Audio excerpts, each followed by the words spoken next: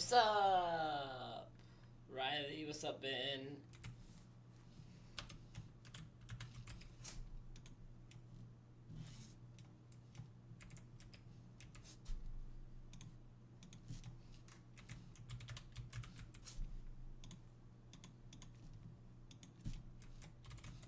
What's up, Icy?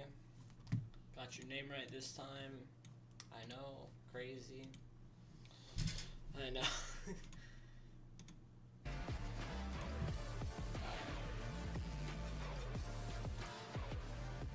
We're just gonna win games and grands. Oh, okay. All those top fives, we're just gonna make those wins.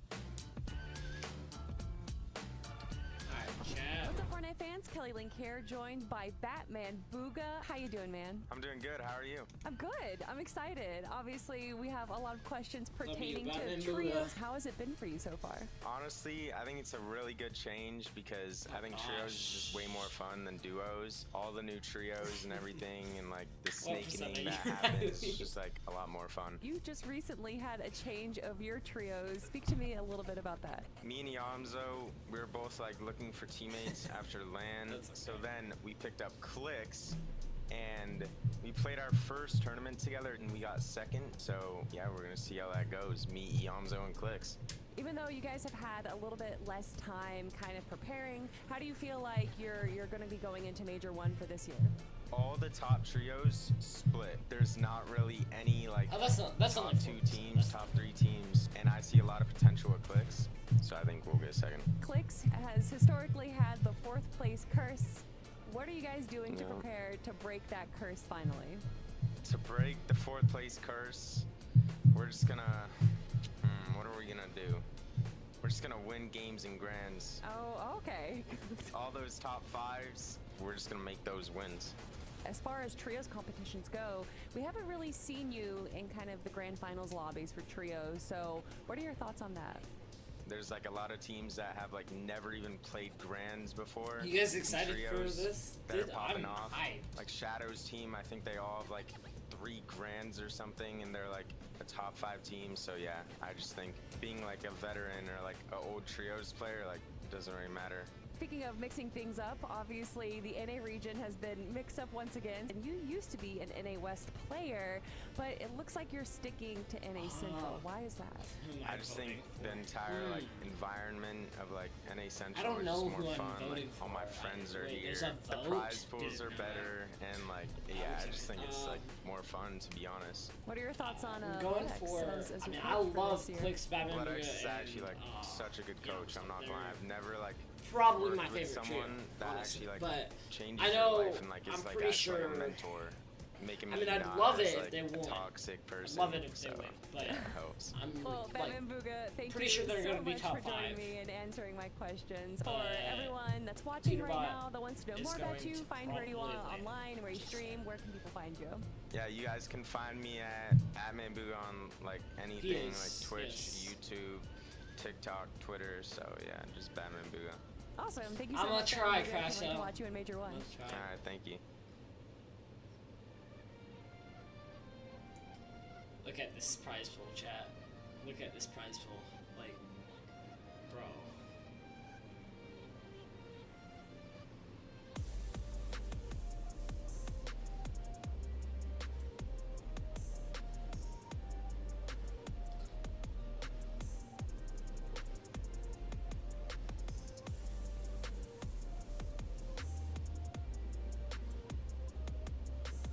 Oh, that's, I mean, it's a good prize pool.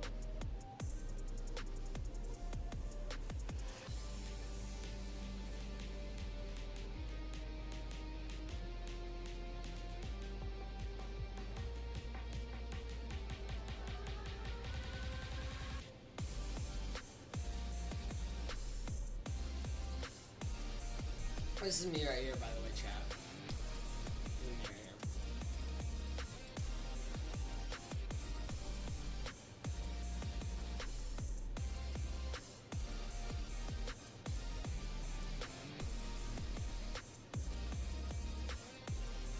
Kidding, obviously. I'm not playing Grants. I wish. Someday.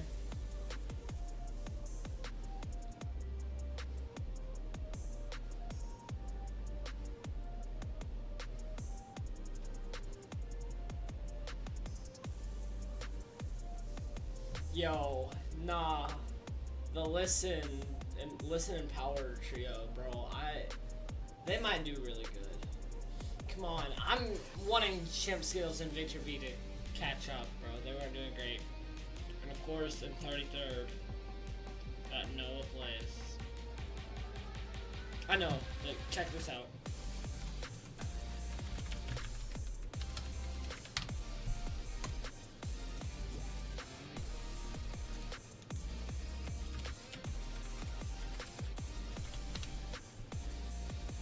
See that? Chat.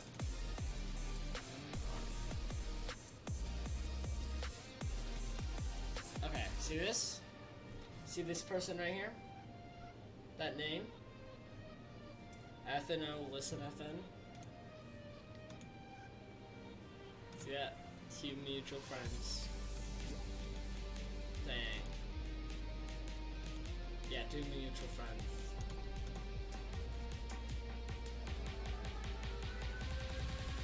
What's his name?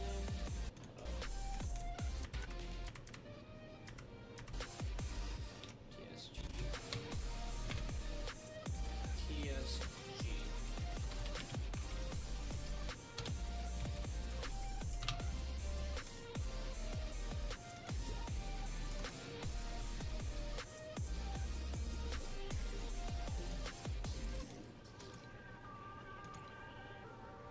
Oh, you have DC Awesomer added, really? W, Kasha. Yeah, Shantae has Chaos added. Not SL1K Chaos, the actual Pro Chaos.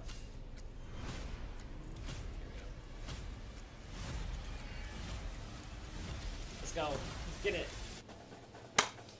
You guys excited for this?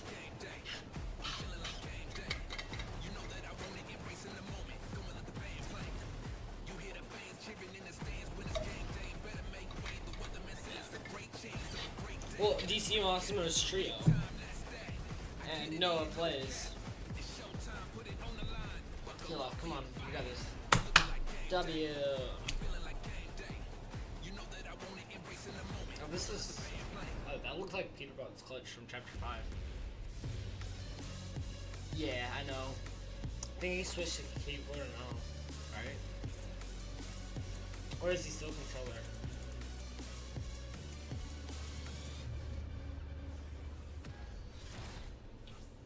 What is going on, fam? What's Welcome up, Z? to the FNCS. Today Let's is go, day bro. number 2. After 6 games, we will crown FNCS champions, but there's also spots on the battle bus going to the Global Championship later on this year that we will secure for NAC. Now, obviously, big shout outs to EU. In case you missed it, Biko, Bino, Flixie, they got themselves the championship title, the Blade of Champions. And of course, we need to do that for ourselves. We need to see what happens after 6 games. Let's get your analysts in here because these players have had a night to reflect. They've had a night to kind of go back to the drawing board, rethink their strategies, and come back stronger for today. My little hummingbird heart can't take this. My little lizard brain can't comprehend all the ways this could go. So if I'm not doing great, how are you guys doing? Please be doing great. Oh, I'm doing phenomenally. I mean, after the games that we had yesterday, some surprises, some upsets, I am so excited to see what happens with day 2. I mean, we already saw in EU how much a team can just rise the ranks. Malibuca's trio was literally in 6th place after day 1, and then they got that coveted 2nd place spot after day 2. And you know who else is in 6th place right now, right?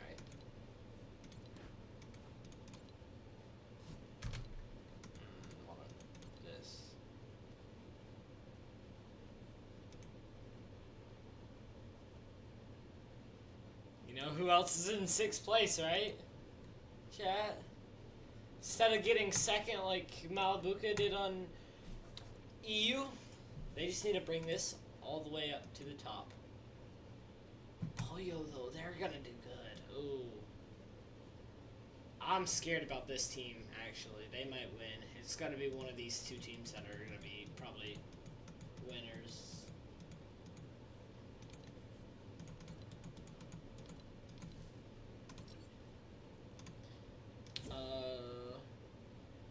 we still got some time before it actually starts. We got 12 minutes till it actually starts, so. You can't see Poyo selling? Yeah, I don't know. I outplaced Poyo in a duo cash cup last year, so I don't know. It might not be good enough, but.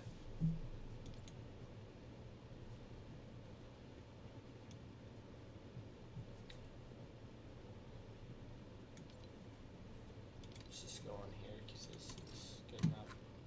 Ben, wanna join? Oh, you're in a game right now. Let's see.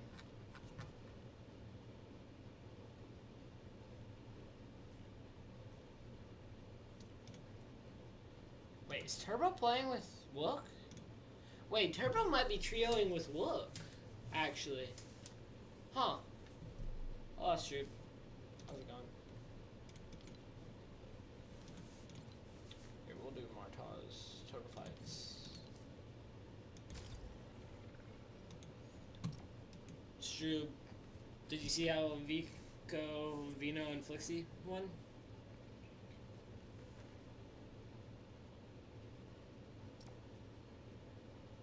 Wait, did Stroop get Unreal?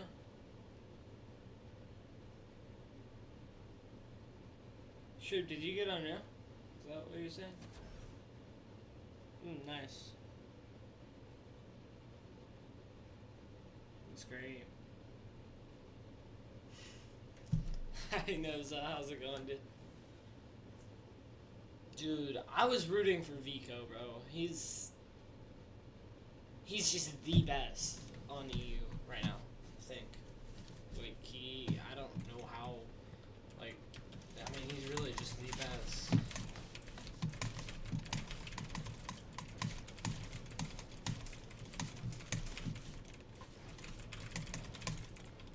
Ooh, FPS not doing too great. Let me just turn that on unlimited for about, I don't know, 5 minutes.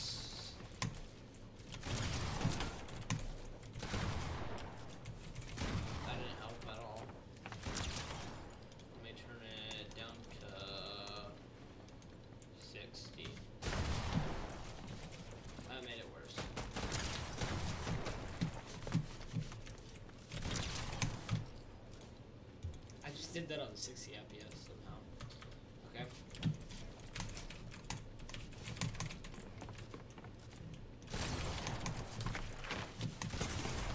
Okay, I don't know if it's this game or what. FPS not looking too great.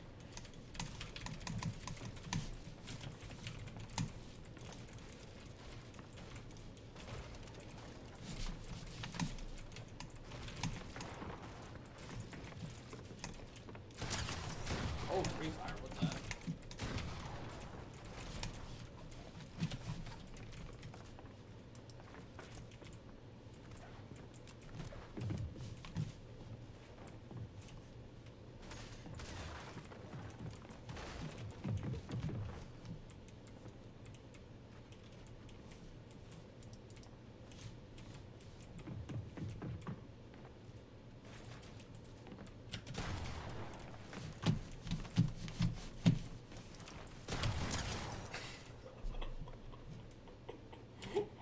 Oh my.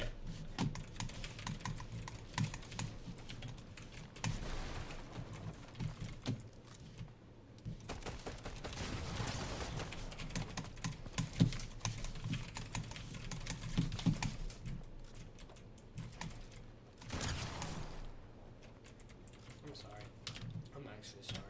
I'm like...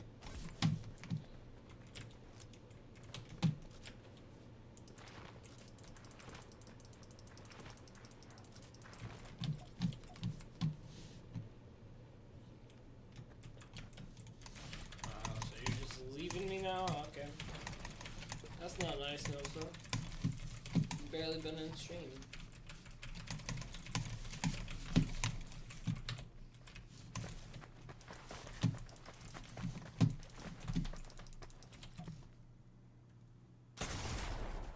I deserved it. Let's be honest. I deserved it.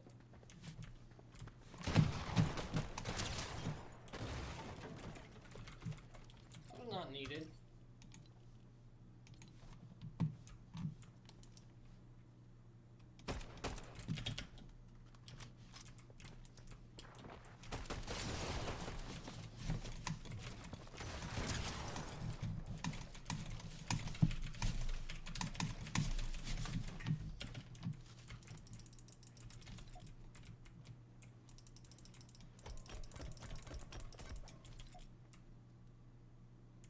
I don't want to kill.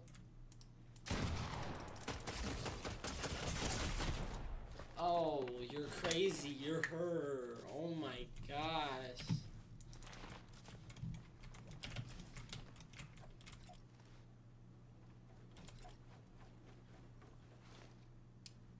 That'd be something. Riley! You're saying I'm being mean. Hey, Cass, how's it going, dude?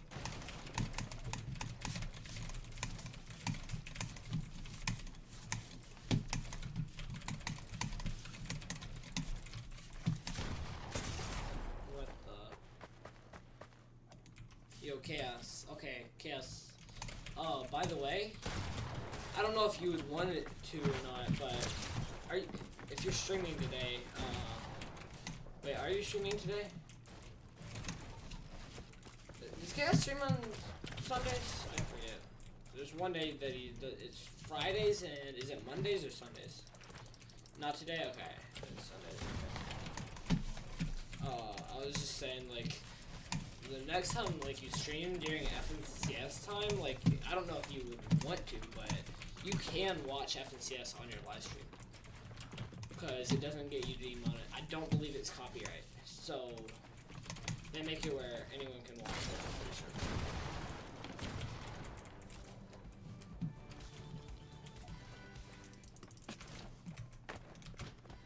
Drop your shotgun. Okay, there you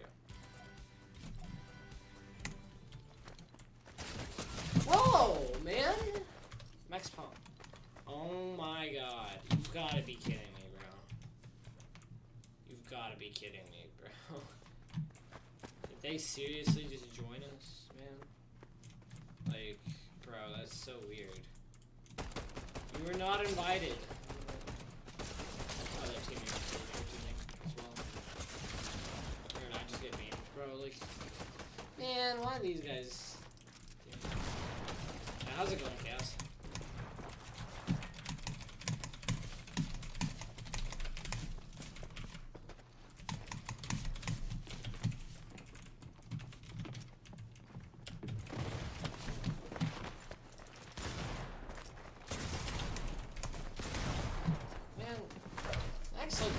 You weren't invited, Max Pump.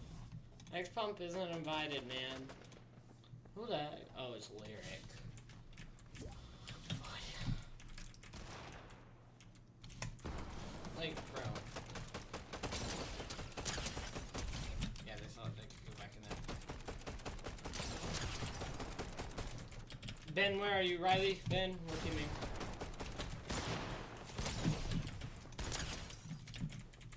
Like, bro, they can't just, like, they didn't have to.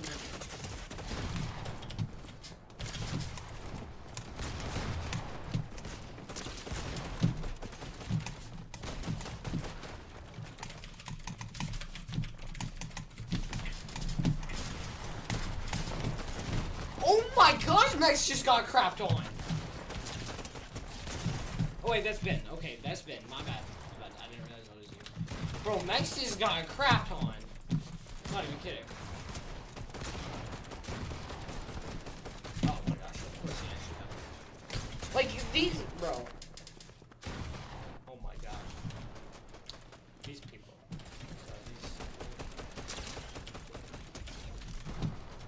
Like, man, why do they have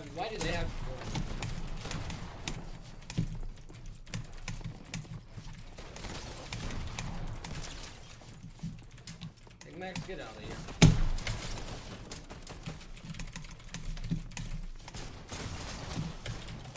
Like, bro, like, they weren't invited either. Ben, can you go to punch him?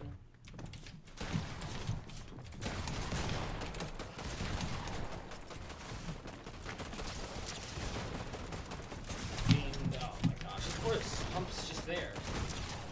killed both of you guys in one bullet. My bad.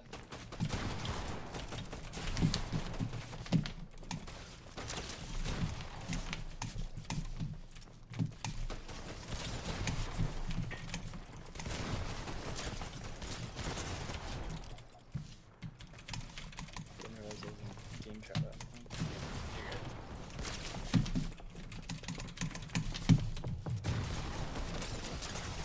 Bro, the fact that they're obviously cheating, I mean teaming, not cheating, like it's obvious.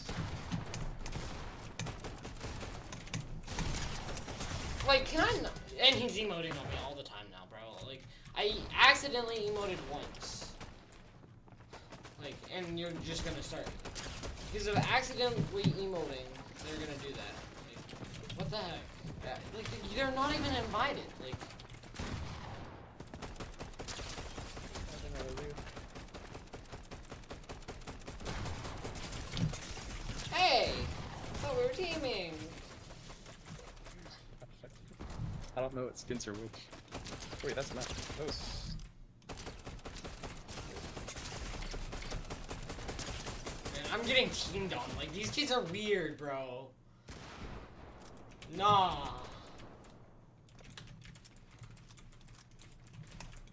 Okay, Ben, this is me. I'm coming up. I'm right beside you. This is me. Riley's the focus. This is Riley right here. This is all of us. Wait, one has like a similar skin on them.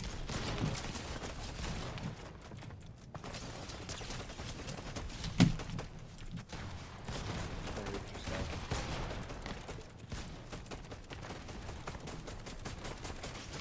Okay. Bro, now I'm getting third party, like.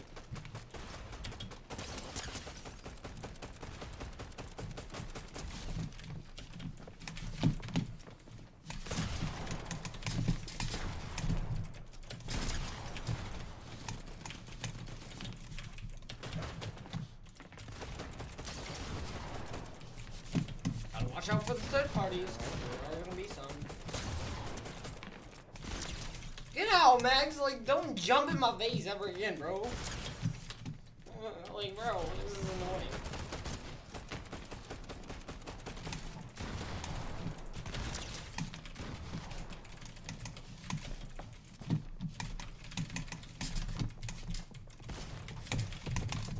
Oh, I know dang well that's one of them. We're not, they're just gone, okay. Oh, that's them. What was that? Why is my PC doing that? I don't like that.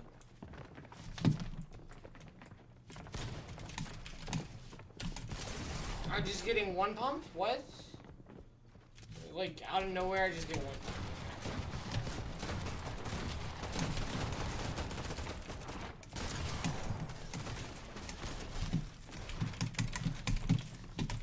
And I get one pump.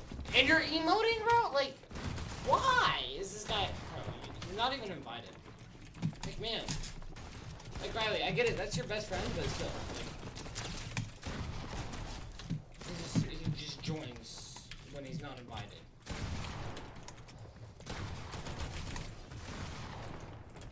It's just. It's very annoying. I was trying to just play. Oh my god.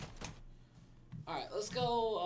I'm gonna start watching FNCS because game 1 should be on. Yep. Possible. He's going to loot up a little bit and then reach on over towards the south, try to get more surge shots so that way it kind of eases up their pressure later on in the game.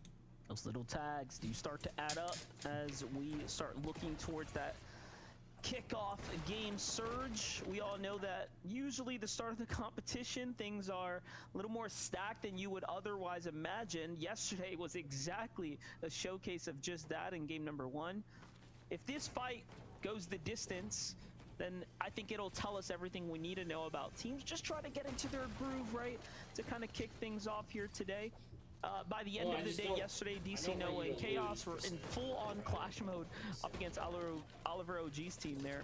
So if this doesn't end fast, I think we're going to be in for a very high surge game. Yeah, and you can kind of see already in the mini-map, more and more teams are going to the outskirts of Hopeful Heights. So yesterday, some of them were kind of disengaging in some of those games, going back there to try to loot up. Now that is going to literally be impossible before you run into another team. And I think Oliver OG, Skate, or Dash, they might have some sense that they have a good advantage in this fight, and they're already hunting on over, teetering on over in that direction. It's Chaos Gaming down below. He's the one that truly has to be careful because he's out of position by himself. I mean, you can just watch definitely. it. A couple tags in for Dash to kind of kick things off and give him the advantage. And notice these tags are going to do some damage through these builds. Obviously, given that there's wood. Meanwhile, does look like there is some action happening over in the terrace here. We have Veer, Scare, and Sinetto going against Chance, Mason, and Donnie right now. Here's a team that had to fight their way through. That clutch performance for Donnie to go ahead and bring his team straight to the finals so far. Having a good showing here with the standoff, so things are looking a little better for them today. Yeah, and it's already feeling just a little slow, a little sluggish compared to what we were seeing in games 2 through 6 yesterday. So Storm Surge is definitely going to hit hard if you're not prepared for it. Skate or Dash, they have a 2v1, try to break into the box, but they get denied entry. That's Aaron, Nerdface, Joji on the other side. And this is exactly what you're talking about. The longer you take in these off-spawn fights, this is going to happen more times than not. No, it Yeah, no, creates they're a fighting Listen right cascading now. or a compounding effect for the rest of the lobby. But look at this, DC Awesomer and team caught that third-party trio that was just lurking on the outskirts, trying to see if they can jump in and find some action. It's Polis and Listen who are left standing here as Power was the first to fall now. Still though, can't count this team out. Still a clean 2-on-2 action right now. Great tags from both sides, and it's forced down to low ground right now. Just kind of pressuring them out.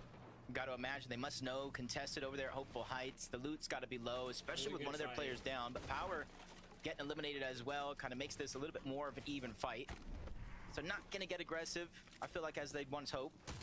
I think for Polis and Listen, depending on where they came from, I feel like they can kind of disengage on outward and try to get that reboot, because they know Chaos and DC still have to not only acquire their reboot, but figure out where they're even going to go after that. But Listen stacking himself back, trying to go for a sneak attack on the Chaos. He let his teammate orb out, hoping they would take the bait. Hook, line, and sinker. They know how he took the bait, but they get eliminated for it. Now here's what's crazy. There are 2 more teams rotating into the Hopeful Heights. This is very, very different as compared to yesterday. We were wondering what strategies were going to be coming into play here, and it seems like teams have noticed, hey, this contested fight could be one that we can pick on, but it's almost like multiple trios have had that same idea in mind. We'll see how that affects the center map, given that they're playing more of the outskirts. Ritual, So I'm gonna go Freebot, do and some Cold, creative though, stuff. have rotated Cold still here towards the west, given that the zone's pretty much on top of them at this point, so they're going to be content to take this fight. What we noticed yesterday was that in their 6 games, their early game surge battles, or really farming for eliminations here, is what set them apart, right? On the standings, allowing them to remain competitive. And that stat is actually pretty crazy. Since forming as a trio, they've won at least 1 game in every 6-game final until yesterday. But still in 2nd place, goes to show that I feel like today for them is not just about winning the FNCS. It's about vengeance, about getting revenge on how they were playing yesterday. Peterbot holding that pressure. I feel like this team uncontested at Whippy Wharf. They thought it was going to be a blessing, but that just allows for a team like this, as aggressive and hungry. Hello? Yo, I'm live, by the way. Oh, I'm sorry. It's okay. You didn't do anything, but Want me to leave? I'm just watching FNCS kind of right now. Alright.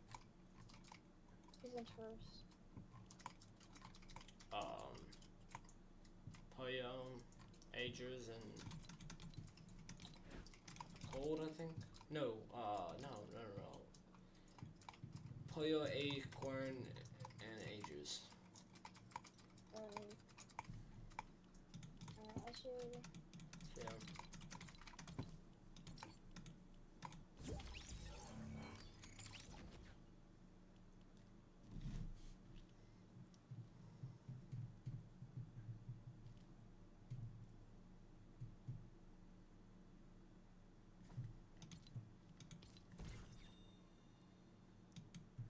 I'm I'm gonna watch this and game. associated with it, And then all I'll the play info some being ranked fed to Riley. Cold here that this team is long gone now. So they go Oni masking across, full risking it. And right now they already know they're separated. They got that first solo down. They know they went 2 different directions. 2v1 at the top. DrewBot, this is the only 1v1 you're gonna get. It's against Ooh. Peterbot of all people. As Cold almost gets taken down, narrowly surviving. That was the 2v1. DrewBot hitting the launch pad, and man, he thought he was gonna get away. But with aim like that from Peterbot, basically serving him that elimination on a silver platter. Meant just to survive via Siphon. You see the health just go flying back up. Going away or something. That's gotta feel really good. Hold on. Rapid Wyatt? What did you say, Wyatt? Can I show you something in Battle Royale? I'm live right now watching FNCS. Oh, you are? Yeah. Not bad. You're good.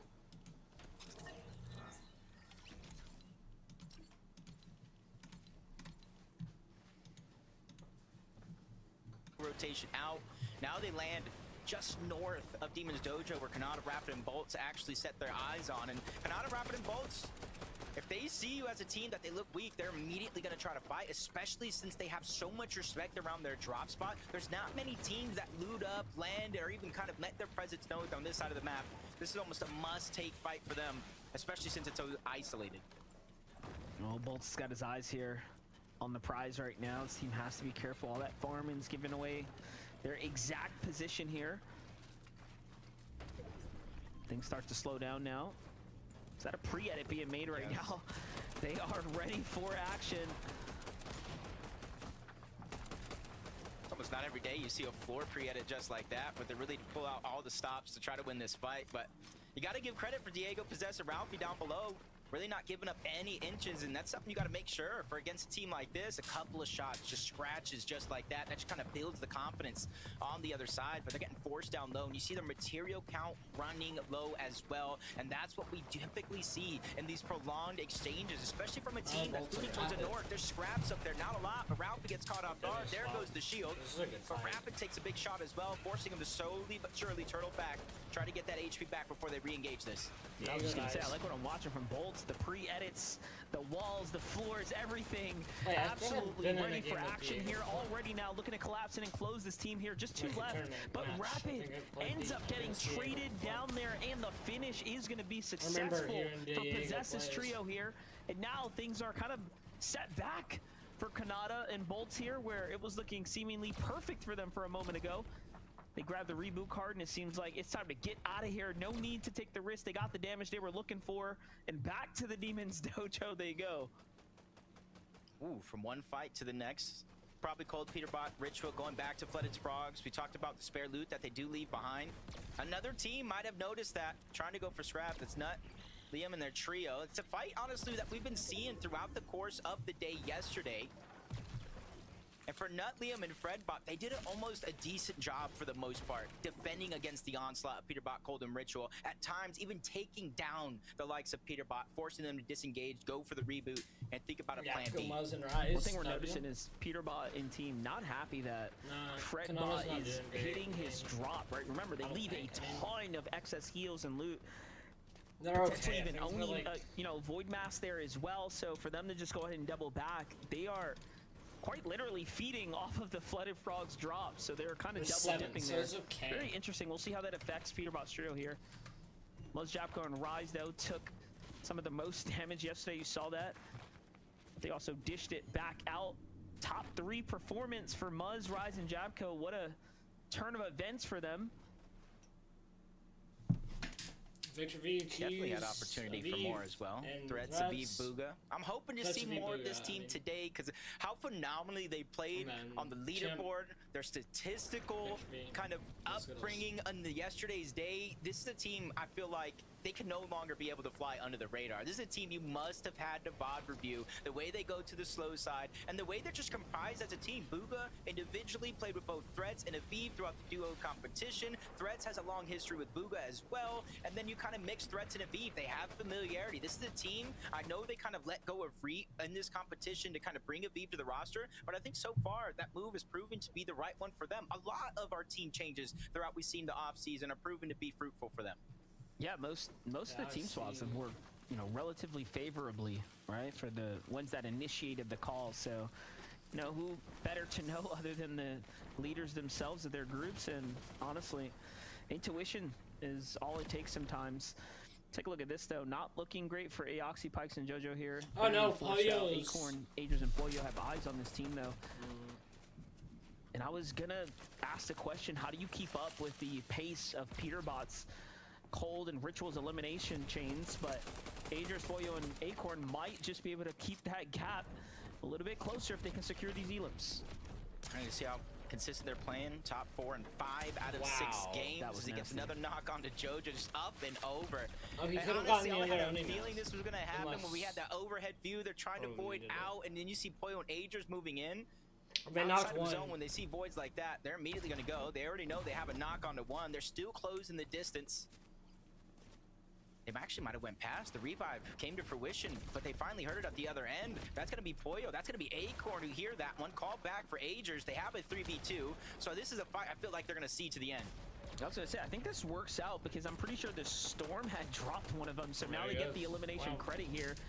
If anything, this kind of plays into their favor right now, but either way, the points are added up. 3 eliminations now for Acorn, Agers, and Pollo, setting themselves up to continue to hold a strong lead here. Peterbot, Cold, and Ritual, although they've gotten their 3, it's basically nullified. That's all I'm going to be thinking about here today is how can Peterbot, Cold, and Ritual close this 92-point gap right now?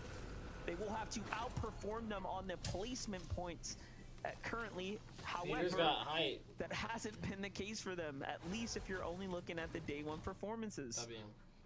Yeah, the reason why they're even in contention right now is just their uncanny ability to get eliminations in situations that not very many people can. And that Wanderer's Medallion played a huge role in some of the clutches we've seen from Peterbot yesterday.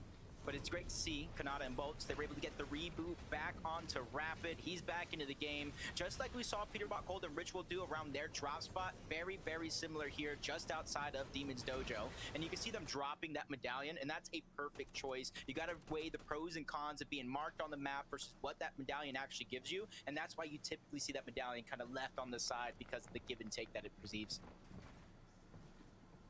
What's going on here? A little bit of a standoff right now. Opportunity potentially arriving here for 20 Broken and Void.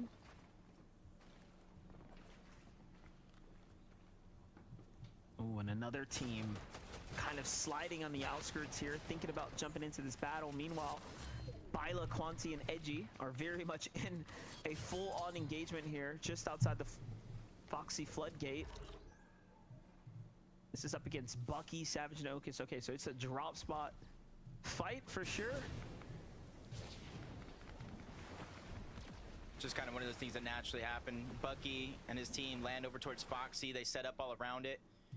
Bila, Quanti, and Edgy, they land at the edge towards Shogun Solitude, so it's kind of no choice to move in as we jump on board Bugha, Aviv, and Threats in an early game scuffle. Skittles is weak, Victor V is down, and Chimp soon to follow. That's going to be a full-on wipe for them as Bugha, Aviv, and Threats survive over at Seaport City. And another team that hasn't had to rotate far in this game from their actual drop spot, which is Seaport City.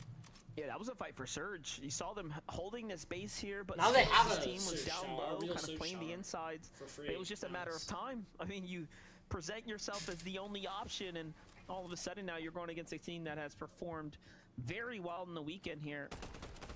They maintain their 5th place position pretty steadily now. Sphinx, Cooper, Vidil, the only team to pick up back-to-back Victory Royales yesterday on the NAC region.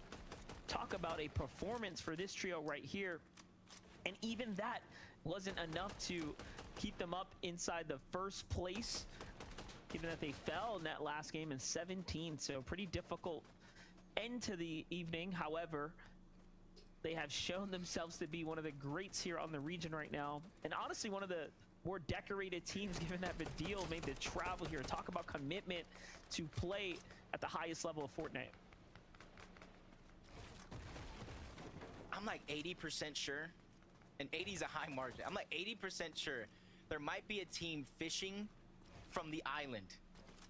Literally fishing from the islands. That means it's got to be Peterbot, Cold, and Ritual. I just saw the zip line go all the way down to the ground. That's really thinking outside of the box. And it goes to show how strong getting those fishing rods, getting those shield fish early on in the game, because it's essentially, if you have water near you, it's almost like infinite heals. Yeah, I'd be more surprised if they even took that out of their draw spot, given that they were playing Deep Storm and found a full set of eliminations. So for them to make that decision is very much a calculated one. Well, look at this. You still have Peterbot's team sitting up top, and then Bolts, Kanat, and Rapid here kind of base underneath. I was gonna say, I saw lightning from that angle. I'm like, there's no way Peterbot's getting hit right now, right by the surge. But no. They're 1,200 damage above the threshold here. Very comfortable position to be in. Moving closer and closer to Batman, Booga, Yamzo, and Clix now. Oh! Who are already set up at the highest point I'm excited to has see to them offer. doing good. Look at this, they're not quite safe, so they are going to have to make a decision of what spot that they're going to go for. And the marker seems to be, hey, let's just get out of the harm's way. Yeah, and this is something very, very similar, not exact, but Vivid broke this down in day one. Because they're able to accumulate such high damage numbers, they don't even need to be the team highest up on the mountain. They're going to position somewhere safe where they know teams are going to have to rotate in. They continue to accumulate damage, and they're in a spot, like I said, because there's teams above them, there's not going to be very many chances for people to end up box to box against Peterbot, Cold, and Ritual, trying to take them down. Sphinx, Vidil, and Cooper 16 below the damage threshold. Even though they've usually figured out a way to make it work and find the damage that they need, it's situations like this that give them some scary games with their backs potentially up against the wall. Yeah, it just kind of reminds me of that saying, the rich get richer. But for Sphinx, Vidil, and Cooper, I mean, they're in the trenches right now. They're going to have to really work for it.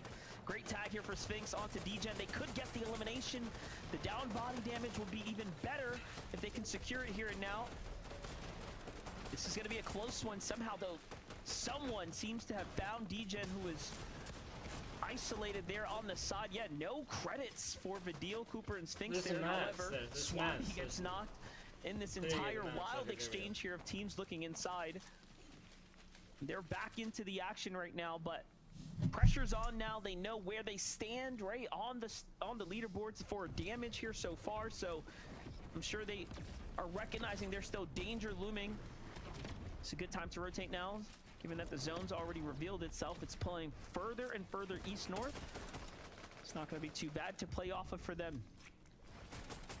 Yeah, it's a little bit of a blessing for a good majority of the teams here going off of that mountain, but now you got to start being proactive, start to really think where the zone could end up. If it pulls towards the south, we're going up mountains, so you got to be prepared with a lot of materials. If it pulls towards the west, you got open water monster, and those are some of the most disastrous zones. We saw it throughout the course of the day yesterday. And then, of course, if it goes north or east, that's kind of even around the lobby. Not too treacherous, just Cold, Peterbot, and Ritual. Even though they're falling down that damage threshold, they're still figuring out a way to maintain their position above everybody else. Vidil, Cooper, Sphinx, they're the ones teeter-tottering in and out of that threshold. First we see them below, then up, and then now below yet again. This is kind of forcing their hand around every single zone. Anyone in chat watching this is looking pretty problematic for them right now if they can't find a team rotating to the south. Sphinx making the right call to play for a different angle now. The deal, though, sitting in the cone, gets granted some mats here. Someone gets eliminated above them, but they don't need mats. They need damage. They know it. At least some extra heals is going to be very much welcomed here. Look at Sphinx just fishing for anything here. Barely above. Barely. And that probably comes due to the fact that the team was not there. So could have just been luckily played out for them at this moment. However, they're not safe just yet. That train almost ripped through all those trios down below. Luckily they saw it, spaced themselves just far enough. 44 damage, they're doing just enough for Vidil, Cooper, and Sphinx to not really have to worry about that active surge. They can kind of focus on this rotation. But while they're sitting pretty, having to get surge, you can see Peterbot, Cold, Ritual, they found a target. That's Virgo, that's gonna be the first one to drop. See Swampy up towards the top, he's gonna go down as well. And that was somebody that we saw get knocked just a few minutes ago. He got revived and got taken down again. Crazy these Elims, Peterbot, Cold, and Ritual starting to find right now. Continuing to trend their way up the standings right now. Meanwhile, Muzzjackal and Rise holding on by a strong margin now on the damage standings. It's just a matter of making it to endgame at this point for them. Two Elims sitting themselves nice and strong here, and whoa, they're eyeing up high ground. You see Craze, Bucky, and Okus there, kind of positioned pretty strongly right now.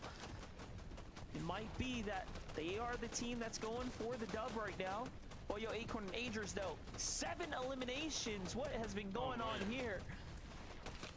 They're finding opportunity after opportunity. One of those eliminations we saw earlier that got stolen away. I didn't even see Acorn anywhere in sight. He was the one that had his eyes peeled, able to take that one away. 1,400 damage, almost 1,500 above the threshold. No real reason to peek, just like everybody else. You see the struggle that they're going through. Bolt's trying to get out alive.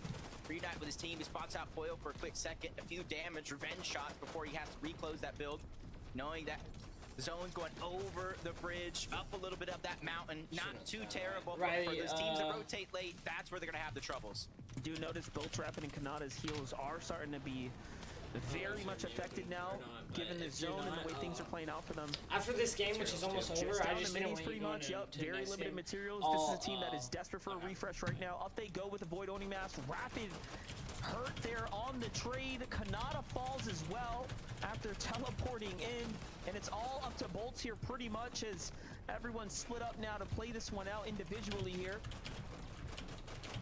Difficult position to be in. Given the settings, Bolts is not even sure if it's worth getting to his teammate right now. Meanwhile, we talked about Okus, Craze, and Bucky up top here, and they continue to have a little bit of high ground. Bolts goes for it. What is happening here? That was very questionable, to say the least. But he thought he had something cooking, and unfortunately will get punished here. Meanwhile, Rapid still on the hunt right now. Not even inside the top 10 yet, and it feels like there's everything collapsing now before him. Jacob, they fall in 13th.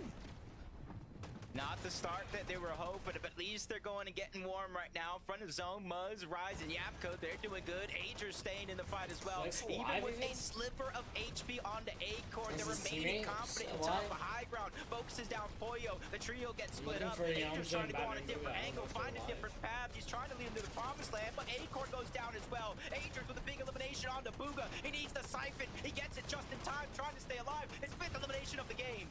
The Siphon keeping him in the game right now as well. Cold, Ritual, and Peterbot, though, start to scramble for high ground. Meanwhile, Okus is trying to get his bearings wrapped up. But who's coming up top? It's, of course, Peterbot, ready for the action here. Okus makes a decision to jump down. Will he go for the chomp? Instead, no, he's just scrambling as he recognizes everyone is here in his territory.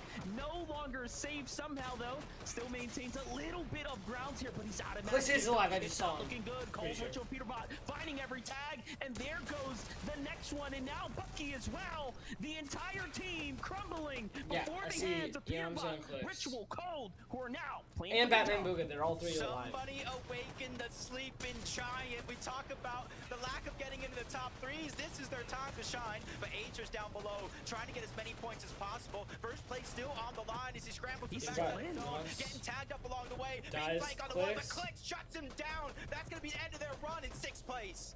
Big opportunities now for Clix here to make some big points here. Get back onto the standing. Sphinx, Vidil, and Cooper, though, from the mud. They're still getting after it here. With a couple of mats, though, they're forced to the ultimate low ground. Clixiamzo here, greet them with some shots. So do Vidil and team, but it's all coming down now to a 2v3v1 battle here. Who's the last standing? It's Virgo in the storm. 12 eliminations for Peterbot. He's on the hunt right now. The medallion in hand is going to give him such an advantage here in this end game, but anything can still happen.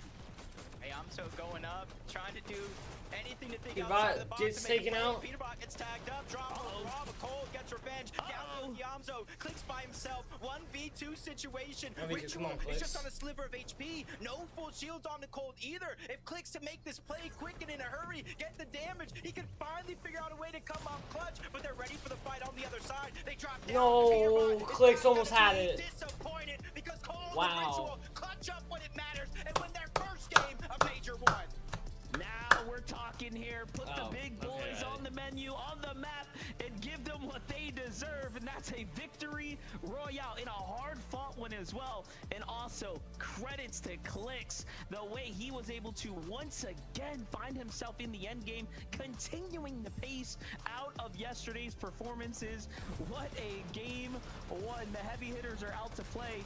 And look at this high ground retake here from Peterbot, Cold, and Ritual, really earning themselves, cementing themselves on the top spot here deservedly.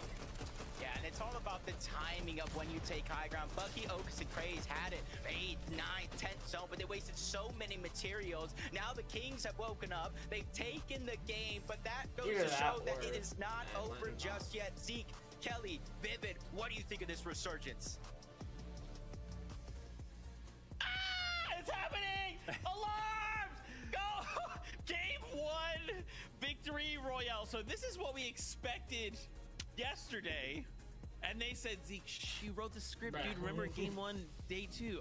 I apologize. I write a lot of scripts for the year, so it's crazy. Guys, this game from Peterbot was so crazy. There's so many times where we just cut to them and they're like 1,200 above, 1,400 above, max match center zone. And then finally they're like, okay, look, we know we've not really made it this far to fight for high ground. And then to take the fight to Bucky and like, in just a beautiful back and forth, Kelly, where they just completely wipe, like decimate and make them burn all their materials. And then at the end, they're just like, cool, we'll take all your stuff and we'll convert that directly into a win. Just so beautifully executed. I mean, well, a good breakdown there, Zeke. That's pretty much exactly what we saw, and it started all the way from the early game. We talked about it at the top of show that they go for that early aggression. They got 3 eliminations over at Withy Wharf right from the start, and that allowed them to kind of just place themselves right in the middle of zone once that first moving zone started to happen. And then, of course, as you just called it out, they were able to take that height away from Bucky. They had so many mats that it really wasn't even a fight, but a little bit low on heals. You can see Ritual was actually quite low on white heals for most of that endgame, Vivid. Yeah, I mean, incredible stuff there. I was literally talking about it as it happened as well. Obviously, the game-winning moment right here had to have been the higher ground take, so I got to go ahead and talk about that just once more. You know, when we get these 3v3 fights for high ground, it's often you get these like isolated 1v1s amongst all 3 members of the trio, and then it's like kind of just like chaos, and then somebody gets dropped. Like, you kind of just lose track of your team. No, there was a full reset right there for Peterbot, Cold, and Ritual. They regrouped together, splashed together, were in the same target, took the same angles. It was honestly beautiful to watch. The reset out of them, the composure right there was awesome. And I think, you know, I mentioned at the top of the show, Ritual, you know, put it out on social media, you know, today's on me. That right there, winning game number 1 of day number 2, has to be such a huge confidence boost, not only for the trio, but for them individually. Ooh, you know they feel so good. You talk about composure, and I'm about to lose my composure at these standings, which we'll look at when we come back from this break. I fooled you. I know I didn't. That's okay. Listen, we're gonna take a break. When we return, we'll take a look at what these new standings look like. So stay tuned. We'll be right back with the FNCS.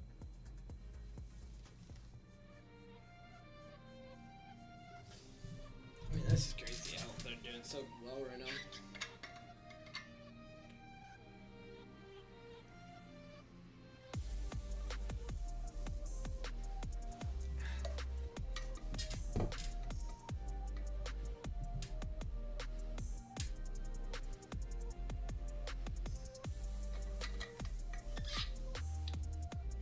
Chat, what skin should I wear for ranked when I do it?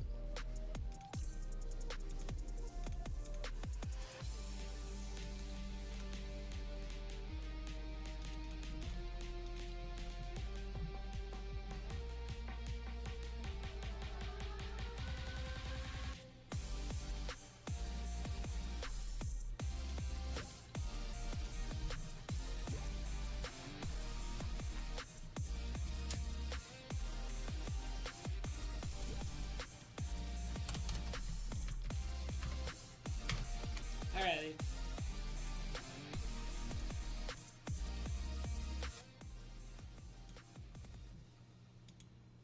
I'm gonna use the bathroom. I'll be right back, chat.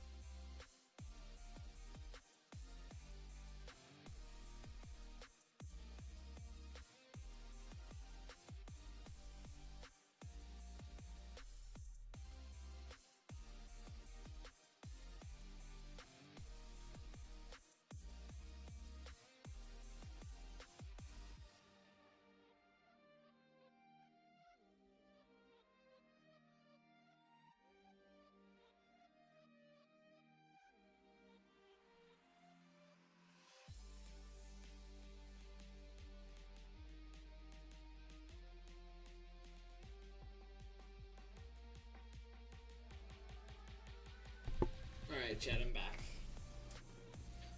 Dude, these guys are actually insane, bro.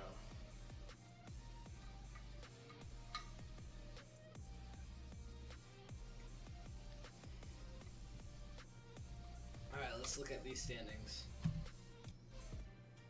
What is going on, Fortnite fam? Welcome back to the FNCS. Okay, so those standings I was talking about.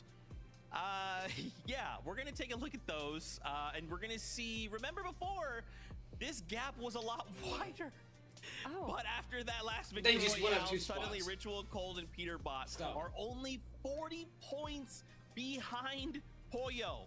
That is not good, Kelly. I'm scared. Clex, this I is where he think that's belongs. great. From 90 Let's go. points to 40 points is an incredible jump, but also to see Oh, that Agers, Acorn, actually, and Poyo Mr. Meme also is still someone able to who's get been a handful on of my channel eliminations for a long that game. time. I really And think Mater's that just channel, speaks but- to how good they handle this early game aggression, Vivid. Like on my Yeah, I mean, channel. what an He's been watching incredible me. game, honestly. You know, Long picking time, up 6th so. place, 9 eliminations right there. It was kind of like the classic Acorn, Poyo, and Agers game right here. They were just positioned so well throughout the entirety of the game, just finding, you know, consistent, really good spots. I believe it was actually this 8th zone or 7th zone. They found a cute little spot right under the bridge, right where they could stay isolated from the rest of the lobby and just take some free shots. So super well done by them, and they just kind of carry that into the end game. Honestly, I think they fell a little bit short. They would have actually liked to have performed better. I think at some Yeah. point around, you know, the 10th place, they actually fell short, which is going to be right here, but still clutched up a 6th place, which is honestly incredible. We need a masterclass on how Alright, chat, Agers we've is seen able the to stay standings. alive as long as he can. I think that's either game 3 or 4 that he is a solo for the last few zones there. And Oh, although he wait. may not have Riley, been able let to me know grab when you're out that of that many game. more eliminations like what we saw him be able to do Just so I know when yesterday, to- still, even just going Yes. from 8th place to 6th place to 5th place can just I mean, pull Clicks just you went up from on the 6th to leaderboard 4th, like what bro. we're seeing right here. Although they share the amount of eliminations with Ritual, Cold, and Peterbot, which is also phenomenal. I mean, getting 14 eliminations in that game, actually tying themselves get 'em higher with than Bugha, fourth. Aviv, and That's Threats tough. for the most amount of eliminations we've seen during this final so far. This is just, I mean, there's a reason why NA is so top heavy compared to the rest of the regions. Yeah, no, this is crazy. It feels to me like we're not even trying to play for the blade at this point. It feels to me like Poyo and Peterbot are just saying like, hey, we're just playing for those 2 spots. Like we want to be I the don't- ones to go ahead and lock that up first. And everyone else, we just want y'all to know we are very much a threat going into the Global Championships. Now, Clicks, listen, we saw that, okay? 2nd place there, Clutch, by yourself in those moments to now move up 2 places. We're looking at only 1 point behind Muzz, Yappo, and Rise right now at 431. To see them pop off like this is so amazing. I mean, you can I really want tell Peter that they to took get that day second. 1 really seriously. I want They really Clicks said, okay, to what do we get need to shore first, up? but- And then and Peter to immediately get to show up second. like this, a That's gonna be 2nd really place hard. in the first Peter's game of the gonna have day. to die. Oh my gosh. This is the Clicks Eom Zone Batman Bugha that we know and love, that we've seen throughout the last few weeks of competition, being like pretty much shambles on the low ground, having no heals and no mats, but still going on the aggressive, making sure that they're still able to get those refreshes, get that loot, stay on the low ground there, and going from 6th place up to 4th place is, you know, still that's an improvement. Yeah, I mean, incredible game from Clicks right there. Actually made it within like arm's reach to actually clutch that up right there at the end, though, as well. Unfortunately, you know, Cold on the other side, one of the best players in the world. But the leaderboard is honestly crazy, Zeke, because right now the points separating 3rd and 6th place, 10. Just 10 points right now, right? Ooh. It is so Oh, wow. close Oh, between Muzz, whoa. Yapko, and Rise in 3rd place, and then 3rd to Bugha, Aviv, and 6th. Threats in 6th place. Literally just 10 points. And I also kind of got to shout out our teams Wow. on, you know, 10. NA Oh that are my playing these gosh. finals right now. Kelly's talked about it. You know, it's so stacked. Coming into the day, the top 6 teams on the leaderboard all found themselves in the top 10 of that game, right? So everybody is fighting and playing so Bro, consistently. that's weird. Oh man, to think this is gonna be a nail biter the whole day. That's what we're here to see. With that being said, though, you know what time it is. It's game time. So Monster D-Phase, Jacob PR, take it away for game number 2. This is going to be amazing if it continues in this trend. Obviously, we have a big point gap between 1st, 2nd, and the rest of the competition, Monster. But this is really going to go down to who makes the first mistake of these 2 teams.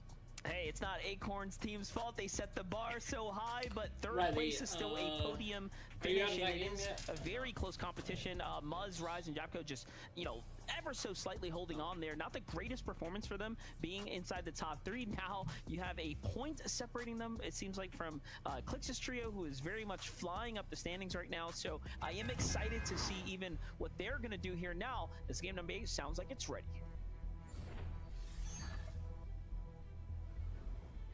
You know, Monster, throughout 7 games so far, we do have an elimination leader, but it's not as clear-cut as the last 3 major events on this region. Cold leads with 28, right behind him, Peterbot Agers, 27, right behind him, Poyo with 26, just outside of that gap, Threats with 21, and Clix with 20. It just goes to show how aggressive and how close these matches actually are.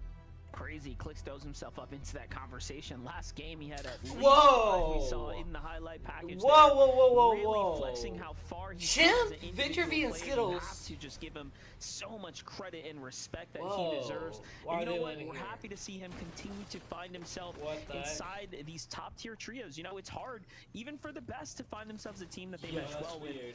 But on that conversation, Victor V, Skittles, and Chimp, amongst the best as well, have their work cut out for them here at the Magic Mosses. Yesterday's highlights were all about some of these early contested battles. It seems like they've decided it's not very much worth them fighting and throwing their tournaments away. So a little bit of a different mix-up right now as they've kind of slowly inched their way into battle here now. Yeah, especially with these prolonged fights that we've seen throughout, 7 games so far now. If you kind of contest Magic Mosses and you don't finish it within the first couple minutes, there are so many teams around this area that will begin to kind of move over in this direction and try to third party. okay. So that's that risk. Chat, we're gonna take a break from FNCS, alright? And play some ranked. So yeah, love you. Let's go. Let's get it.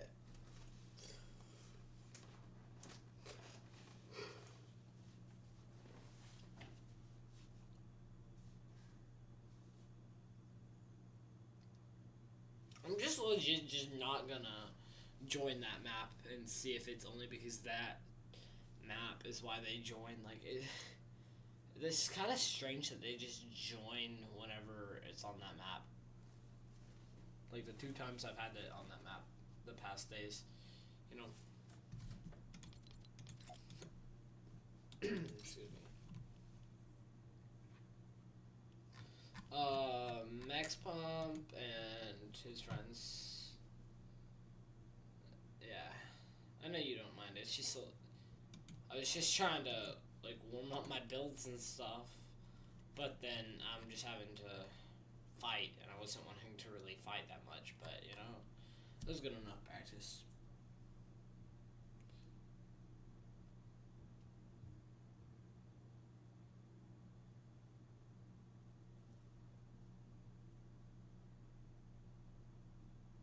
Yeah.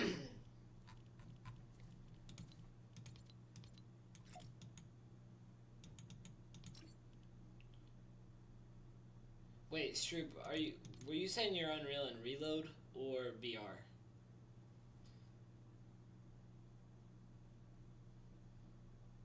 Saw somehow that Pac was champ, I think, in BR. I feel like I saw that. Reload? Okay. Yeah. Okay.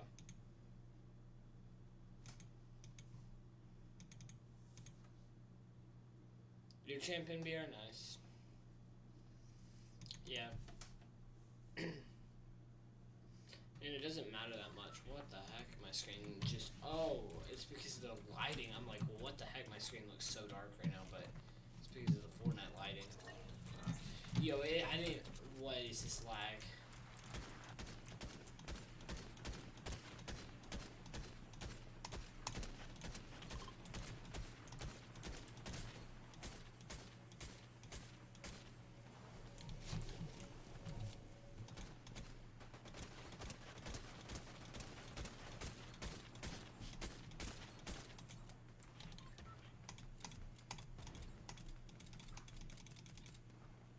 Bro's taking the L on Bro's teammate. On that guy's teammate.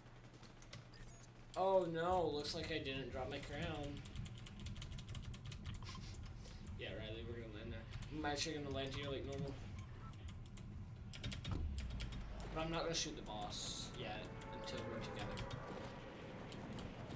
There is I just need you to farm metal there, and because there is fishing, a guaranteed fishing rod spawn over here. And not as many fishing holes, I don't think, as that spot, but it's still okay. There's a bunch of water around.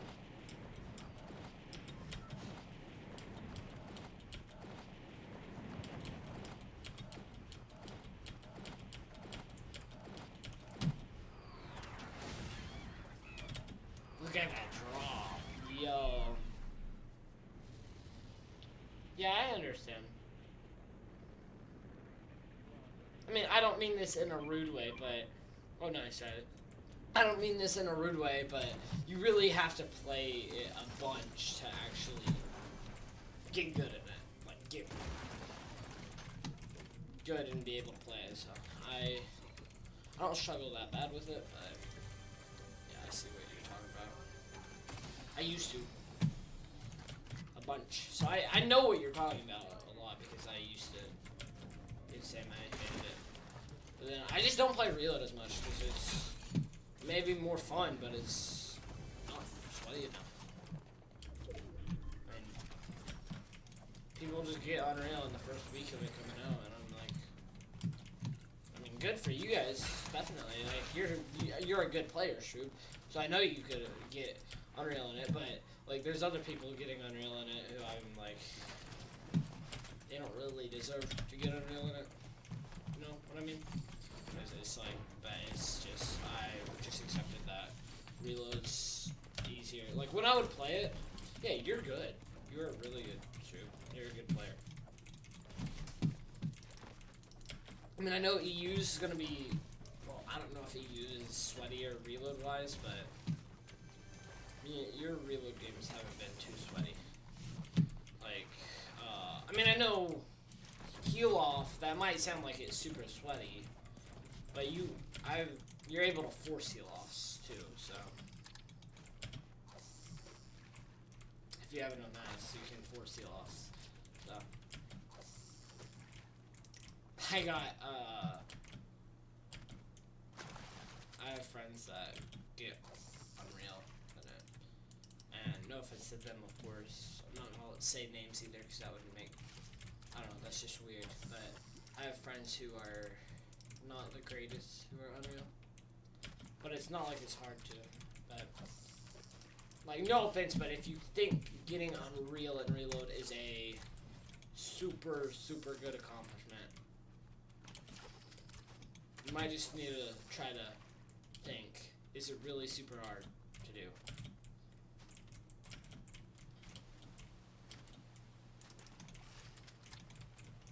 I understand how that can be taken as rude, but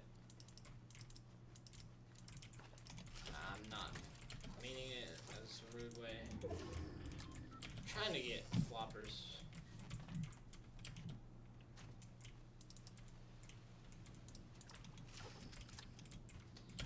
Riley, have you been farming metal? I had max earlier, just now. Okay. You have 3 shieldfish, right? I'm like just now starting to fish. Oh, okay. Yeah, I mean, I guess I can bring these 3 over.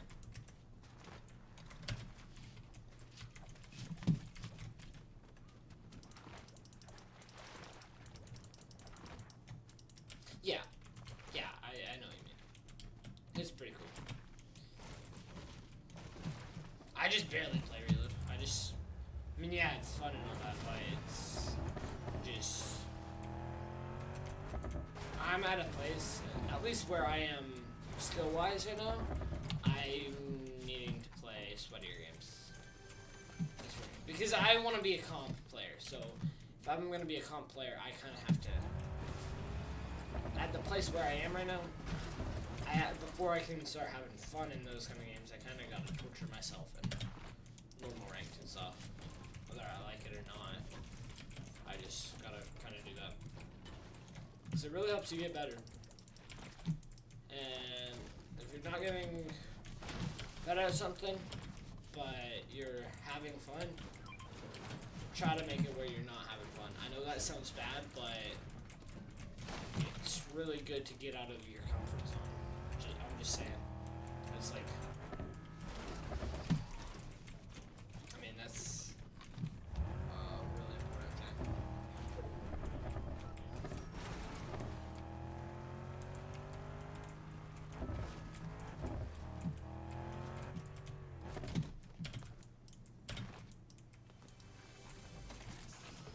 Gosh, I cannot find a sentinel anywhere. Is there another sentinel over here? By chance? I would only right now.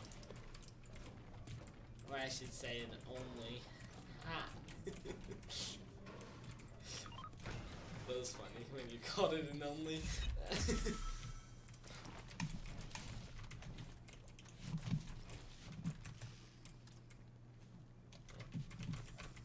I think you have 3 shieldfish probably. Here, while you fish, I'm gonna start farming some more metal. Actually, we do kind of need to start getting going, but you can keep your fishing rod if you can. That'd be great if you could keep your fishing rod. I don't really want to because I already have 2 loot. I mean, okay, I can show you my loot. yeah. Oh, you already have an Oni mask? Okay.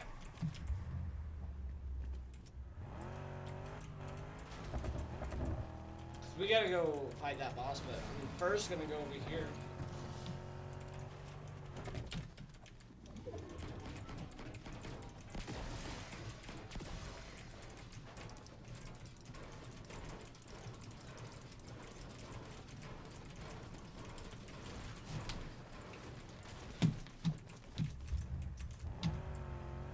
That was scary.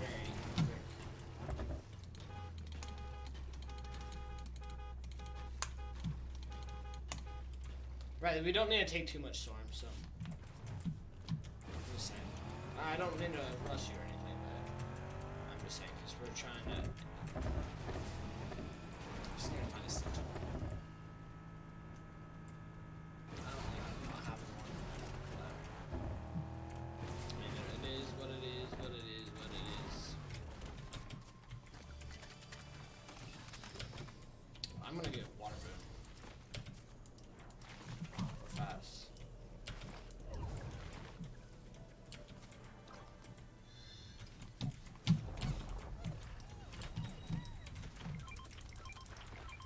W.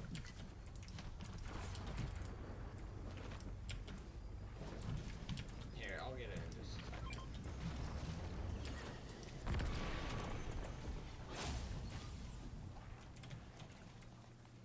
Get back here, Squishy. Alright.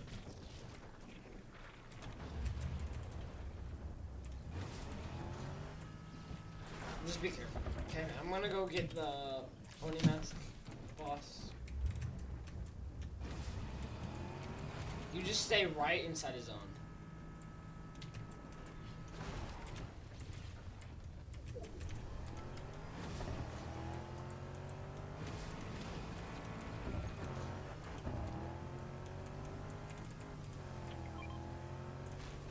Oh, W. Oh, I got the best one. Best food. Oh my gosh, wait, my loop's actually about to be insane. Well, I'm gonna actually hit the launch pad.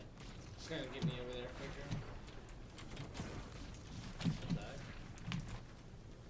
That send me back.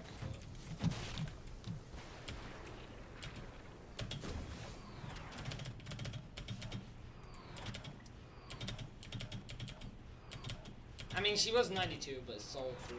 But I'm kidding. I'm kidding, by the way. I'm just kidding. She didn't sell. She lost 4.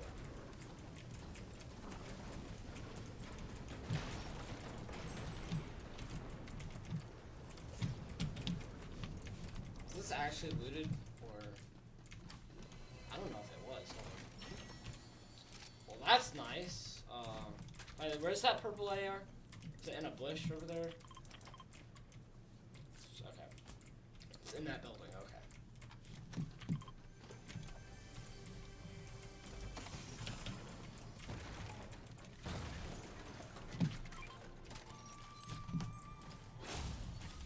I have all the boons, except the bad one. Oh, that's nice. It's really nice. And I pretty much have max metal as well. Yeah, I have max metal now. I'm gonna see if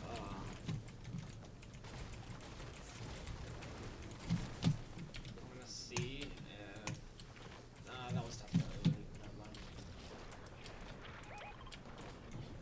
I am coming home, right? They were booting, dog. Oh, okay. My bad. Didn't realize.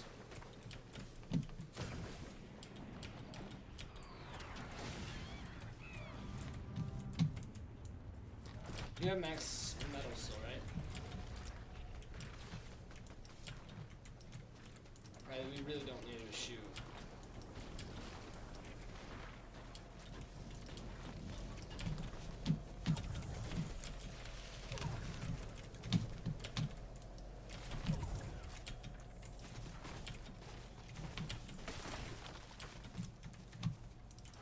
I guess we didn't get hit.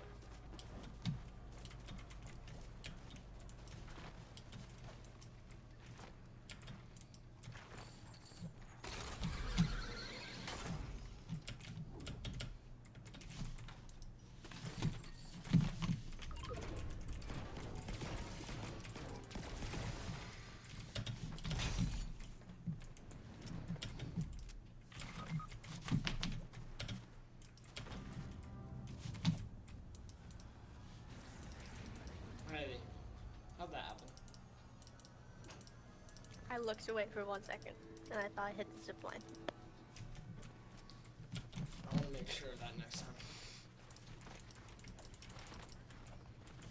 Oh, Rio's dead side.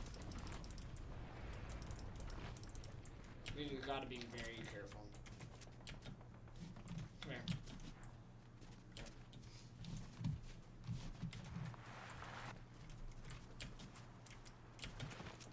Oh, water boom. Just swim forward, and you should still go. So swim, when you do it, it gives you full normal HP.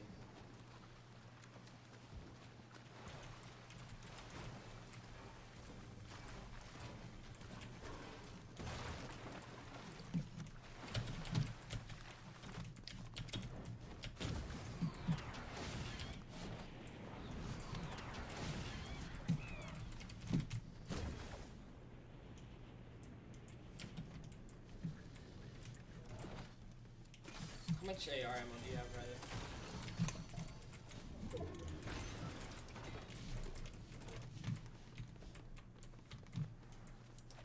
$207.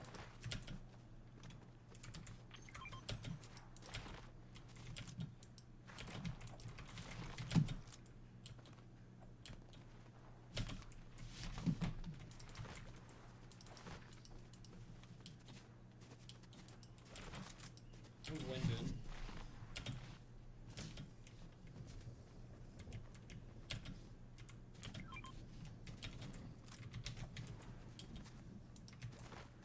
I have the 3 best wind boons. The other one's terrible. It's pretty much what you get a medallion for. That's why you just. That's why people, if you get that medallion, you just drop it. So, Foxy Flagate, that medallion over there. That's gonna be the. I don't want to say trash, but that's gonna be the less decent players, most likely. 'Cause people just try to get that medallion to scare people off.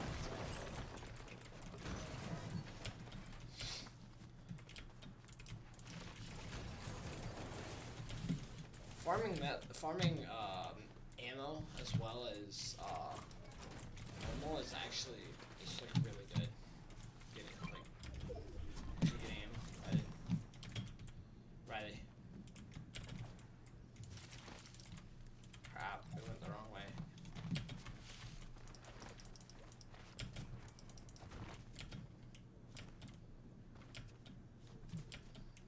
Chest in the middle of an open field. I should open that.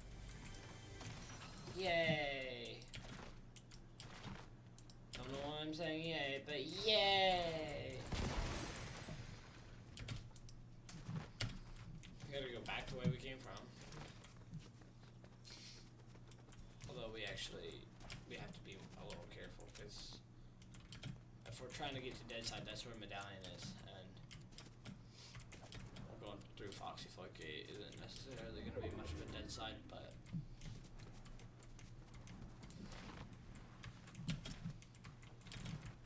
watch out, I might have just seen a team to the left of us.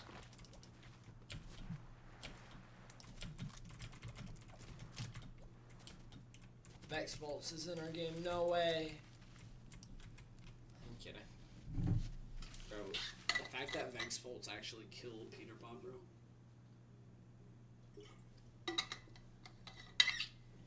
I wonder how Peter Bob feels after dying to Vex Bolts, the guy who should be unfollowed by 2025.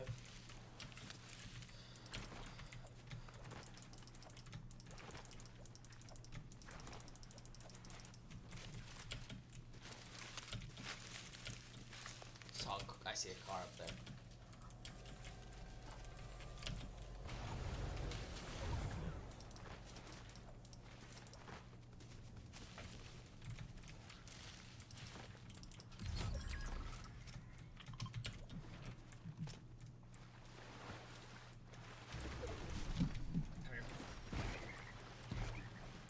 First of all, get to this bush.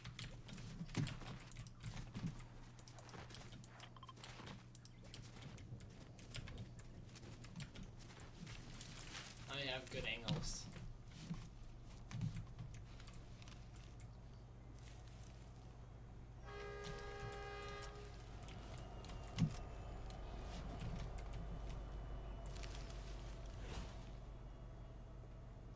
Sprite, I could get that instead of floppers. I have 2 floppers, I don't know if I should.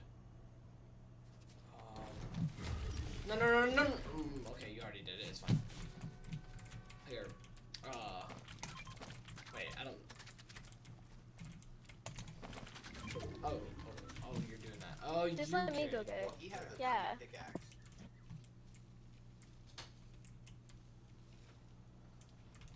Then you can throw your teleporter back and not have to use it. Careful. Alright, pick that up and throw your teleporter back before it... To me. Because it's you waste one. You can keep throwing. You don't have to use it. You can keep throwing, just so it doesn't waste it. Keep throwing it on you though, more, because you don't want people to see where you came from. It's top 4, so 0 kills, top 4. Oh, what is this dead lobby? There's a bush in front of me. My PC's doing this weird thing. Throw a teleporter into that bush and teleport to the middle of the bush and teleport. No, don't teleport, it's fine. There's not anyone anyways, careful. Throw your teleport into the back of the bush, Just because this medallion's on us. 3, 2, 1, now.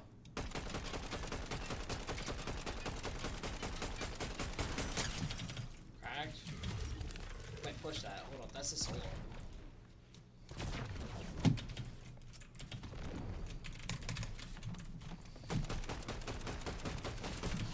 Careful. Place marker.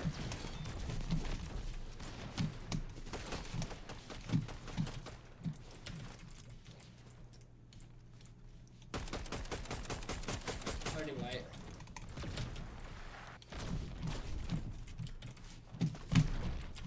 Keep going. Just keep going. Oh, I know he's in that bush. Or not.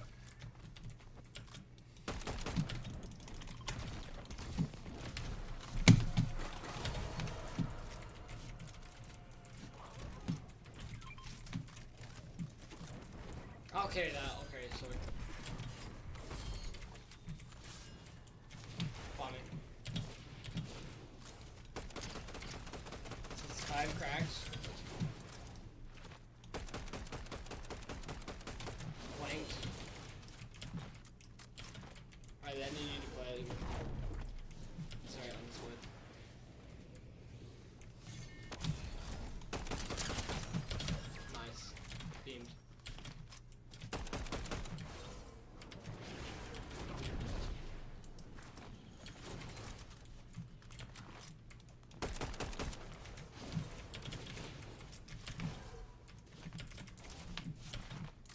a gas station.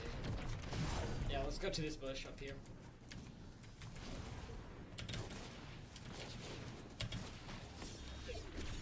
Oh.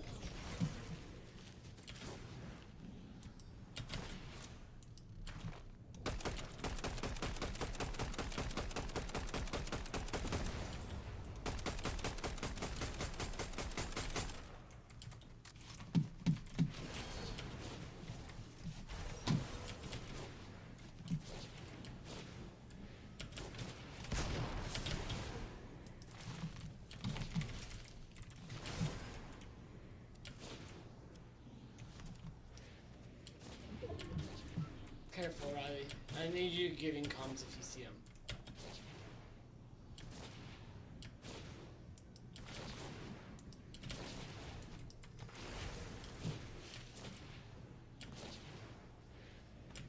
I see him, I see him, I see him. He's right below us, he's right below us. Nice.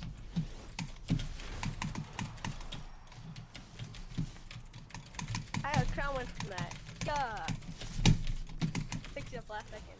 Got my 48th crown, and that's what took a win. And now you're back up to. Let's see. 95. 95, nice. And I have to go. Don't play another ranked game until later with me, okay? Because I have to go eat in 10 minutes. But yeah, don't play another normal ranked game until I'm on, please. Because I don't want you losing at all.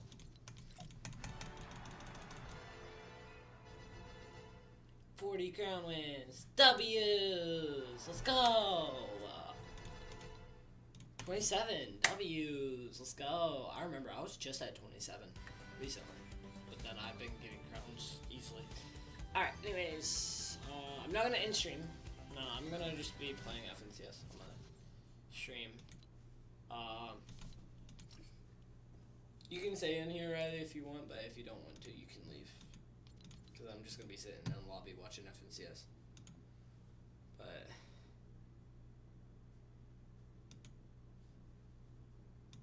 And that's how he wins the game in the NA victory royale for Zeke, J-Monster, and Olsen. No way. Zeke, what do you have after seeing that one? Bye-bye. Bro. All right. Listen, this is giving me Donnie vibes, okay? No, like, they just ended the in game. what world should Osid get that victory royale? In what world should Osid solo clutch, take out Peterbot, get that medallion, and take that directly to a victory royale?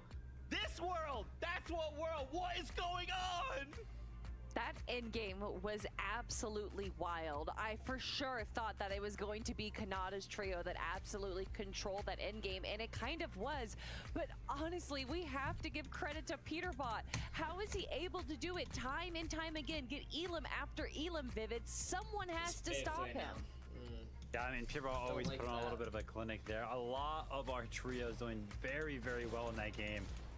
But Osid, I mean, how in the world is it possible to win that right there? I'm not gonna lie, like I was like, why isn't it? And you know, it was like a 2v1, and I kind of stopped looking. You know what I mean? I was like, oh, this is done. You know, let me just stop watching. And then I look back, and it's like, oh, Rapid's down. Okay, you know, 1v1. Oh, Osid's gonna win this. Like, I have no idea what just happened on the high ground. I mean, Kanata, Rapid, and Bolts, they seem like they were in such control of that game.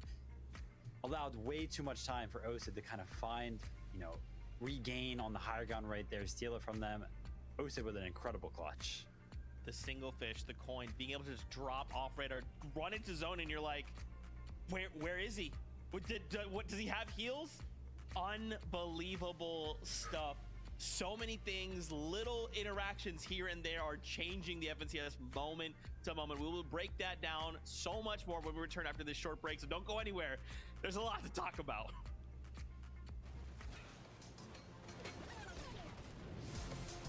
Is this the same thing over and over again?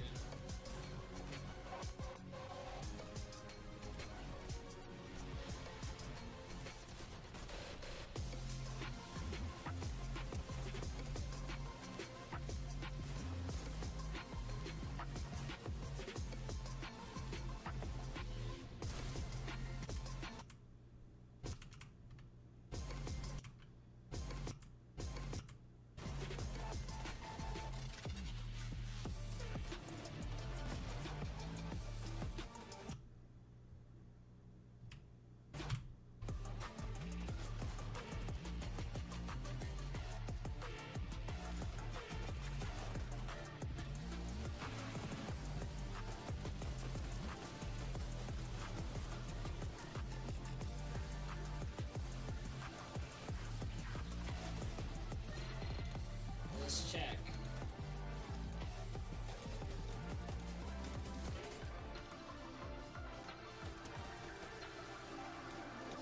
Okay, back for a second.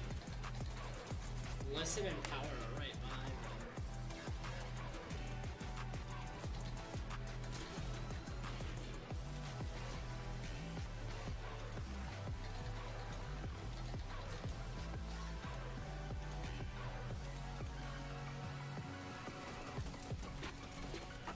I mean, pretty much the only people who can actually. Oh my gosh, top 8 is 100 points above top 9. Like, what the heck? Clicks needs to catch up. Yeah.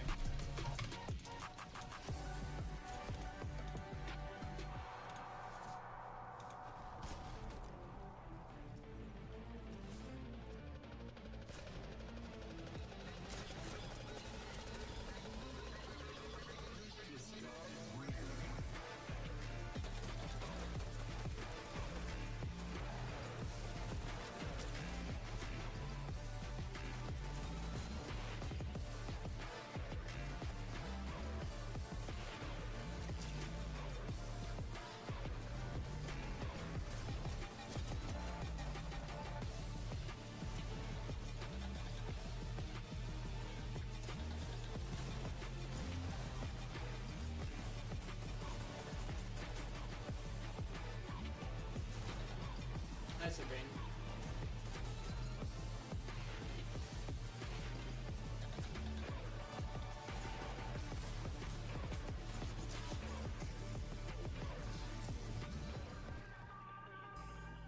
After just 2 games of Fortnite, I'm gonna pass out. In case you missed it, OSID, G-Monster, Seek got themselves a victory royale in that last game against Kanata's trio. And for them, that means they are moving up 12 places. In terms of just prize money alone, this is unbelievable, and congratulations to the trio. But now, as we bring up these standings, friends, 660 points. I don't know what's happening. That's more than 200 points ahead of 3rd place. Right now, clearly, Pollo, Peterbot, their trios are running away with this competition. Let's start to maybe break down some of what we saw in that last game. Kanata, Rapid, Bolts, placing second there. On paper, it looked so much like it was theirs, right? Like, that should have been their victory royale. Obviously, it didn't happen. I don't want to nitpick on too much. What I want to highlight is what they did right in this game. So, can you talk to me what happened? I mean, starting with that massive tower in, like, 9th, where they were just ready for everyone else. Yeah, they definitely positioned themselves real well. They saw that there was a little bit of a hill where the zone was pulling, and like you said, they were able to build that tower and kind of control the rest of the bottom of the lobby. They were really good on mats until they got kind of chopped from height there. That's when they started to have to drop down. Bolts there trying to enter an engagement, but unfortunately it was OSID that he actually went up against, and we saw how that went. Yeah, I mean, this is a classic high game from Kanata. As you can see, you can kind of see in the eliminations as well. Every single time that Kanata finds himself on the high ground, he's going to be one on the trio that's just hitting all of the shots right there.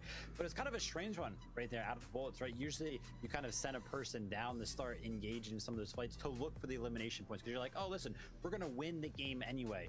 But kind of like that win condition is always the heal off, and there was no heal off on Kanata or Rapid right there. So maybe a bit of a mistake out of that trio right there that kind of cost them the game. But yeah, OSID just hit every single pump shot that appeared on the screen at that end game and shut a lot of people down.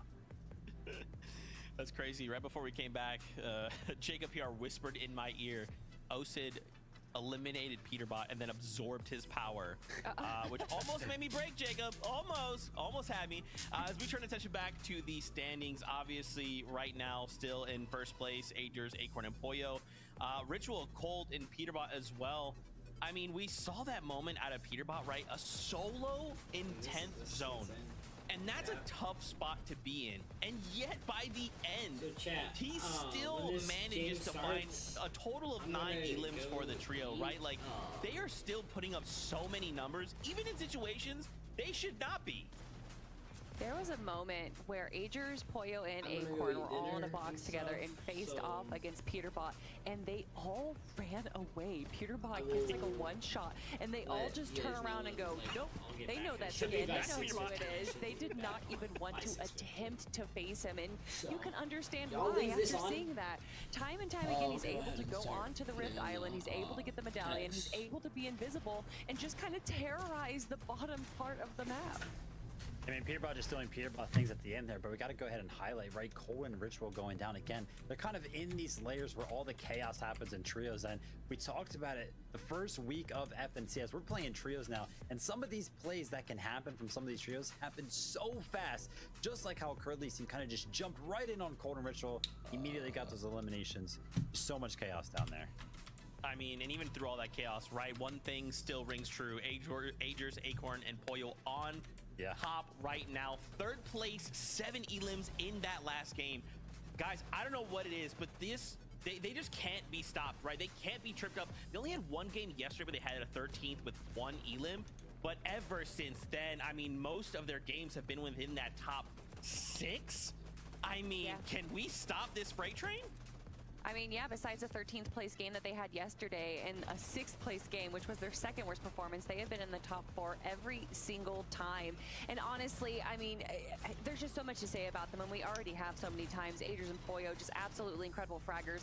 And Acorn has to be one of the smartest IGLs in the game. He just keeps on putting them into these advantageous positions. And even when he's by himself, he's able to frag at as well. Yes. And that's what I love about this trios competition. It's not about these specific roles, it's can you do everything, and this trio can. Oh my gosh. 4 games to go. We're jumping right back on that battle bus because there is more action to be had. So casters, take it away. Insane to think about. If you start zoning out and really looking at Agers, Acorn, and Pollo's performance, their average placement is incredible. Just almost near perfect Fortnite being played so far. Yeah, they're just keeping up with the eliminations too. Because before this, I'm talking about how do you keep up with a team that's as aggressive as Peterbot, Cold, and Ritual. Even if you're placing at the top of the leaderboard, the eliminations make the difference. And let me tell you, they woke up hungry and hungry for more. Good thing we got the next game ready, Monster. So let's get into the action. All right, chat. Let's see. Where does this look good on the normal game? I'm ready for it. Game number 9 is here. This would be a critical moment in the tournament run right now. So far, the conversation seems to be, will Agers, Acorn, and Pollo be the champs? All right, chat. Or will I'm gonna Ritual, have this Cold, and Peterbot on, be the and upset to their yeah. storyline? So you so guys far can after chat that around a last bit game? if I you mean, want. it You can really also watch shows you FNCS off of anything here. can happen in a world of Fortnite in an end game. I mean, I called it way too soon. So now I'm on edge right now. Yeah, this is definitely going to get exciting, and it's going to get exciting so real I'm gonna be quick. AFK, Because but typically you we guys look can at watch like this who's going to make the while mistake, I'm who's gone. going to go down early. That gives me because watch to start time, the by day, the way, we were I talking about believe, it's just so one game, one mistake that I kind really of would gives up the appreciate lead that it. you have. Also, Now, Riley, both of if these you don't want teams Noob are to playing beat you at in such out a high and your pace watch and time a in high hours, skill level right you now, might wanna, matching each other in stay terms of and placements watch it and off of here eliminations. if you This want. can go down to a photo yeah. finish in game 12, and I think I'll be myself and back, all of Fortnite are here for it. A little Well, while. what I can So, say yeah. is See you so guys. far, game number 1 and game number 8 have been my favorites as far as the end games here at the FNCS Finals for the North American Central region. It's been absolutely incredible. But jumping back in, do you see Noah and Chaos mixing things up? Trying to do a little surprise contest here on the western side of the Whiffy Wharf. Seems like things are not going in their favor at the moment. However, some trades, anything can still unfold here. But does seem like Noah W plays clutches in the end. Yeah, the switch up proving to be worth it in the end. And there was a big switch up on that side of the map. We've seen a lot more presence from teams, especially a lot more third parties. So if they can continue to win these fights, they can go ahead and pick up a couple more placements, because even though first and second, a large margin, there's still thousands of dollars up for grabs. Yeah, but look at this. Whiffy Wharf team, Nerface, sees what just went down there. You gotta think about it, right? They're all flying in. They're like, huh, that's weird. It's a couple extra parachutes over that way. And all of a sudden now they turn their focus in and they're moving pretty quickly. Uh-oh. Aaron's got the outside angle. He's just cutting them off right now. There it is. Decision to open up. Noah's hurt badly here, Jacob. They're just surrounding all around him. And luckily for them, Noah's teammate just kind of disengaged. He's trying to get out. At least the solo's trying to survive. And Noah's job here, even if he goes down, is just buy as much time as possible. So that way he can create as much distance as possible. And so far, I think he's succeeding in that regard. Yeah, no Oni mask in hand either, so should be okay. There's the finish for Aaron. They're going to be happy about the damage as well. But just like that, I mean, you got to give them credit for winning the early fight on the surprise contest, but you never see it come in when the other teams are paying just as much attention. Wait a minute. Wait a minute. Curve, Shadow, and Tyler are just trying to hide, cutting off a loot path towards the bird. They left all the chests, the floor loot, everything. Hoping that Aoxy, Jojo Fishing, their trio can take the bait. This is one of those situations where it's like, I should have seen that coming, but it's something you don't expect either. I love this. I love when we see teams really pull out the dirty strategies. Oh, the big shotgun shot, the piece up. I mean, what can you do? Aoxy pulled that Typhoon Blade out. Try to get it on, but yeah.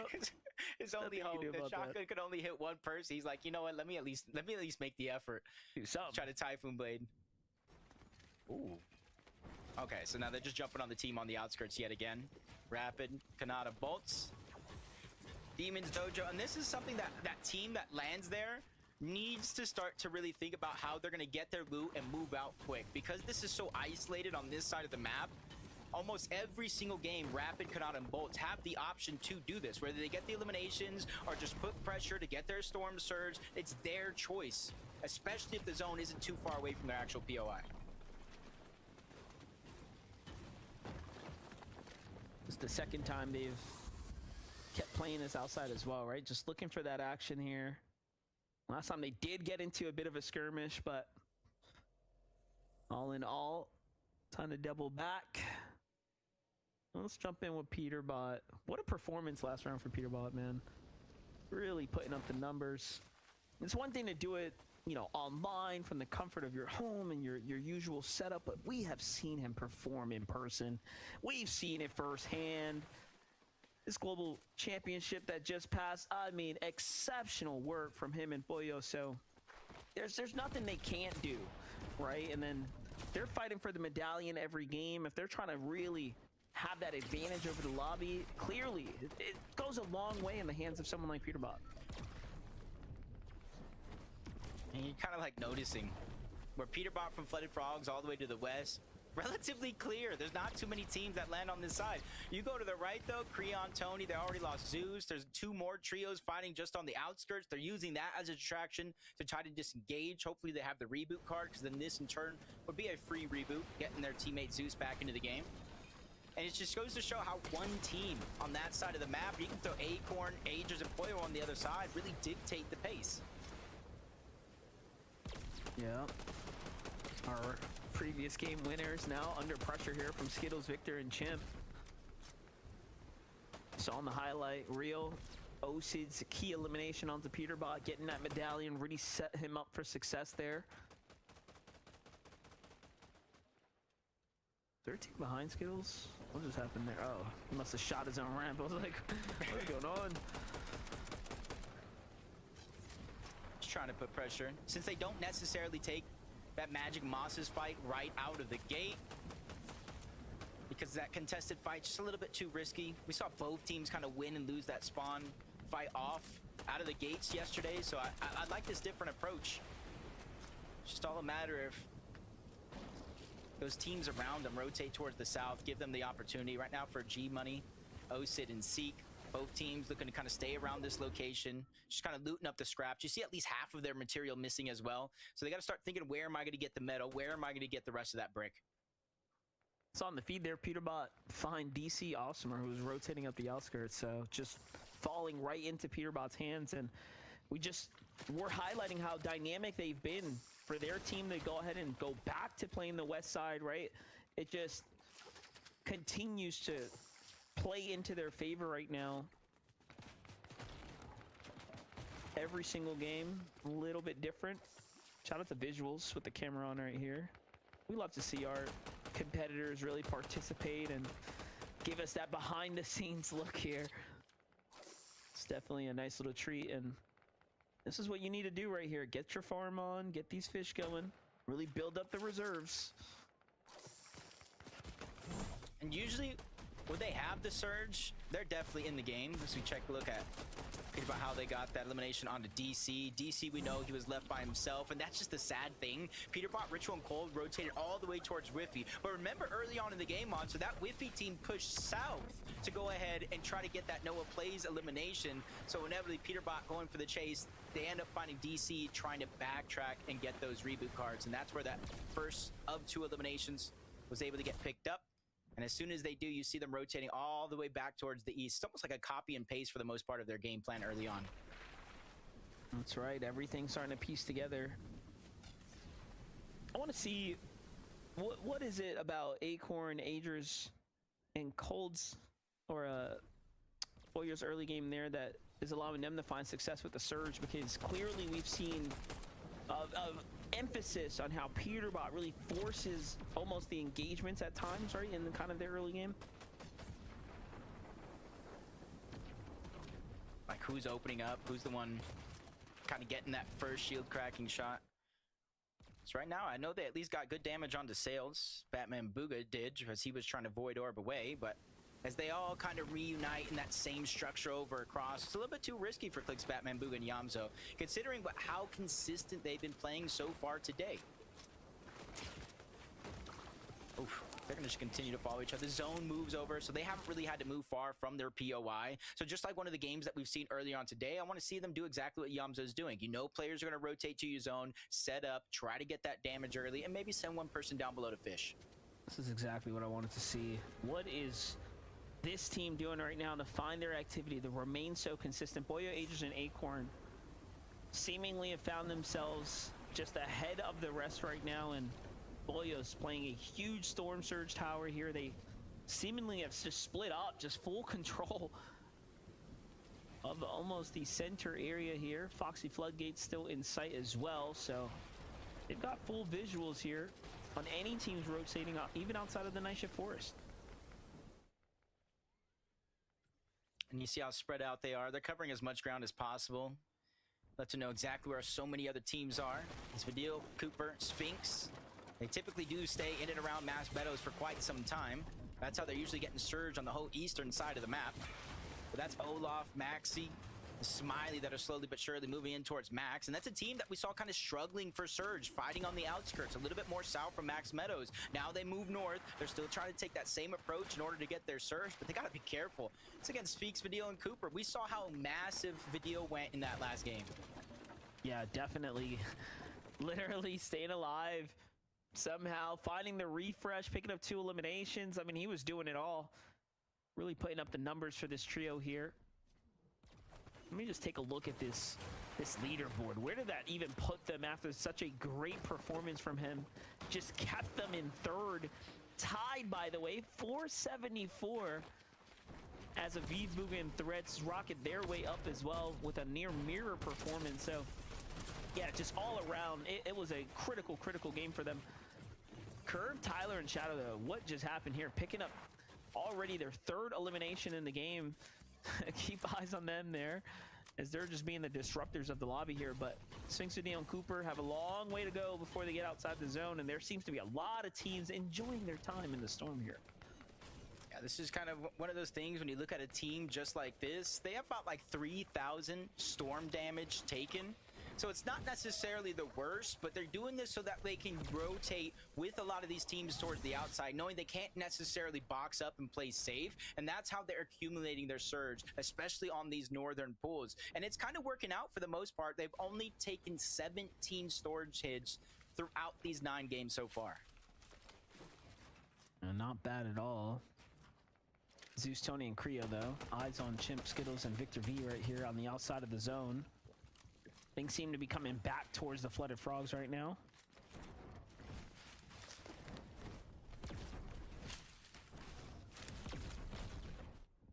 Glad to see they were able to get Zeus back. Every member matters. At least it gives them a fighting chance. Even if it's kind of scraps that you got to search for.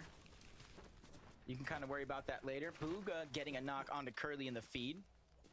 I gotta imagine, was that probably just south of Warriors, where they're able to probably get that elimination, but there's so much action going down around the map. I think teams are kind of learning on the fly. They're realizing their position on the leaderboard, and this is day 2 with almost half of the games already over. Timing is of the essence if you want to move up that leaderboard. Yeah, just insane work. There's 5 teams in the pocket right here, and then 2 rotating on the outside. So just a messy situation going down right now, but this is what happens when teams rotate in a little late. And you know, just from studying, there's other trios that are definitely playing these zones. Oh, there goes the fight. Shogun's Arena, Clix, Batman Bugha, Yamzo, they're already up above. They isolated Batman Bugha for just a little bit. He tries to orb away, but he ends up getting glided upward. Good damage for Peterbot, Ritual, and Cold. Unfortunately enough, they were unable to clean out that elimination. But you can see what that's done to their damage. 319 above the damage threshold. Which is surprising because I feel like every single game so far, from 1200 to 500, now 300, less and less damage as they reach the top of the arena every single game so far. The real question is, do we think they took down the boss yet? Clix, Batman Boogie, Yamzo. Clix has saw a lot of success with that medallion too, right? So they're definitely here to fight for it. I don't think any of these trios want to give it away easily. Oh, the push onto Clix, so he's got to be careful, but he had his Void Oni mask ready. Talk about preparation, but now that's it. Tricks out the hat. Let's see it. Peterbot forced to use those very crucial shield fish here. He's only got 3 left now. He's probably going to be looking for a med kit here. There should be plenty, given that all the chests spawn here. Look at this. Yamzo playing a sneaky bush off to the side, too. I have a feeling both of these teams know exactly who that is across from them on the map, because more times than not, Batman Bugha, Clix, Yamzo, they got Peterbot down to 25 HP. They didn't even throw an orb over there to act like they were going to go ahead and push, because they realized you still have Cold, you still have Ritual, and Peterbot is still alive. That would have been too risky of a play, so they're just going to take their damage, not get too greedy, and continue on with the rest of their game. They cannot throw it away all for one moment. And think about how they download this information, all right? Like, who is wild enough in a game 9 to Oni mask in on someone that's based up like that? Like, very few players, only the cream of the crop will be willing to even take that level of risk. So surely they probably have an idea of what's going on here. Akoma's in Rise right now. Once again, play these iconic tower bases here in the mid game. It's cool to watch how this plays out. This has been very repetitive for them as well.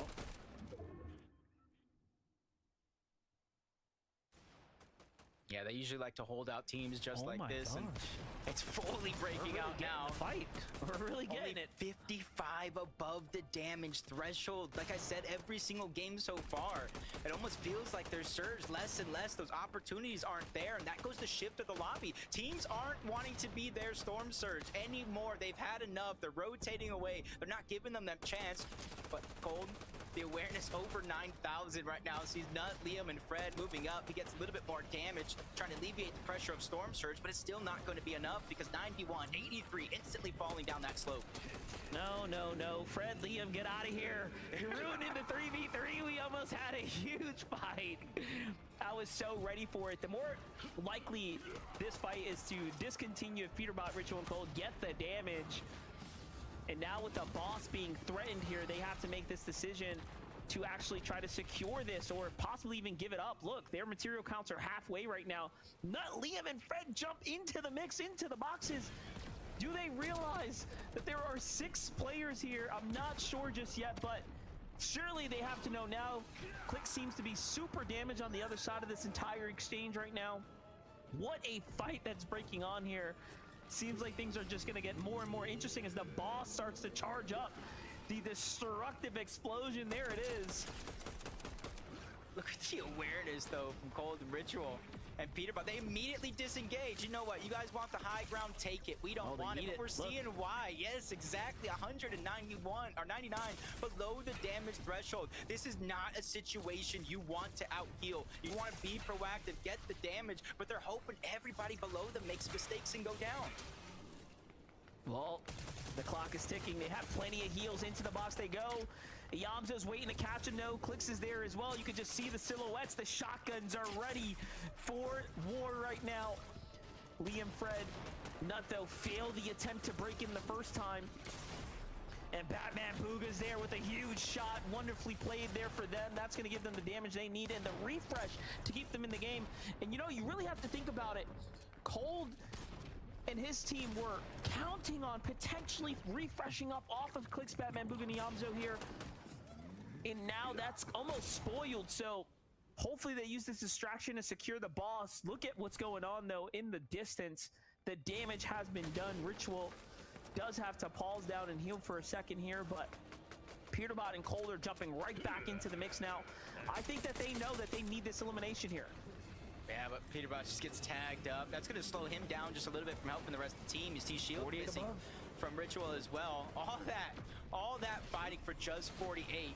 Even though you're above Storm Surge on that threshold, it's not a feeling of confidence, but Liam by himself spotted out on the other side. Peterbot goes in for the elimination. But he was so weak, they're still barely 80 above the threshold. Yeah, he had enough of that. Just a tag. I mean, they know that they need to finish this fight here, and the commitment's already been through and through. I'm very concerned now for Peterbot, Ritual, and Cold. That wasn't so much before, but after fully jumping away now, they're losing the trades here for damage. They're not finding the damage in exchange. Peterbot's so hurt here. Look at their HP counts. Barely safe as well. It's the boss that might be taking them out at this point. I believe Storm Surge is active as well. They kind of fell below for a quick second before going right back up above. They took some damage. You can see how weak they actually are. If this isn't a sign of weakness, I don't know what to say, and I think they see it. Clix, Batman Booga, Yamzo, they orb over, and they force Peterbot and Cold and Ritual off of the island. In the end, it looks like the boss will be secured to Clix, Batman Booga, and Yamzo. They will be almost the kings of the hill at this point in time. But hold your breath. Someone looks like they've come back, potentially here for a moment, giving them a little bit of pressure, but no, Cold's gone. He had to get out. And this could be Clix, Batman Booga, and Yamzo's game now. And honestly, this could be the moment where Acorn and team break away for good. Yeah, right now, they're only down 12 points. Clix, Batman Booga in 5th, Aviv, Booga, and Threats in 4th place. And already with 2 eliminations, that's an 8-point swing. So depending on the other side, but Cold is down. He was late to rotate, and you're seeing exactly what happens. Peterbot's trying to play defensive, hold multiple members back. That's Veer, that's Scare, that's Sinetto, and they're still, Monster's still barely above that threshold when it comes to Storm Surge. They're not only battling that trio, they're battling the damage as well. Yeah, the thing is that they need eliminations and they need material badly. Yamzo, Batman Booga coming down from the high ground. They've obviously kept tabs on what's happening down below. This is looking so bad right now. The save is going to go off, but at what cost right now? They do not have HP. I mean, at this point, they can only hope to be delivered something, but no, the Surge is now online, and they are just barely holding on. Cold isn't going to get knocked from Storm Surge if it hits. Cold is going to straight get eliminated, just a sliver of HP, but Peterbot goes down. The battle between the Titans. Clix, Batman Booga, and Yamzo score a few eliminations and take 2nd place off the map. What an elimination right there. What an entire trade of events here in game number 9. The pressure is on more than ever for Peterbot fans to come together and see if their guy can pull through. What a trade of events right there. And I can see them right now. Pollo, Acorn, Agers, they're lacing up their kicks right now because with 2nd place down, that was the only team that's really within reach. They're ready to run away with this. They just need to continue the blueprint, the consistent games. It doesn't even have to be high elimination heavy. It's just all about surviving, and they're doing just that. Immediately orb to the center of the zone. Twas it opened up. They knew not many teams were already there. Yeah, this is crazy because now they already had 40 points. They're about to, you know, earn that gap of back that Peterbot and team just had started to build for themselves after that last Game 8 win. And this is also going to allow other teams to actually make a run for even the second seeded spot now, because you can't fall in the end game like that. Not the way they did, not before the placement points really get to start reward the lobby here. Kanata, Rapid, and Bolts, they'll see themselves once again back on the high ground here. Take 2 for the end game here. I'm sure that they're still eating themselves up after the last one, but here we have it. Almost 200 points down of that second place team. And this is the chance, because they already have 5 eliminations. They can score a couple more with a big win. I think they'll give themselves a chance going into the last half of the day. Yapko's doing that, getting elimination on DeSales. Whole nother trio on the other side, and he's kind of picking and choosing wisely. He's on the front side of the zone, waiting for the rest of the team to catch up. Muzz, he's the one that's kind of peeking through the cone along with Rise, knowing exactly where they need to rotate. They know they have to go now. Boyo's on the way as well. Acorn Agers get to the front side of zone now. They're just positioning up here. Still a ways to go, though. They're going to go for the material builds as opposed to using more Oni charges, but High Ground's got their eyes on him.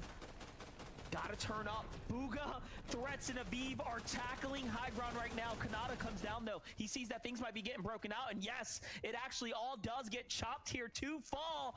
Bugha and Aviv must be livid right now as they fall to the damage there.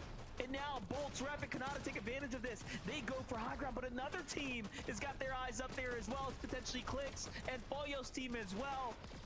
What is going down? This game 9 is crazy.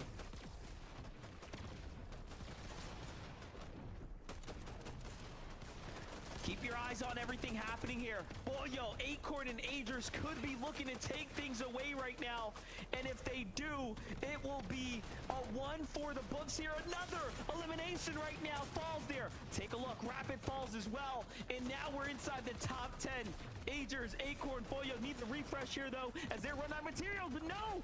Boyo ends up falling, unfortunately, now. And it's Rise, Japco, and Muzz looking to make the climb back to the top.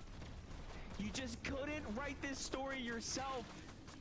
It's all unfolding here and now. Japco, Muzz, and Rise looking to be one of the few teams to take another victory royale here on the FNCS final stage. Agers, though, is still holding on. Every point that he earns right now is going to set himself further and further away from Peterbot's trio. Do keep in mind about that. Still has to jump down, though, find some heals here. Potential to save his teammate. No, there's just no time to work with here. He will have to just play this one out by himself right now.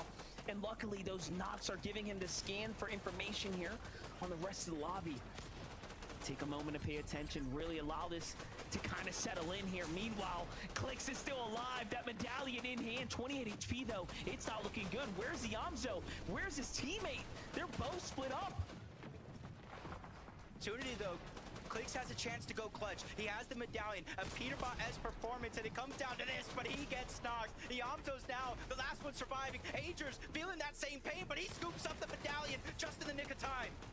This is crazy right now. Agers is still on the move. He's got the medallion now. He can't be tracked with the visuals. Give him away. 12 HP now, back against the wall. A top 3 for Agers. Who would have thought it'd go this far? And in the end, he still gets the knock. It allows Muzz, Rise, and Japco to win another game.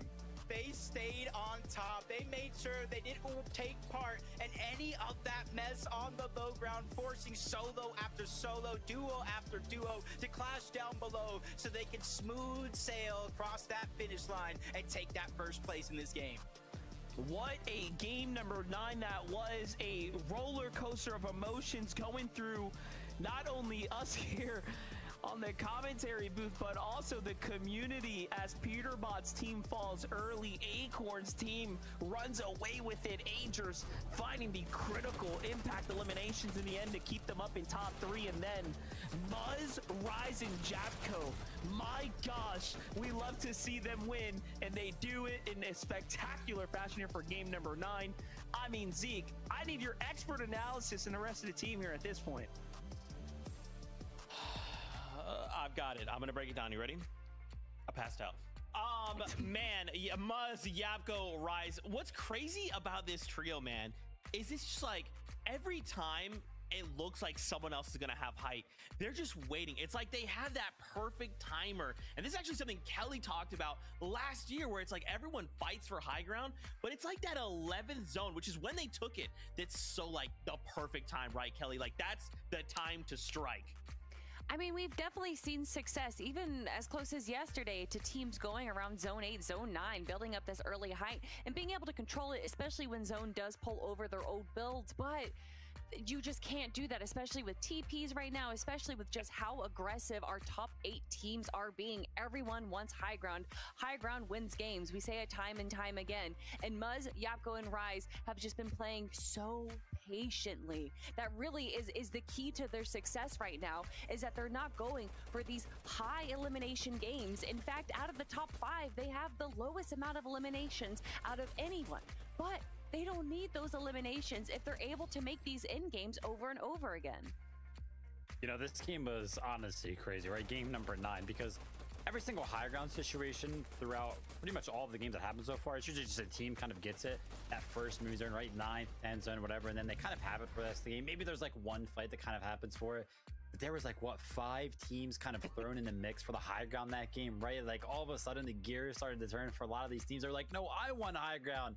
And at the end of it, Muzz, Yapko, and Rise, they just kind of end up on top because, like Kelly mentioned, the most patient trio out of all of the ones that actually wanted it, that was them. And in the end, they come out on top. Man, you love to see it. Now, of course, what do the standings look like? Not good. Wait after this break to see with your own eyes, because you're going to be just as shocked as I am. When we return, we'll break all of that down and so much more.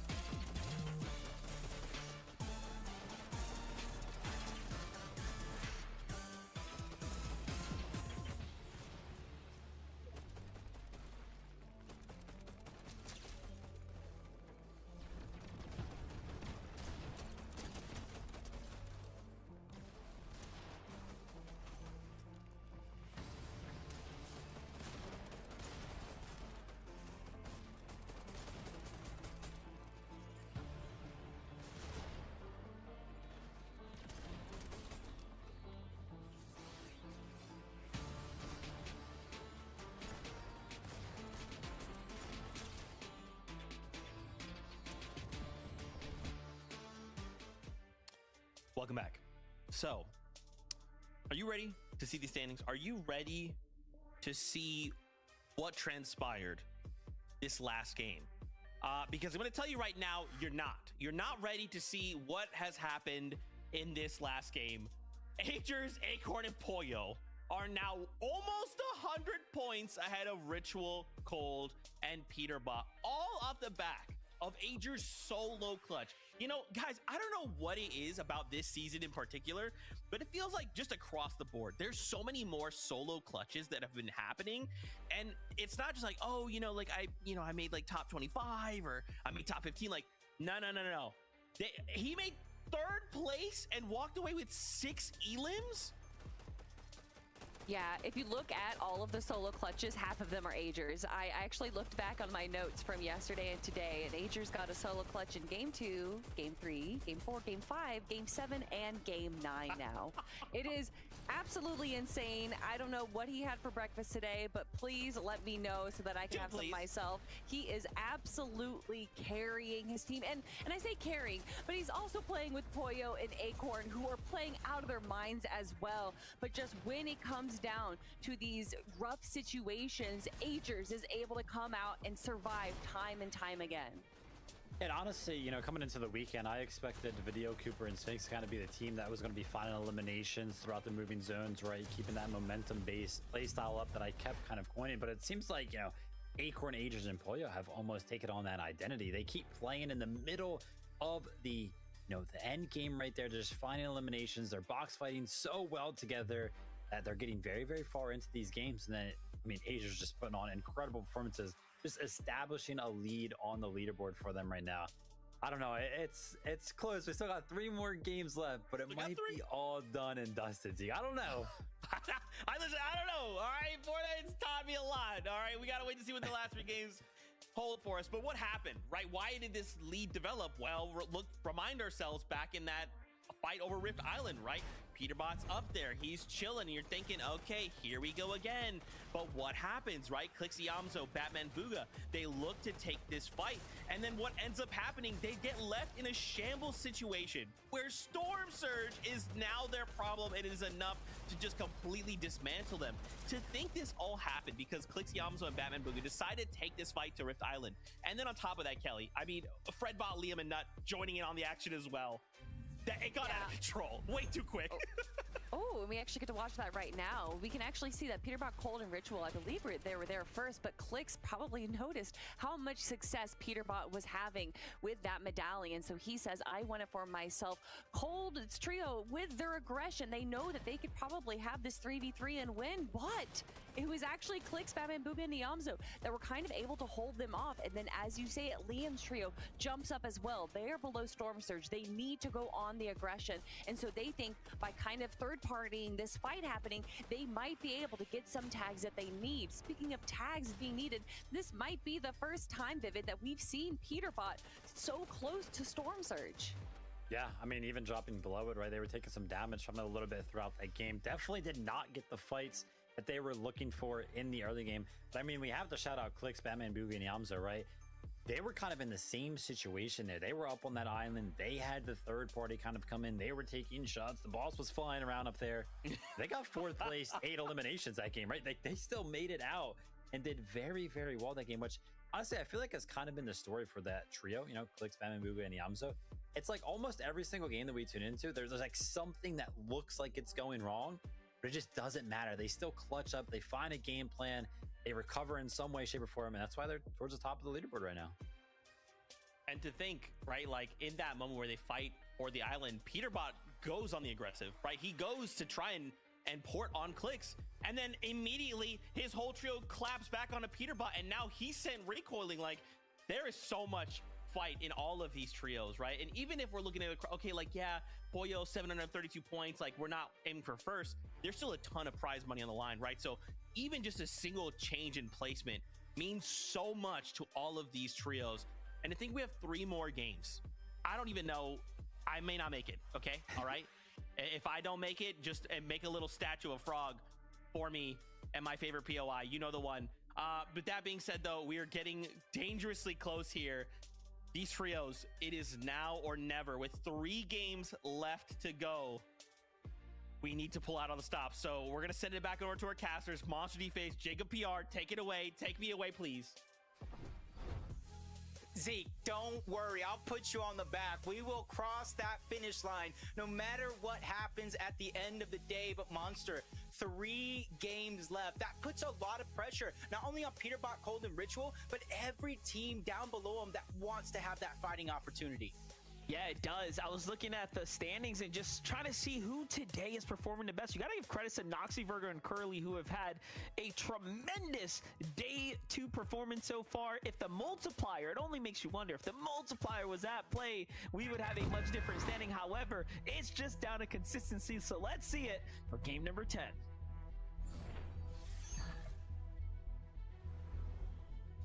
All it takes now is one mistake like that last game from Ritual, Cold, and Peterbot, and we will have a race for second place. Agers, Acorn, and Poyo, they might need a few more hiccups in their game plan, but with 3 games left, Monster, I feel like anything, and I mean anything, can still happen.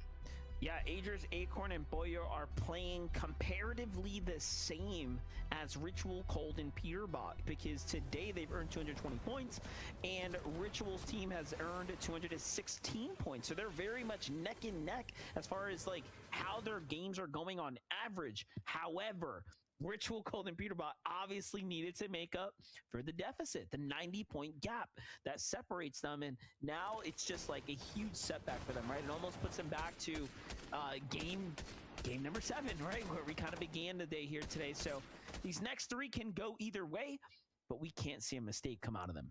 Yeah, you're already seeing drop spots switch up, Visuals, Braids, and Aminish moving back on over to Foxy Floodgate. Before Major 1 even started, this was a potential contested fight we were going to see. Bucky, Ocus Braids say, you know what, I don't care. I've been contested almost all my life. Bring the fight to us. Visual Braids and Aminish, they take the slower approach. They went to Rainbow Field. They try to take advantage of a team that wasn't as experienced, but with everything on the line here, it looks like they're going back to what they know best, and with 2 eliminations, looking like they're going to hound on to Craze here for the 3rd and the wipe. And you can tell they know the drop. Like the fact that he knew that you could throw a wall through the, you know, the sewer right there. Like, come on. It's the little things. They've been here. They know how to play it out. At this point, if you got to get the points. Well, there you go. Take down another team. So well played for them, and really flexing their knowledge of the drop. Peterbot, Cold, and Ritual doing what they do best. But last game really makes you wonder, why did they have such a low surge threshold, you know, overall damage come to mid game? Clearly, I was putting emphasis on them playing so dynamically, right? Switching up their rotations, but something clearly did not go in their favor last game, and they didn't get the activity they needed. Back to Hopeful Heights, though. What's going on here? Okay, so Noah's team is just the thorn in everyone's side right now, contesting, mixing things up, finding their drops, and this time they somehow take down Oliver OG pretty quickly. I guess the confidence is up. Yeah, not as many third parties this time around. Last game, different POI, of course, but that third party almost came in immediately, even though they did win that off-spawn exchange. Wasn't able to kind of make nothing as DC was chased down as a solo. Now, this time around, I feel like they're catching a couple players off guard at their actual drop spots, proving to be fruitful for the early game. And it's kind of comparative, because you look at, obviously, first place, $180,000. But if you go down to 5th place, $28,000, $20,000, $20,000, all the way down, even $10,000 for 11th place. There's still a life-changing amount of money for everybody in this lobby. Definitely big amounts of cash on the line right now, and that Blade of Champions, and your trip to the globals. I mean, there's so much to play for right here, and it is all going down here and now. I mean, we're late into the tournament series right now. If you're just tuning in, game 10 of 12, this is it. Couple rounds left here. Oh, take a look at this. Clicks, Batman, Booga, Yamzo find themselves up against Liam and team. It's a team that's had a lot of notable early game fights. They actually were one of the trios to join in on the island fight just last round. So Clicks, Batman, Booga, and Yamzo could be finding some sweet revenge. Little do they know, but they're going to take a little bit of damage. It seems like they want to back out. Yeah, just kind of take what they get. move forward. It's like the early right now, but you see where the zone is at. It has potential to pull towards the south, maybe even center up. They know it's not going to pull all the way towards the north like some of the other zones before, so they immediately continuously trying to rotate on down. And it almost makes me believe the lobby switching up here is really dictating some of our top teams, because last game when I was watching Peterbot, Cold, and Ritual, they were rotating towards Whiffy. But in that game, one team landed Whiffy and already went south, so they weren't able to get their early surge. So it's not only up to you. A lot of these other teams adapting, changing things up, are really making sure to keep us on our toes. That's exactly what it is. Back to the Shatter Span, though. Would have thought Muzz, Rise, and Jab could be taking multiple victory royales this weekend. That's a huge surprise, I'd say, for myself here. But nonetheless, great to see. Now they're riding the heels of Ritual, Cold, and Peterbot. I mean, we've been getting all the credit to Peterbot's trio as a team that could tackle first. At this pace, Muzz, Japco, and Rise could be one of the teams. But still, though, Agers, Acorn, and Pollo have been playing near flawlessly.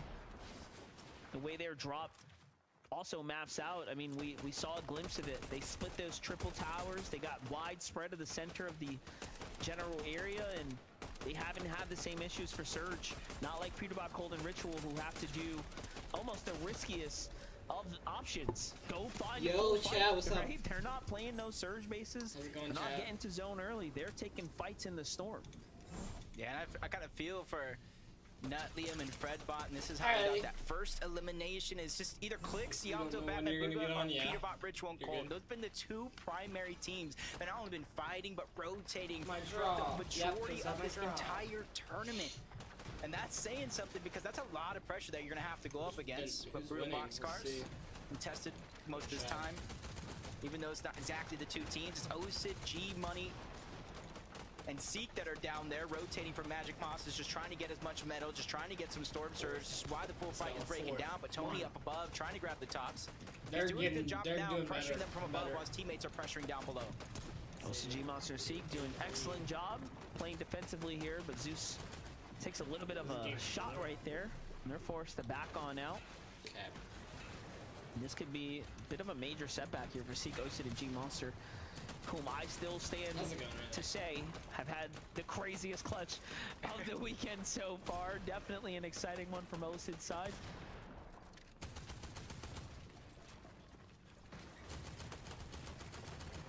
Kind of scares me a little bit, because you know what two teams are north of them. And if they hear this, the potential for the third party is going to be there for Seek, OCD, and G-Money, choosing to take this fight instead of the contested one. They want to make sure they have enough loot to fight it off. And already it's seemingly working out. G-Money's going to get that first elimination onto Creon, giving them a 3v2 advantage. Nobody else in sight. A nice shot from Tony onto OCD, backing him down. Oh, G-Money's going to go Osid's down as well. Everything falling apart right before our very eyes. OCD scrambling, but he gets taken down as well. That's a lot of pressure on one person, but Tony loses his teammate as well. 1v1 from 3v3. Seek goes for it again, and Tony No way. gets shut down. No And way. Seek with the three. Oh my God. Piece up right there. Ends up winning it all and Yo. saves G Monster in the nick of time right there. What an exchange of events. That's a huge, huge letdown, though, That's for Seek, insane. G-Money, and OCD, who were nearing the top 10 overall Yo, we'll see cumulative who points else on the live. leaderboards there. Man, that's got to be tough. No one Kind actually of see lived in Agers, FNCS Pollo, 5 for- position at the top of their surge base. Kind of see on the side, that little blue arrow kind of fishing in the river. That's going to be Acorn.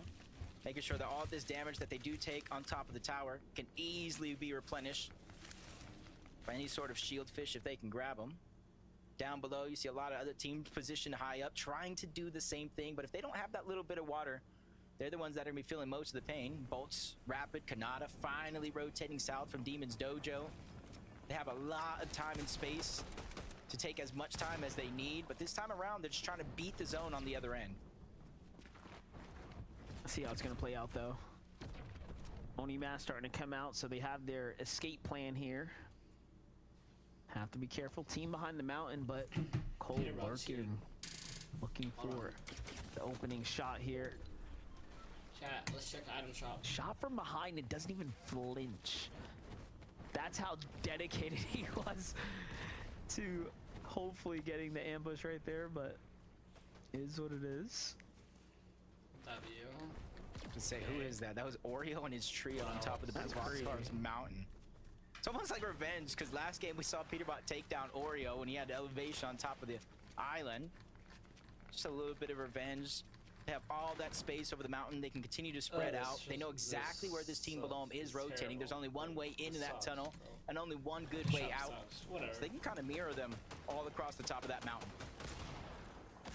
Back with Curly, Noxy, and Virgo right now. Early game fight here up against Noah W Plays. So from one battle into the next, Hopeful Heights continues to bring trouble here for Noah W Plays' trio. If it wasn't Power, Polis, and Listen, it's Virgo, Noxy, and Curly who have had the best overall day today when it comes down to your average eliminations and placement points earned. They have been trending their way straight up the standings. And now that puts them right in the Riley, conversation no-brainer here not. for entering into the top 10.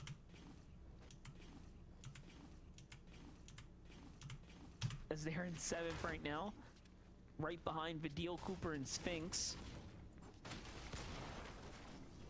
And you got to think right now, if this tournament were to end, they get about $20,000 for their placing. If they get inside of the top 5, 8,000 more. If they get inside of the top more, 15,000 more.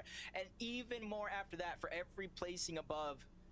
So even though it's going to be a long shot, almost have to play perfect in order to take that #1 spot. It's still hope. There's still a goal for them to meet.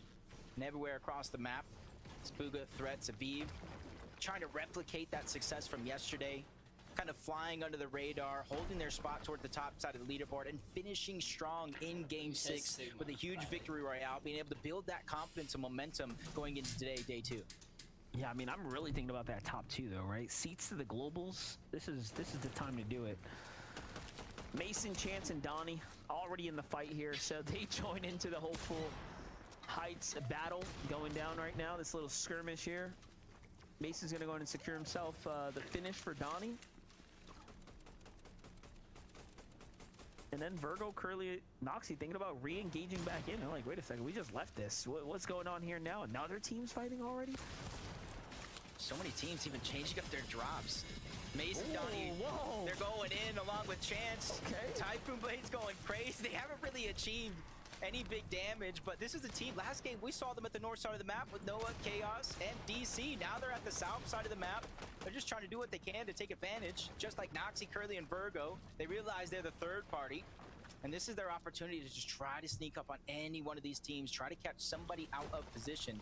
But they need to be careful because there's another team to the south down below them slowly moving in. To be fair, if you allow 3 professional players to get onto your wall, they deserve to pull out the Typhoon Blades and all 3 swing at them. That was crazy. That could have ended so badly. I was actually hoping to see something happen there, but nonetheless, Chance, Mason, and Donnie continue to see another day. Now, though, surrounded by Noxy's trio here.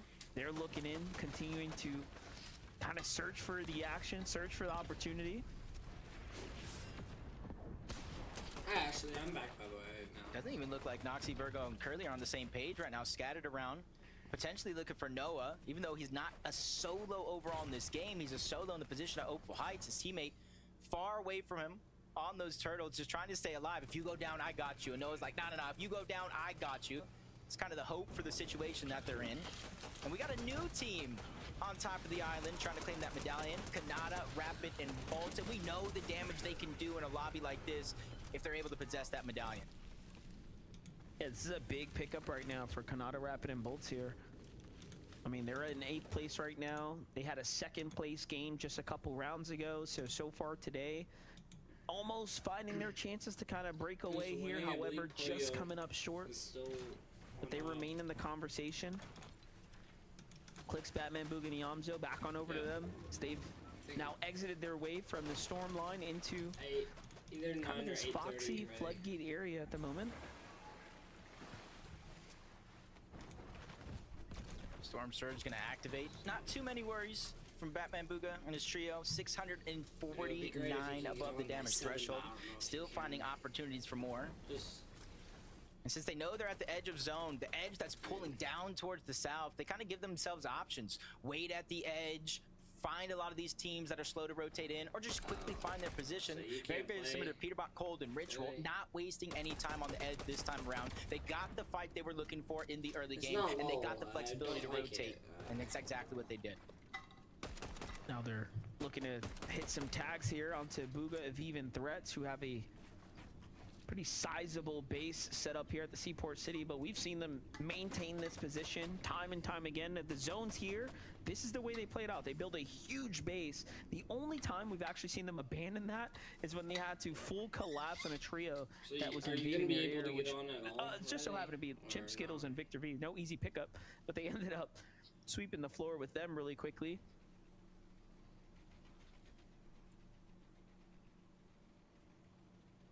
Muzzrise and Yapko. This is exactly what Vivid kind of broke down yesterday to start the day. Their game plan, they land at Shattered Span. If the zone pulls to the east, they can easily rotate north, they can rotate south, kind of pick and choose. And this time around, they went towards the south, and you kind of see at the edge of the zone, they don't have too far to rotate. And they're going to be one of those teams to kind of position themselves probably at the edge of that hill, right outside of Seaport City. Look towards the south and try to hold as many teams out as possible. They're 250 above the damage threshold, but you know that can change in the blink of an eye. Saw a little hit marker there. I thought Muzz found that long range connectivity. Not just yet, though. Speaking about Chimp and team, though, seems like they're in a bit of a skirmish here against Power, Polus, and Listen already. So, two new trios, relatively hungry, going head-to-head right now. Minis starting to be shared about here, so the damage is being done. Meanwhile, Acorn, Boya, and Agers looking a little worse for wear. This is about the worst we've seen them come in mid-game, but they have all the damage. They're just on the hunt right now for a little bit more. They could use the material counts. There it is, securing this elimination. The timing couldn't be better for Agers here now. More damage means an easier time handling that Storm Surge. There's one team just outside of where the actual zone is right now, trying to look back. They heard all this noise going down. I don't think they've been given an opportunity of sight. You can kind of see they're very, very parallel to one another. But that Scare, Sonetto, and Veer, and they have the option right now. Wait, take damage from Storm, try to hold them out, or simply try to rotate in, worry about the damage that they need later.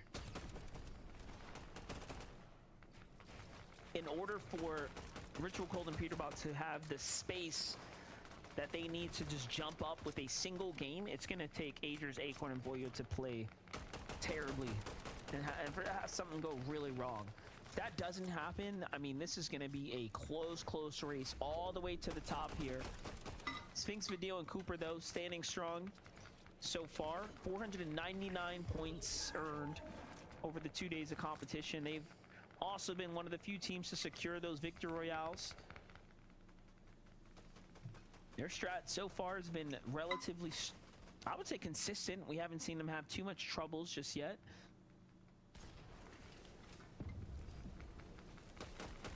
From island to down below,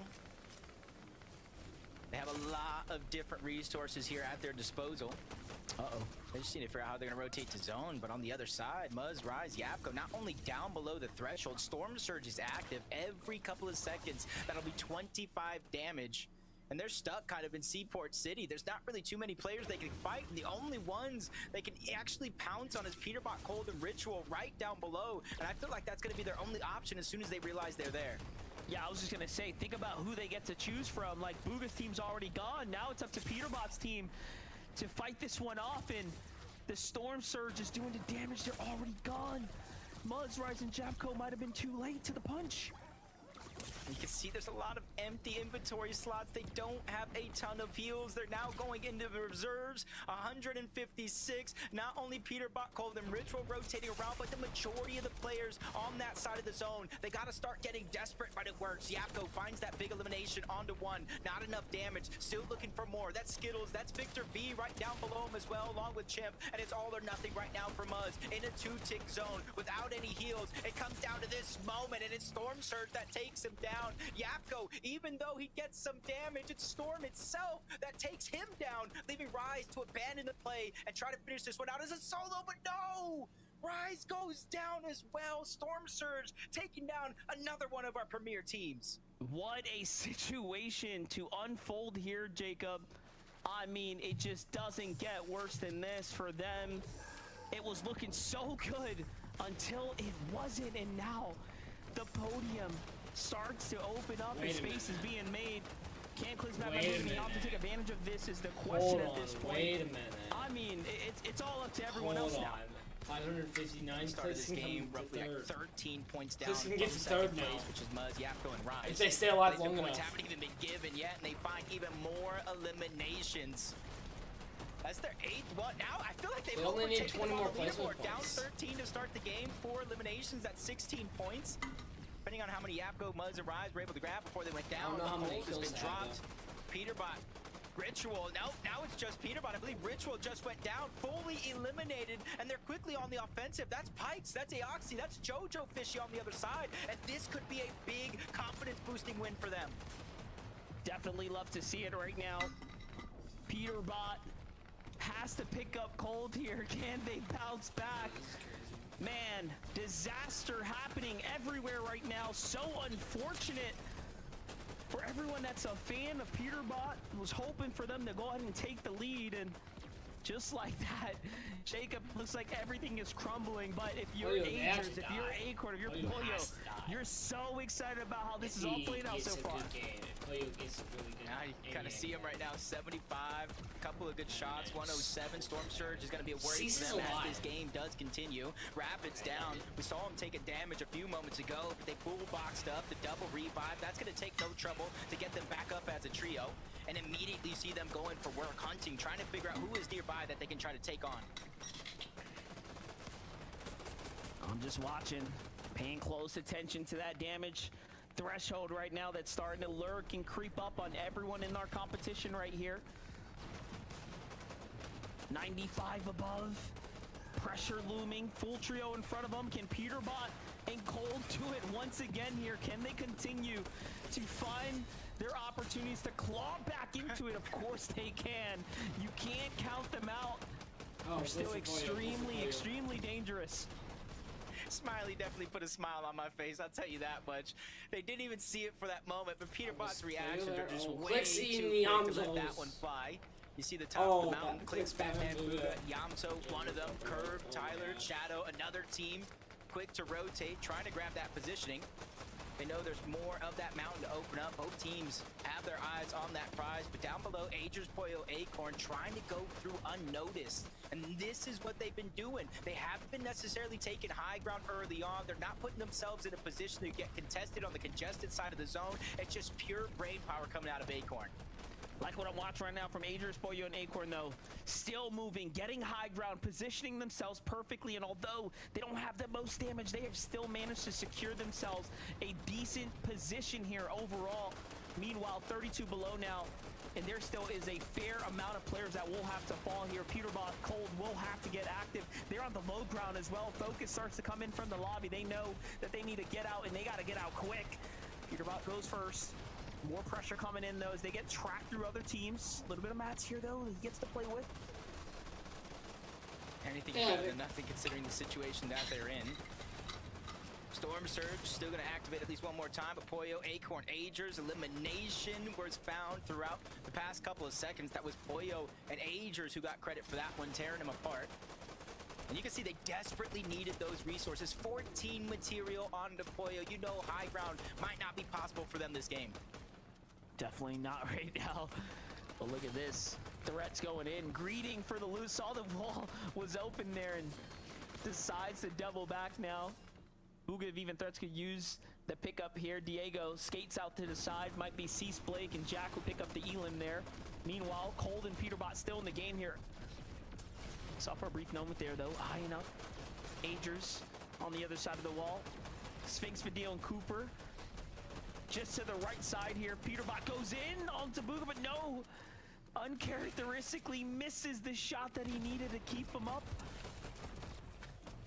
A nice cheeky little attempt for him. It's not every day you kind of see him just try to pounce and then kind of disengage back onto his teammates. Pollo, Acorn, Agers, 385, more than enough. And you see them looking up, eyeing fine with the idea for taking high ground with only 6 builds. If they want that to be a possibility, they got to get a refresh first, and running them down is going to be Peterbot's cold. It's a duo, and they're forcing him down below. Peterbot just taking so much damage right before he falls, now leaving cold as a solo. And this is going off the mountain. I mean, anything can happen. Top 10 now for Peterbot and Cold. That's where they're going to get cemented in this lobby here. But Boyo, Acorn, and Agers are just running away with the points now.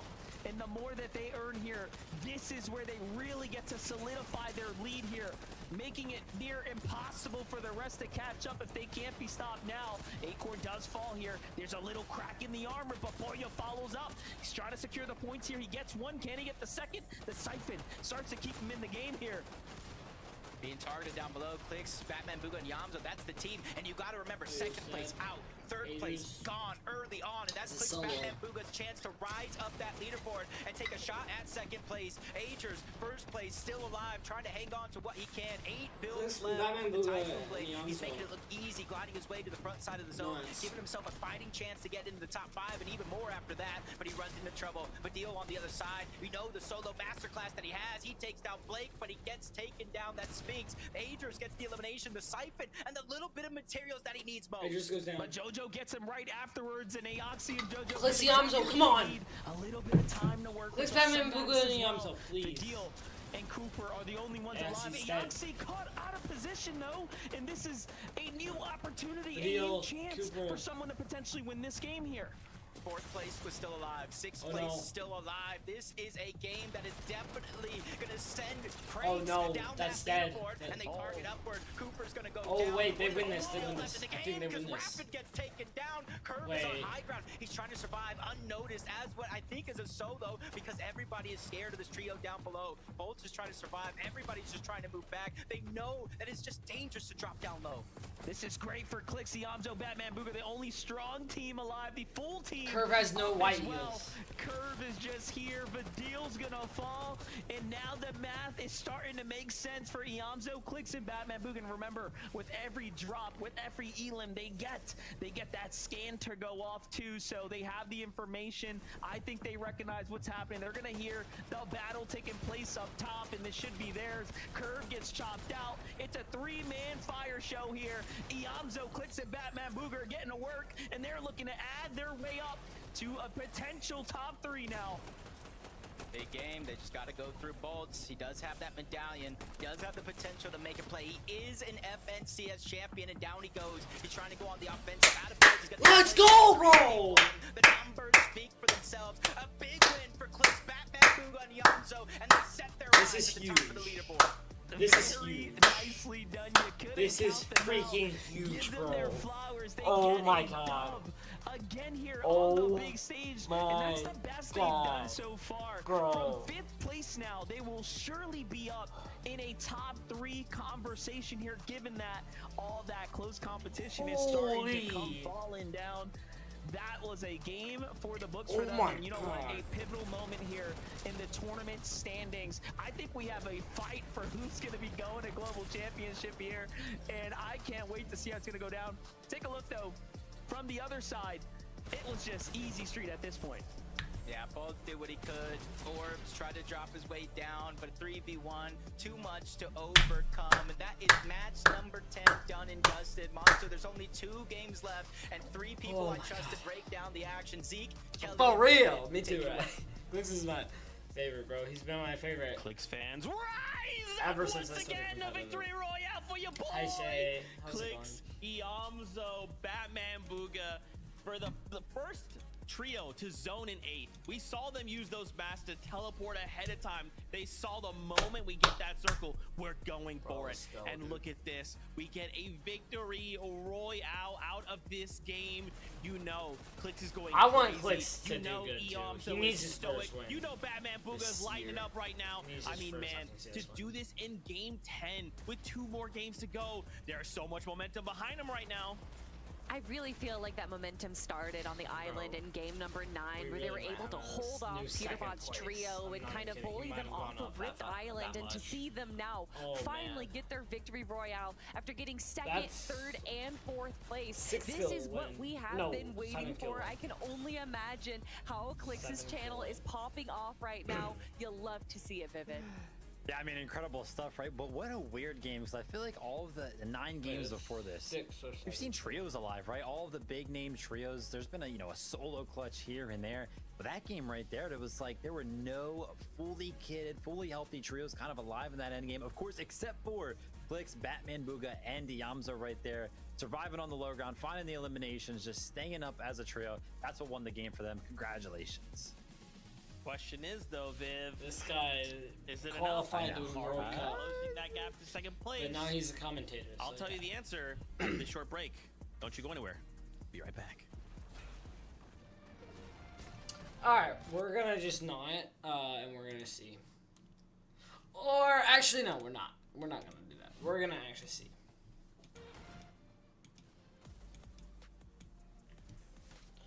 All right, chat. How do you think about that?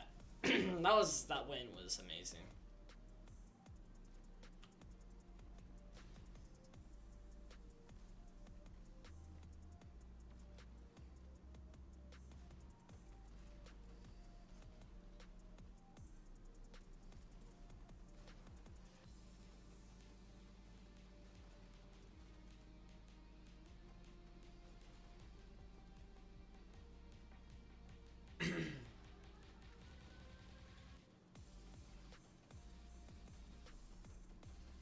Bro, oh my god. And that's just crazy. The wins are insane. Ken Beans, Crackley. Oh, this wasn't in. Oh, this is in not FNCS. This is in Division 1 tournament. I was like, what? Ken Beans and Crackley, hello? Why are they? They're not in grand finals. That makes sense. How are you doing, Shay? How are you doing? If you're still here.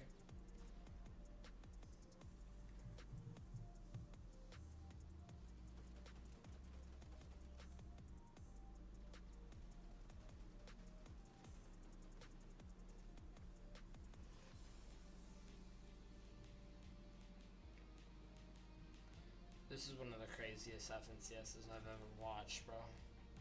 This and globals, bro. That's the, like,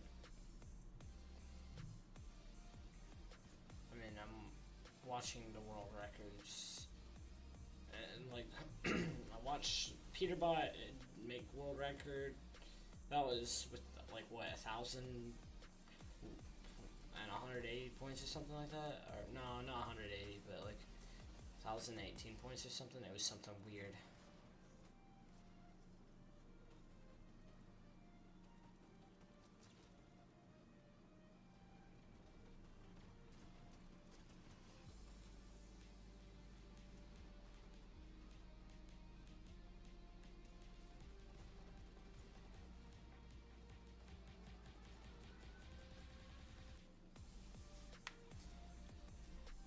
Let's go, dude.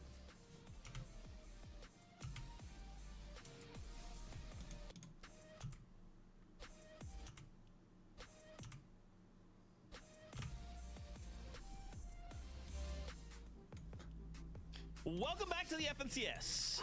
That's it for the FNCS. See you guys in Major 2. All right, bye. Okay. So, we obviously had an unbelievable game, right? Iamzo, Clix, Batman Booga. They give themselves a victory royale in game number 10. Going into this game, there was a very clear, defined lead. And with that game, suddenly, this trio are now looking to contend with Peterbot. We are only 30 points behind Peterbot. Kelly, are you seeing the beauty of my script? I write it so that Clix beats Peterbot. Are you seeing the beauty of my script? You know, I complimented you yesterday on it, but today this really is your magnum opus. A beautiful cinema if there ever was one. And Poyo's winning over yet, right? We're jumping the gun a little bit here. There is dude. more games to go. Oh my gosh. Vivid for me. The story is That doesn't it's happen. a little bit of a two-parter where it's not just what is Clix, Batman, Booga, and Yamzo doing right, but also where is Ritual By Cold 60 and Peter points, falling dude, it's short. crazy. Yeah, I mean, right now we're kind of talking about this, right? Like the lead between first and second place. I mean, Ager's Acorn Employer, they just look untouchable. I mean, nothing is faulting them.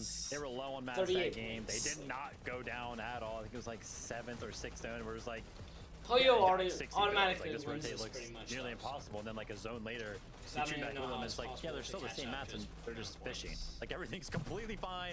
All three of them are just fishing. Look at this. I don't know what it is. This trio just has everything kind of figured out. Doesn't matter what position they're in. They're Look just who's going winning for day it. 2, They've bro. got some plan. They're winning Honestly, day it's 2. just gotta be the Elims, right? They're So just it's so cohesive as a trio. Obviously, Ager's just somehow continues to find himself Clix alive would as have a to get solo 2 and wins continue to to get put up some first. points. They look untouchable. With only 2 games left, yet a 130-point With lead. decent amount of There would have to be kills, something so. dramatic to happen for this trio to fall out of first place. I mean, honestly, Vivid, I think what you talked about at the start of the show really hit the nail on the head right here. How they're able to kind of just, you know, have this so point, much they need to control get over on the west side of the map, just- being able to Yeah. farm People up need to land while on them. Agers and Poyo are able to get these tags just allows them such an ease into the middle and late game. And although we haven't seen a win from this trio, it doesn't really matter, especially when they're able to make it to the end game time and time again and get those eliminations as well. I mean, but Zeke, this isn't just a story of who's getting first, although obviously that is where the prestige is. This is who is going to the global championships. I mean, look, we're fighting for it, right? I mean, to have this come down to this, 2 games left to go, and now Clix jumps up. But I also want to turn attention there to 4th place, right? Rapid, Kanata, Bolts, they I was jump just thinking up about 4 them. placements. Now, Yeah. they are still, what is that, like 61 points behind 3rd place. But anything can still happen, right? We could still see that gap be closed within a single game, right? And to see like Kanata and his trio just firing on all cylinders, like how many times in these like now 10 games have we been like, oh, time to cut to the wide shot, let's see where everyone's located. You just look up, you're like, yep, there they are on height once again. Like, I'm happy to see them how many performing points so per well right kill? now, and to know they're only 61 points behind. They could look to make a How strike. many points per kill? 100%. 4? And honestly, to see them go from 7th after day 1 to now in 4th place, just 30 points away, or I'm sorry, just a handful of points away from our 1st and 2nd place. I love to see it. Bolts here doing a good job, as you could in a 1v3. Obviously, there's Bro, only I'm so just much so you can happy do with Clix. in that situation, but I mean, like you said, they're constantly in the high ground there. I think maybe they need to just wait a little bit longer, be a little bit more patient, like what we've seen from Muz's trio. But still, they're clearly climbing up the leaderboard right now, and that's all you can really ask for. It's crazy. Yeah, I mean, they're doing well. And speaking about the leaderboard, I think the one thing that we're going to have to focus on, Zeke, of course, game number 11. It's going to be Peterbot Cold and Ritual versus Clix, Batman, Booga, and Yamzo, right? There's going to be a lot of pressure being put on the Peterbot's trio. Those last 2 couple of games, those early fights were not Please being follow found. Clix. The I don't know Storm Surge, where for the he first time, spawned, where he probably all of drops, this season, so. they were below Storm Surge. Right now, Clix, They Batman, follow Booga, him or Yamzo, Noah it looks like or, they have a Champ serious, or- real chance to go Not ahead and take Champ, that 2nd place spot. And I love that Kelly called this out, right? This started in game 9. This started when Clix took the fight to Peterbot on that island. Yeah. And it proved gods can bleed. What does that mean for these last 2 games? Will Clix do it again? If he can look to push Peterbot off, he could qualify to the Global Championships. That is crazy with 2 games left to go. My stress levels are through the roof. With that being said, though, it's okay. You're fine. You find your seat on the bus. Monster D-Face, Jacob PR, they'll talk us through the action. I'll be right back. Have fun. Good luck. Good luck. Zeke always with the fadeaway as well. Game number 11's here. I mean, I'm looking forward to it, Jacob. And they said it correctly. One little engagement can change the entire course for a trio, and it all went downhill on that island. Yeah, it went downhill fast, and that's bleeding into some of these other games.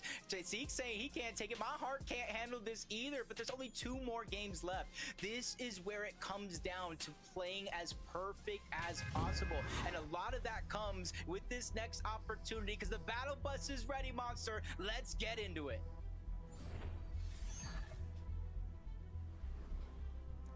Major 1 Finals, Game 11 is here, and we get to take to the storm, or to the world, I should say, first. Once again, I'm looking forward to it. It's going to be cutting up the upper half, so teams like Peterbot, of course, will be able to touch down first at the Flooded Frogs. Will we see DC, Noah, and their team kind of mix it up once again here?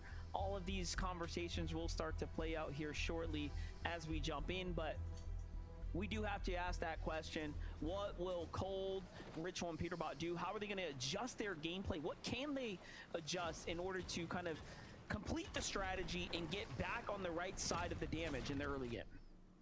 Just kind of be a little bit more proactive and not necessarily, I feel like, have a one-sided game plan. A lot of their early game surge comes down to those box-to-box fights, and right now they're either not necessarily getting as much damage as they want, even if they pick up the eliminations, or they're not getting those exchanges at all due to so many other teams switching up their drop spots altogether.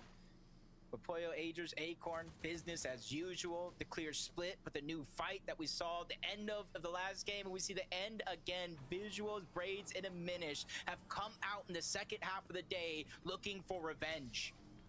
You can see on Visual's face that smug smile creeping through as he dances at the Foxy, just knowing like, yup, we did that twice in a row. It's our drop now.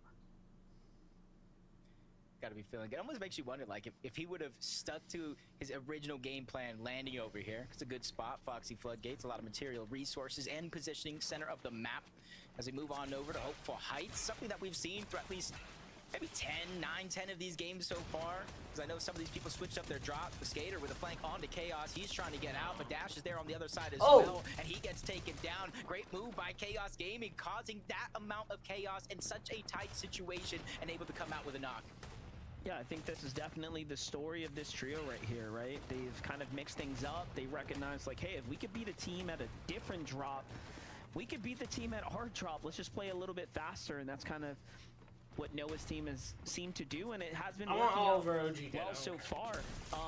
Oliver OG, though, has his work cut out for him. I'm not sure if he has enough to go ahead and finish his fight. Unfortunately, for him, he's going to fall here. Great job. Let's go! Chaos Gaming, Noah plays in DC. They come out on top once again here at the Hopeful Heights. What they did last time was they immediately rotated, though, right? They didn't allow third-party teams to come in. So I wonder if they're going to keep to that strat. Only time will tell.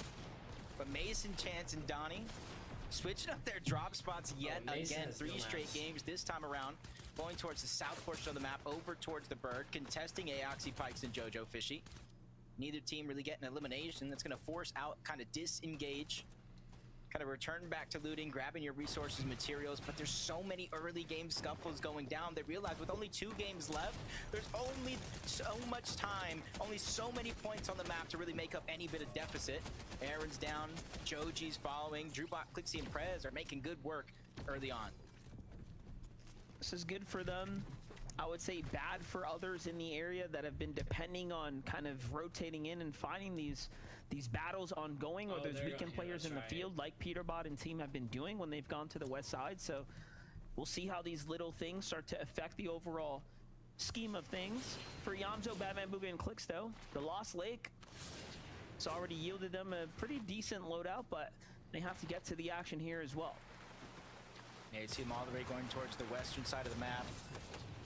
A lot of those teams whiffy and so on, but Noah, he's already the first one taken down. That was Nut and his team that was able to get that elimination, and right now they finished the fight, taking down Chaos Gaming as well. I see a lone solo at the top side of the map, but his teammate comes to fruition. I gotta imagine that maybe Noxy, Virgo, but no, it's Kicks, Swappy. I believe they might be first-time finalists as well. I'm gonna say different team, just on the move right now. Mass rotates coming out though for Cold Ritual and Peterbot here as they're looking to circle up on a brand new team now. That team seems like they saw him first though. They're already on the run. Oh, it's actually Batman, Booga, Clix, and Yamzo kind of engaged for a bit there. It's funny because remember when we were watching group stages and Clix, Yamzo, Batman, Booga They were in a group without Peterbot, Poyo, or Peterbot, Cold, and Ritual, and how they were getting their surge is very, very similar to Peterbot, Cold, and Ritual getting their surge. They move towards the western side of the map. Bro, and said they usually Peterbot, fight 18 box to box, depending on where the zone falls. And that's why you see them more times than not parallel with each other. They've already fought a few times throughout the course of the tournament, and now they're getting confident. Having beat them already once in a 3v3 fight, now they realize, hey, maybe this is a team. We can just follow around, get some surge on, and weaken their game plan. That way we can overtake them on the leaderboard. Definitely playing with fire right now, though, as they've continued to kind of prowl, if you will, on their heels here. Next team looking on in, though. Peterbot makes to the mountain here. They'll probably be building a little storm tower here shortly. We'll see it. Cooper, Sphinx, and Vidil on the other side. Completely different narrative taking place here. Lots of teams engaging here on the southern portion of the zone right now.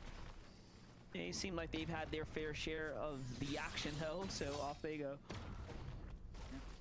Seems like it's not going to be too drastic of a zone that we've seen throughout the tournament so far. North of Max Meadows, looking like it's going a little bit east from Twinkle Terrace. So a lot of familiarity. So for Cooper, Vidil, Sphinx, they just got to dig into their playbook. Oh, listen, Power power run on this below one, the hill. because right now, where they typically get surge around Mass Meadows, all those teams are already rotating towards the north.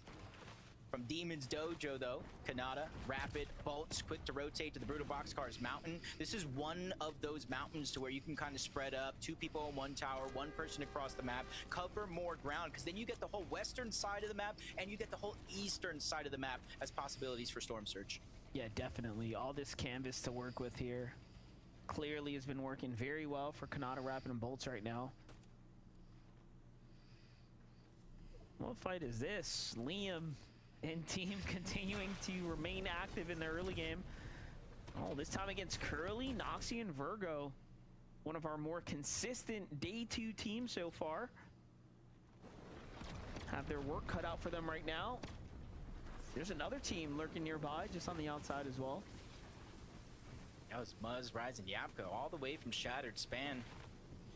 You see them moving deeper and deeper into the zone. And that was their weak link in their armor in that last game. Unfortunate enough, they were down on Surge. The only team nearby was Peterbot, Cold, and Ritual, who immediately disengaged. So they had to kind of disperse into 3 different directions, and they all fell because of it.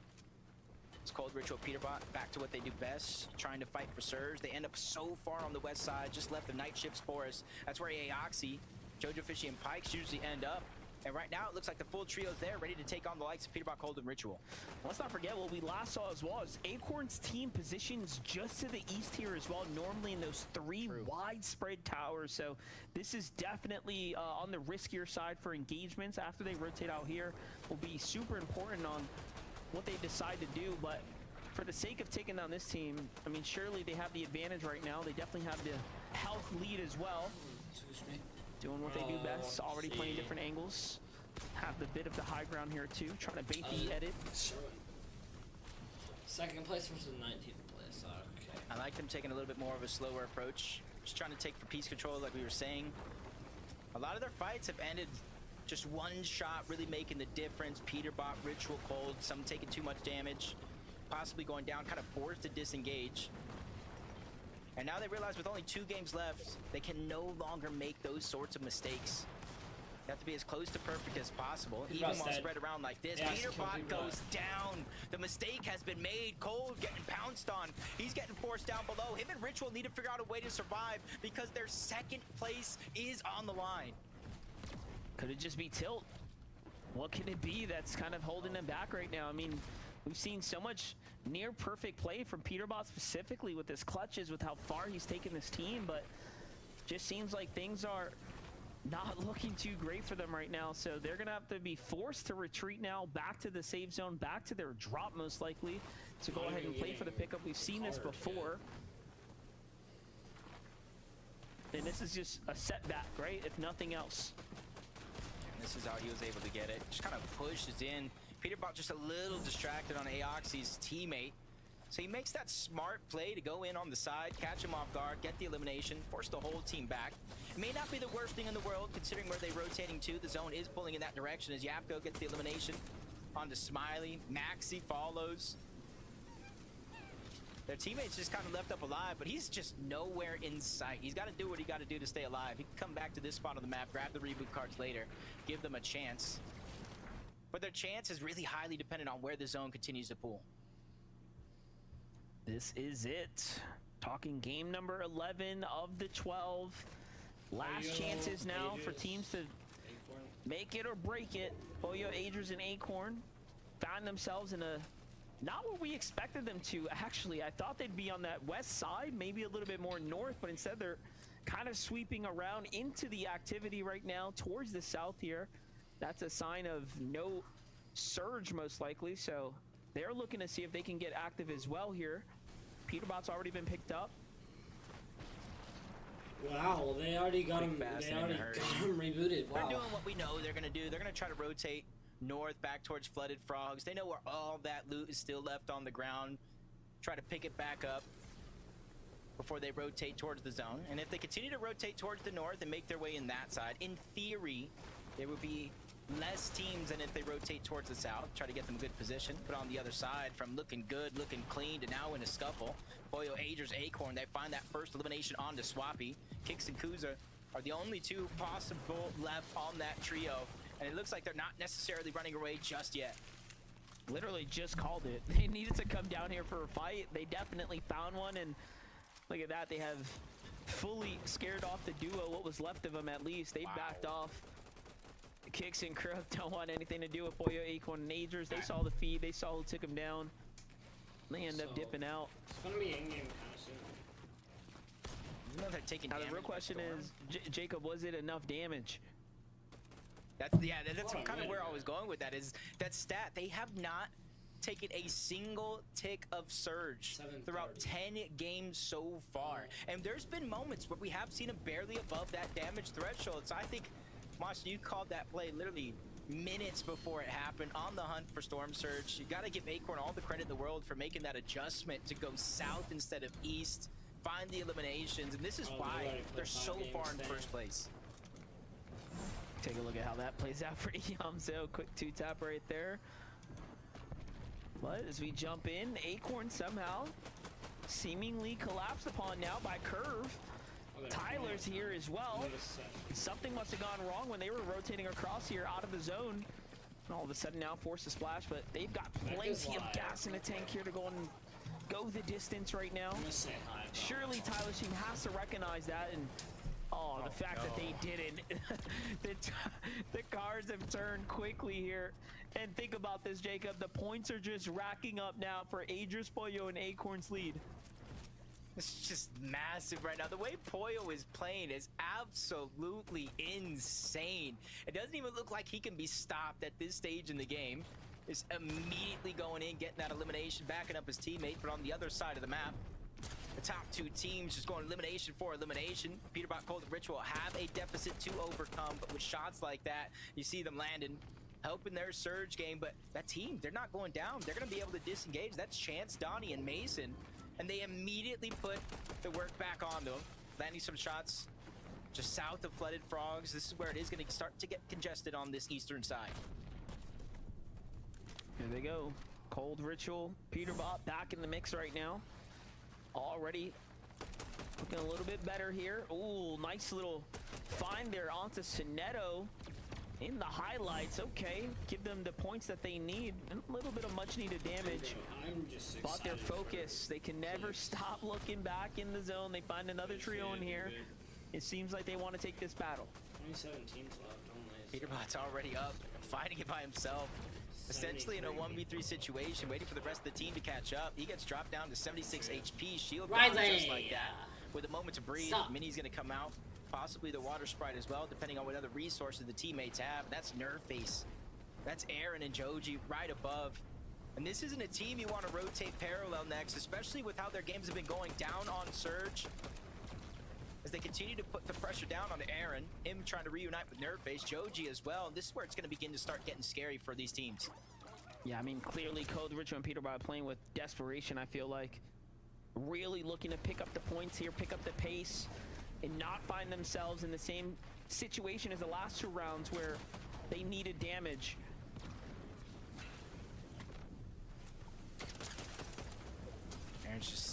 simply just trying to get away. Doesn't necessarily have a mask. That makes it that much harder for him to try Chat. to create distance. Chat, Major's at 999K. Finally, the knock is going to come in along with the elimination.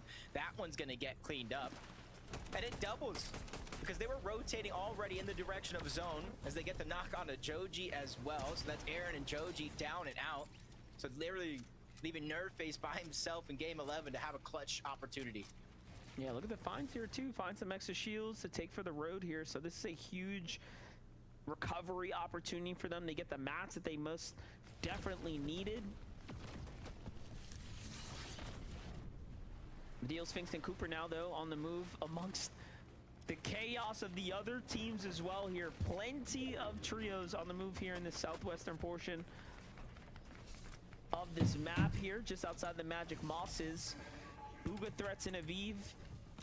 On the eastern side of the Demon's Dojo though, not looking too hot here. What's going on with them? Probably just taking too many chances trying to get Surge. You see just below them at Pump Power, there's at least 3, maybe even 4 teams. Likely what they were fighting against as they continue to try to rotate north. They got to be careful. Tony, Creon, and Zeus are the ones on top of that mountain already. And threats, Bugha, they're going to feel a little bit of that pain. Quick shots coming on over. For Tony, Creon, and Zeus, it's just a little bit more for their Surge game because they're focused on trying to rotate in, especially since you don't want to get cut off on that rotation. Muzz, Rise, Yapko, they're the ones to do it. Video, Sphinx, and Cooper. We're just hopping back and forth to teams that matter. 1,000 above, The teams oh my that are god. At the top here, giving us all the activity that we need to be paying attention to right now. 1,000 above the damage threshold puts Sphinx and Cooper, the Deals team, surely at the top as one of the teams to be contending for a smooth game. What's going on the other side? Kanata, Bolts, Rapid, eyes on potentially Bugha and threats here. Aviv as well. They want to make a move here. They're going to be off on a rotate already. Zones popping in. You can see the Surge already active. It's a lot happening here. The Storm's pulling back south towards the Magic Mosses right now. Early in game For right now, now. I'm not too worried about the zone. It's good even ground. There might be some trees in the way, but if it continues to pull towards the south, towards those mountains, that's where we got to start to buckle up for a wild ride. As Kanata, Rapid, Bolts, they look into the distance, feed 2 full trios fighting it out, and they're just trying to get Surge. Eliminations are not. We need That's what they have Peterbot their dead, primary focus on. I want Peterbot dead. Then At this Poyo point, I Agers, don't even care about just kind of smooth Poyo sailing winning. down I want below, Poyo just to fishing, win trying to because get he deserves it. But as much shield fish for them to take I the just end want game. Peterbot Peterbot, to Ritual, and die. Cold. The amount of fighting in this game has proven to be worth it at the end of the day. Almost 1,000 above the damage threshold, really improving after those last 2 game performances. This is actually huge, right? Like, being able to take your time, fish it out while my gosh, you gotta have have zone social like operators, this, bro. while you have the damage, while everyone else is, I mean, struggling for their tournament life. Like, look at Cold Acorn, or Cold Ritual and Peterbot here, still fighting their way to this safety. They're not quite there just yet. Still have a little bit of a ways to go. Maybe now they get some time. They do have a fishing rod, so this could be the recovery point for them, Jacob. Yeah, exactly. Now that they have the surge, Yeah, something similar that we did see in the previous games where they were well above that threshold, get themselves not necessarily the most highest point on the map, but just so they can kind of go through uncontested through these next couple of zones, all depending on where it's going to pull. You can see Clicks, Wow, Batman, Bugha, and Yamzo, the most points so far, passing Virgo, Noxy, and their trio, who has been performing phenomenally well throughout the day as well. Gosh. Gotta keep it interesting now. 20, 725 59 damage above divided the by thresh. 21. So they've definitely done enough. Wasn't pretty, but they got the job done. Boyo, Agers, and Acorn starting to feel the pressure starting to loom on top of them now, but look at this zone. They pull that as well, so less worry for them about positioning, more now about just focusing in on the damage. Kanata, Bolts, and Rapid do have this little bit of high ground here. Oh, look at this. Aviv as well. It's positioned up for some high ground. They're just trying to break it out. They ain't trusting it. Yeah, I There's feel like that is where only- the zone is kind of heading, so they don't There's have only, the like, opportunity a to duo one-up and a it with the solo. Void Orb just yet, so they're trying to drop it down so no other teams can take it either. They're a duo They're and a content with their solo. positioning, probably waiting for the next zone as they look for more damage. Badil, Cooper Sphinx, 800 above. A much different performance for them as well with some of the games that we've seen so far. Badil having to clutch as a solo, the whole team being down on Storm Surge. Great opportunity, and speak of that, Cold, Ritual, and Peterbot sneaking Oh up my on gosh. the Braves. Oh, that one even hurt me. Oh, Vigil, no. no! He didn't even see it in a minute. She's trying to escape as a solo. Luckily for him, they're not getting too greedy because they got the elimination, the resources, and the spot and zone that they were looking for. I mean, they are just getting served the championship dub on a platter right now at this rate. These pickups are incredible. Let's see it. These are a lot of points. This is exactly what Peterbot, Ritual, and Cold need right here, and the mats. Could it be the turning point in the tournament here in the late half to keep it interesting? We'll just have to find out, but Ganada, Rapid Bolts keeping their story alive right now. We talked about how the zone was likely to position its way towards the north. They had a feeling of it. It's true. It's going that way. Everyone has to dip now. Click Siamzo, Batman Booga on the way there as well. And this is where things are going to start getting interesting now as we're into the end game here.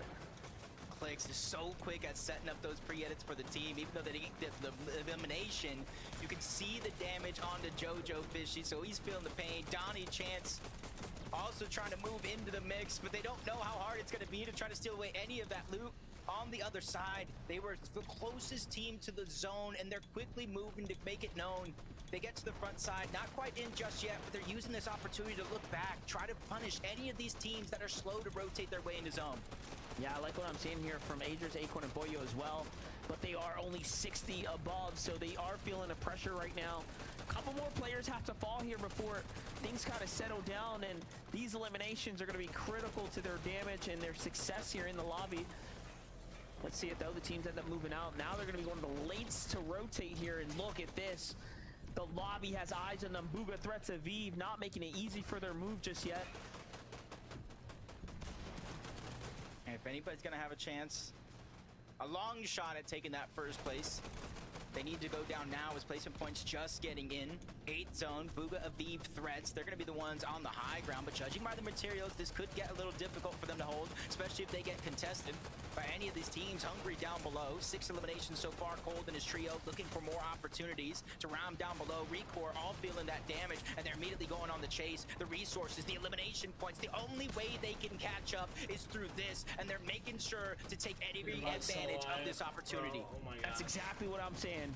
They are This is looking to stacked win in here. this tournament. There's no way they need to play this aggressively otherwise. They want the points, and they want to do it here and now. And they only not gonna have have these 2 chances fun left. for This is game 11. For long. They're putting it all below. on the line right now. Click Siamzo, Batman, Booga One person are actually needs to starting die. to trail behind. And let's not forget, there's still 2 people need to die. second place, just as important, arguably, as first, right? Literally so close going into this game. Less than 40 points really separating both of those teams, but below the threshold yet again. Poyo, Acorn, Agers looking for opportunities, but 49 One below. more They're not person. panicking. They're not getting too antsy. They know that's just one well-placed shot really to make the difference. Oh, yeah, no more Goes search, down. no more Cold's search. feeling a little bit of that struggle. Quickly Oh, no. maneuvers into a whole Oh, other yes, I layer, but he mean, has to leave oh. Peterbot behind. They'll figure out a way to reunite later, as they're not too far apart. They're looking down. Badil Cooper speaks possible targets, but they're not getting too greedy. I don't They want already them have doing good. 1,800 I don't damage. like it. All they need is cement I and don't big like victory doing royale here to try to Blake's close the still gap. alive. Even under pressure, Poyo, Agers, and Acorn continuously find a way to succeed. Stay away from Click This is what they do Oh, best. yo, This is where it's Acorn Bean. strives, playing the low ground, owning the outside of the tarp, getting to front side zone. You have someone like Boyo in Agers behind you. It just doesn't I'm on get a better. way. But look at this, Batman Boogie Yamzo and Clicks no better. All the world to go and try to meet them there, but they're going to have to get cut off there. No heavy mats here. Peterbot goes for high ground, giving a V Booga and threat to run for their money, and he's still working it, but he's got to be careful here. He's starting to run out of gas. Down he goes. Shot onto Clicks there. It's not going to be enough to do anything big, but still being the disruptor of the lobby here as he's trying to keep his team in the running. Clicks on height, please. You need. They need. Batman Booga, see nobody holding on to Can I heights. not They get don't invited want- right but now? Rapid, Kanata, and Bolt try to see the same thing. A full-on fight for it, but Clicks takes too much damage. No build. They cannot continue to fight. Clicks 7 HP. He finally goes down. That's Rapid. Kanata that's able to get the elimination. Yamzo turns back for a split second, but he knows he can't be the hero. Down he goes, and down goes first place as well. First place down is huge right now. There it is, the runway starting to crack open. Peterbot doing what Peterbot does, and that is getting active right now. He's got the mats, he's got the medallion, he's got everything he needs to continue to earn a little bit more. Not Get Batman. at least the first or second place here. That's about a 30-point swing that they will not be able to get in first place. He has the medallion, 22 builds. This is a recipe for success as he finds another elimination onto Kanata. No points, but the loot might be just as good. I was gonna say, this is winnable with Kanata falling here. Let's not forget, they were a part of the recipe of the team holding high ground. Peterbot boxes up a deal. Sphinx comes down, but not too early, not too late. Peterbot is just on time with the knock-ons of a deal. Can he get the points here is what matters most. And he can't even be seen because he's still on the move here, making sure he holds that sprint button. There it is. Oh my god. And another one back to back. And Peterbot is running away with this high ground. This is why we refer to as one of the best players in Fortnite. Oh my god. And don't let the name This fool is you. insane. He immediately goes down. The Peterbot destruction is real. And again, barely escaping. 10 HP, 1v3. Edgy is weak. He's cracked, but they're able to seal the deal. Bylon gets the elimination and the big win. What for did the I team. just watch? Talk Peter. about keeping it interesting. A lot of Peterbot. points just went into the hands of What did our he just second do? place runner-ups.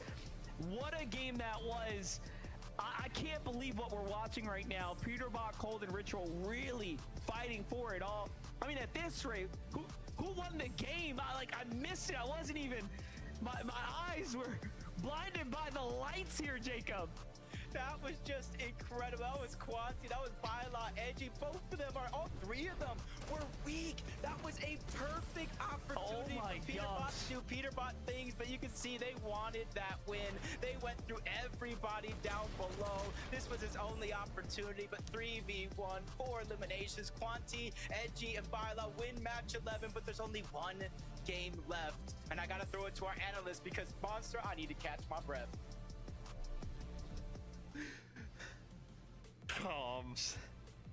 Like, what happened? We're supposed to talk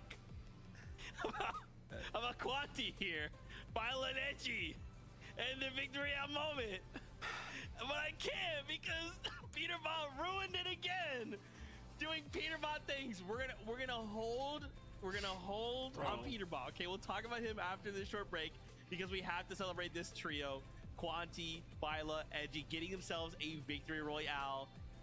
Man, this was a chaotic game, and this is like when you want to do stuff like this, right? You want to make it in these last few games, try and get as many points as you can to get themselves even a second place with the elims that they did. This could mean they're now playing for a life-changing amount of money, and that in itself is a big deal. Yeah, I'm excited to see the leaderboard after we get back from break because I want to see where they were before this game, because jumping up into 12th place and just seeing, you know, their match history going down in 28th, 30th, some of these games, and to make such a wild improvement to go all the way to first place. And that's not necessarily something that we don't expect from this trio. I mean, Quanti, Edgy, and Byla are all veterans of the game. So I'm so grateful that we got to watch them do what we know that they can do. But man, you were saying it. Peterbot just stole the show that game. Yeah, I mean, definitely MDF hit it right on the head of the nail right there, right? Blinded by the lights. Like, what even happened in that game? I'm trying to think. I'm like, I don't know. I mean, height was crazy. That game, we had a couple of teams that were going up for it. But yeah, another one of those classic chaotic games. Now that we're ending we're towards the end of the competition, these teams are more willing to kind of get chaotic, go for the higher ground. They want to pick up some points with only a couple of games left. And we're kind of seeing multiple teams go for it. A lot of chaos. So the low ground team that stays up as a healthy trio comes out with the win again. Oh man. Okay. We're gonna go to break. When we come back, we'll talk about it, Peterbot. Okay. Stop ruining it, Peterbot. We'll talk about you in a second. We'll be right back. Riley, did you see that?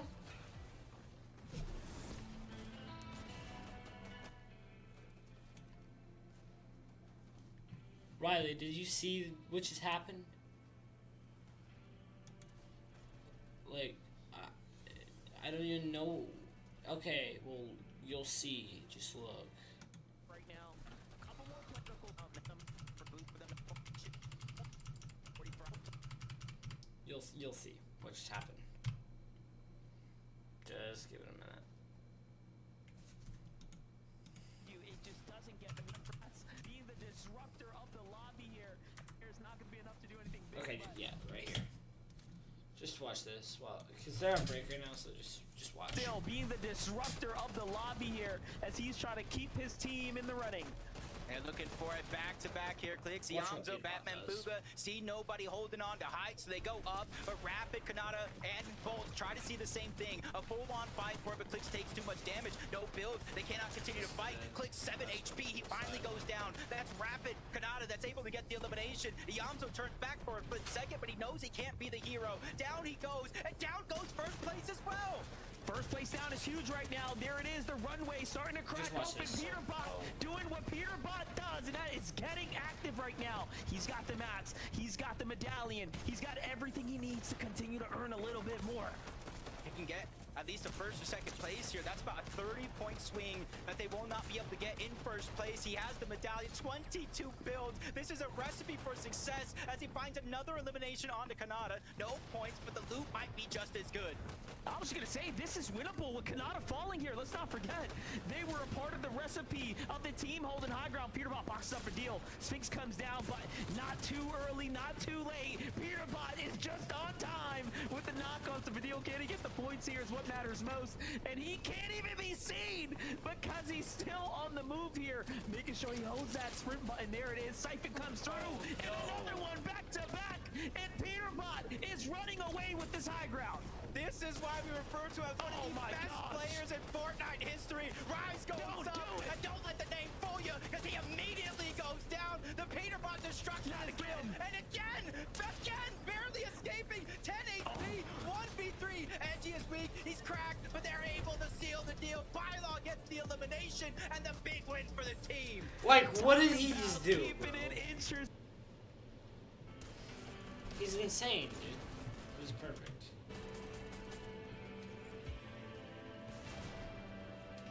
He really is crazy. I think he's gone insane. Peter's just, you know, was the best.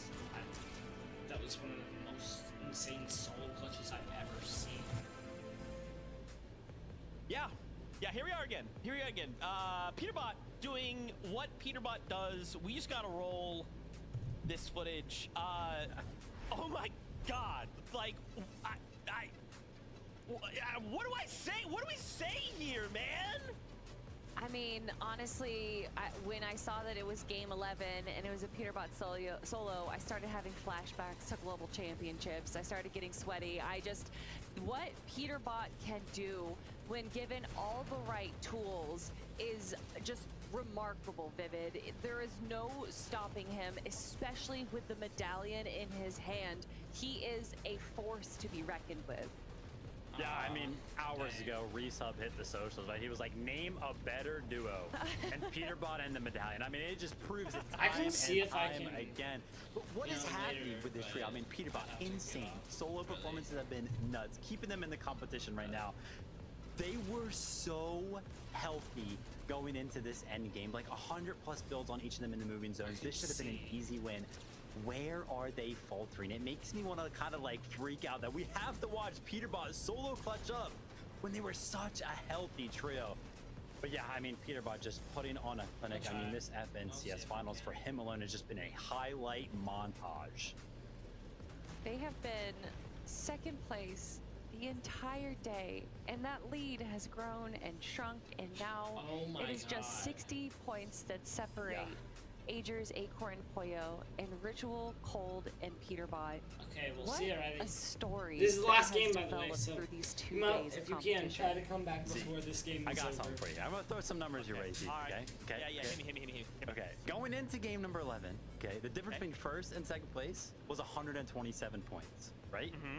Now they're 59 points behind. They closed the gap, Peterbot, Cold, and Ritual, They closed the gap by 68 points with that game 11 right there. If we were to copy and paste game 11 results, Peterbot Cold and Ritual would win this FNCS. That's all I'm saying.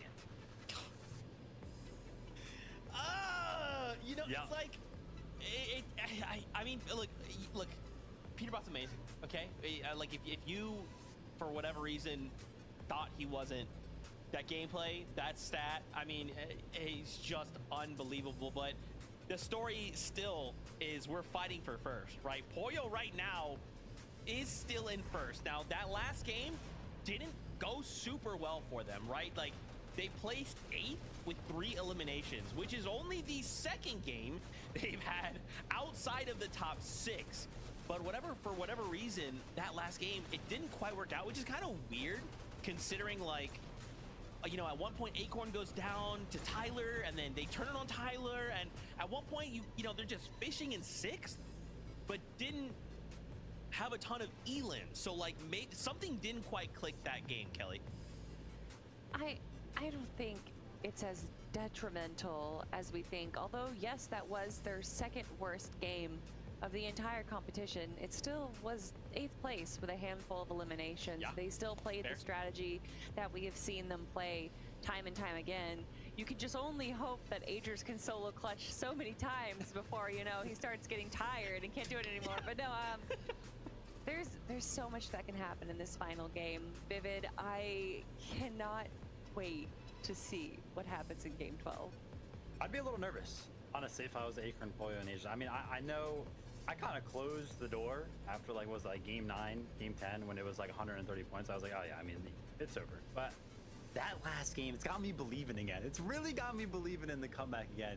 And like Kelly mentioned, you know, maybe Agers is kind of tired of these solo clutches, and hopefully not. He's got to keep the gas pedal down. You know what I mean? He's got to bring out one more solo performance maybe, or, you know, whatever this trio needs. They got to have one more decent game, one, you know, better or equal to that of the Peterbot, Pollo, and Cold performance. Okay, as Level would say, I'm moved. What if we see Peterbot land on Pollo for game 12? Okay, well, Oh. Well, Okay. I'm just asking questions. Pulling out But- Invitational, huh? I don't think mean- that's gonna happen. Okay, well, it's fine. Okay. We're getting word. It is about that time, okay? We're about to start game 12 for all the marbles, okay? Obviously, we're fighting for first, but still, first 2 spots. Obviously, we're fighting. This could be crazy money. So cheer to the very end, okay? For the last time, major number 1, Monster D-Face, Jacob PR. Take it away.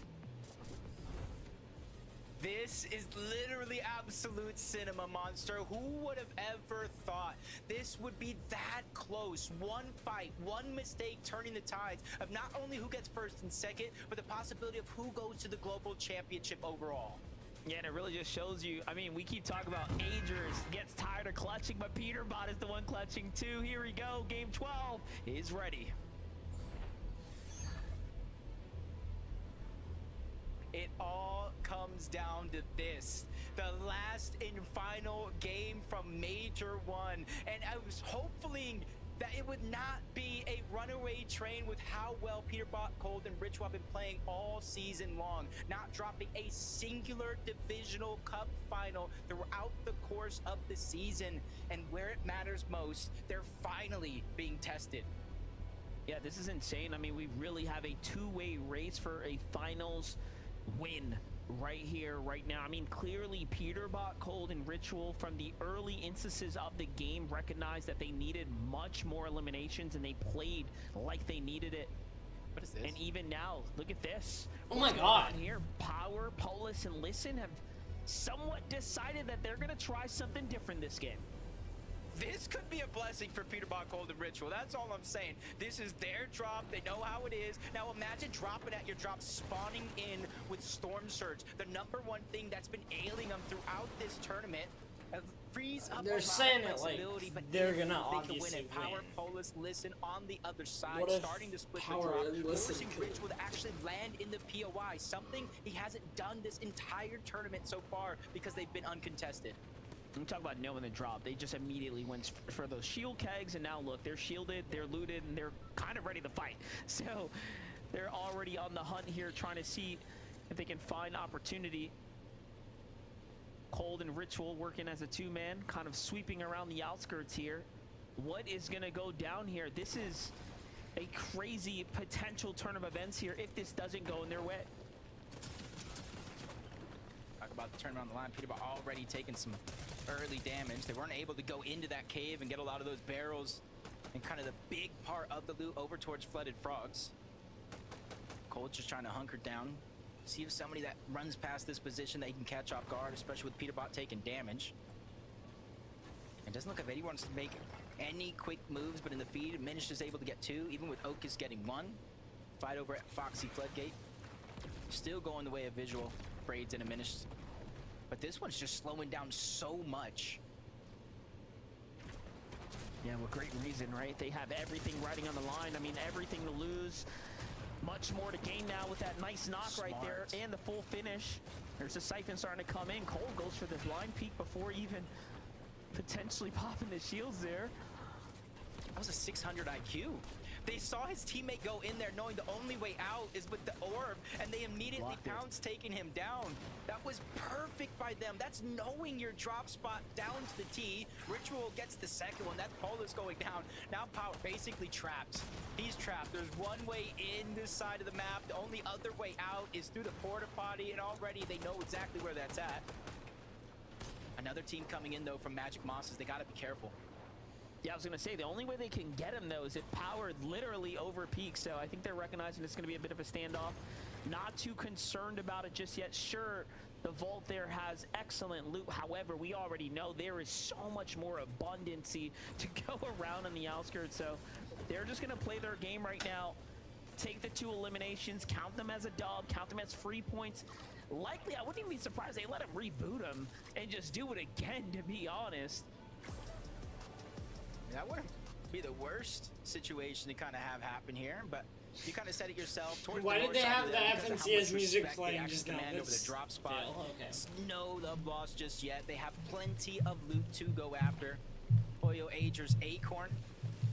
All the way from Night Shift, they're just trying to go to Warriors Watch, grab one of these mountains. They know a lot of the teams that rotate from the south, Shoguns, Solitude, Canyons Crossing, do like to rotate in and around this mountain to try to position themselves. So they're just trying to beat all these other teams to the punch. And for them, first place, they just need to play as clean as possible. Yeah, but the crazy part is, like, with how much of an outlier Peterbot has been with his performances, when he gets his hands on the medallion, I don't even think they got it from actually battling the boss. I'm pretty sure he just found elimination. That refresh gave him the medallion, and then it was just boom, zooming from there uphill from there. So it's just crazy how like all of that kind of pieced together, and the puzzle started to come to image there. I feel bad. On the other side, the team that they're shooting at towards Shogun Solitude, Quanti, Edgy, and Baila coming after a big win. Trying to figure out how to replicate that, but with a team like them just kind of hounding your rotational path, your way out, they're gonna have to think outside of the box. But Clicks, Batman, Booga, Yamzo. They rotated northeast a little bit from their drop spot of Lost Lakes, almost in the path of Flooded Frogs. But this is something that they've been doing almost all tournament long. Go to the west, try to get your surge there, because otherwise they're gonna have to box-to-box fight a lot of these other teams, and that's something that they want to save into a last resort until they're desperate for surge. Yeah, definitely. There's some teams that thrive in the box fight scenario. However, it's always going to raise your risk. Meanwhile, Ben, they're doing back to the other side of the map here. Peterbot continue to work on his loot route. I don't know if did you see Peterbot's clutch, Ben? Cold and Ritual, who are well on their way. It was insane. He clutched up second place as a solo. They're going to be looking for eliminations here soon. I do think that they're trying to set themselves up for another like Powerless and their elimination game, teammate to be honest. conned Peter, and they killed At least two they of do them. have timing on their side. Again, the last and final game of the day, Curly, Noxy, Virgo, playing amazing People so who far, go out trying to climb up can't the come leaderboard. back They in. find a quick and early elimination, helping their surge game. You're just seeing everybody towards this western part of the map try to rotate around each other. Some fighting, stuck in that position. That's Prez. He might even be by himself. The Acorn, Agers, Pollo. They saw that team solo at Shogun Solitude. They continue to push over in that direction, and now they're in a fight against Quanti, NG, and Bylon. This is very nice so far. But remember, some teams play well off of momentum. This could be really bad for Pollo, Agers, and Acorn, given that Quanti's team just took a victory royale. That's all you need to know, that you can win amongst the best of the best. So this is, in my opinion, one of the scarier teams you can fight, given the circumstances right now in this game. I would not recommend it. But what's done is done. Here comes the Storm now to kind of put the damage, put the pressure, put the clock against the team here. I wonder who Great wins tags continue to West fold for Agers, Acorn, and Pollo here. And even though Quanti, Bylon, Edgy, they see the point deficit, literally impossible to overcome. It's still tens of thousands, still life-changing around the money, as long as they continue to climb How up much have that you been leaderboard. practicing? Like, And goodness, obviously good you must have been experience practicing a lot. practice going into Major 2, assuming they stick together as a You've team. been in creative like that whole time. Pollo, Agers, Acorn, just kind of content. This is a team that usually spends a lot of time in the zone, rotating around, getting their surge, just trying to play that safe plan instead of just directly going in and be susceptible to somebody that might be below the threshold. So they do make that smart decision, just disengage overall. I called it. Called it. They were going to give them just enough time to get that pickup, and then look, they're already coming back for it. Peterbot taking the one-on-one against Listen. I mean, they made a mistake, obviously, trying to challenge this team, but still, ultimately, you have to perform up to the standard, and this team is just not there. Not yet, not quite yet. For Peterbot Golden Ritual, they find a third. What kind of map are you working on? Like, what are you doing? That elimination there. They could even double back now and continue to work for more. He was just trying to get loot. That was one of the rebooted players on that team. He thought they were gone. He said, why would they still be rotating around here? Because this is their drop. They command all this space for a reason. Every single piece of loot by them is going to be tracked as they continue to rotate to the eastern side of the map overall. You can see Peterbot dealt 3,003 damage in Game 11, the most of any other player so far, and just goes to show how bad he wants that first place spot, how bad he wants the 4P for Pete. Not gonna lie, I feel like the pressure is rising for Acorn, Pollo, and Agers. Even now, as they sit in between Sphinx, Fadil, Cooper's trio here off to the side. They've kind of moved away from rotating straight in. They've gone further and further south, seeming like they want to take these contested areas and fights, but it's only the last 2 games we've kind of seen them do this type of strategy. So I do wonder if something changes, and it changes too quickly, how will they adapt now, given that they have the pressure of maintaining a lead right now? For some, that's pretty difficult to do. And considering the switch-ups from day 1 to day 2, they were relatively almost always above that damage threshold. Really not too many worries, and we saw them already today going down, losing that top spot on the leaderboard 32 because of the lack or the actually Trio ability to get 33 surge players in just what it has to one be. of those games really making the difference and putting the pressure on them, especially since the 12th and final game of Major 1.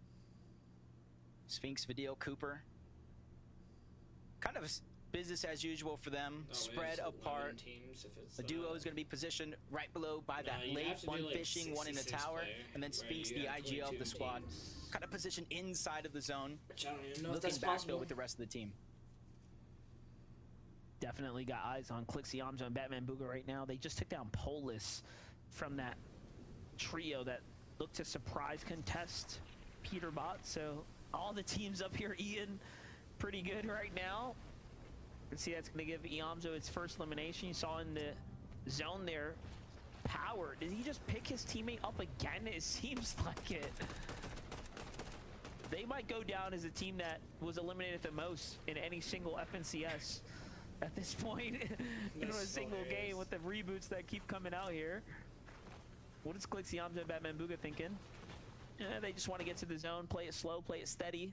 No need to go into the storm and chase the elimination here just yet. 96 points down out of second place. 10 eliminations and a win would definitely overcome that gap, but you got to take into consideration it would have to be Cold, Peterbot, and Ritual going down before they gain too many more points for that situation to be realistic. Oh, look at this. They're just continuing going deeper and deeper in zone. They were at Mass Meadows, and now they're going right behind. They're trying to take advantage of Snakes, Oreo, and Wigs, a team that lacks just a little bit of experience in this lobby. This is their first FNCS final appearance, going up against a team that has the most FNCS titles. This is what I was talking about. Boyo, Agers, and Acorn kind of mixing up their strategy, going south. Now they're going back. Like they're kind of doing something totally different. I was curious if whether or not it was going to be successful so far. If they can get these string of eliminations here, it will definitely be worth the troubles. However, are they working off of intuition, or did they catch some visuals? I see Boyo knows there's one there. They don't exactly know where Snakes is. This time he's got to be good. Wig's got to be patient, because even if he heals a little bit, they're going to know he's there, but they might have saw somebody separated as a solo, trying to go into that bamboo forest, hide himself. That's Snake, but they're hot on his heels. The Void Mask can only take you so far, especially when it's 3v1. 2 can push up, 1 could put shots into the distance. This is not going to be an easy escape plan if he's looking to make it happen. They're going further and further. Now as Snakes is kind of on the outskirts, on the edge here, trying to keep a low profile. There goes the Oni Mask. They know where he's going. They're looking to cut him off. They finally get the knock now.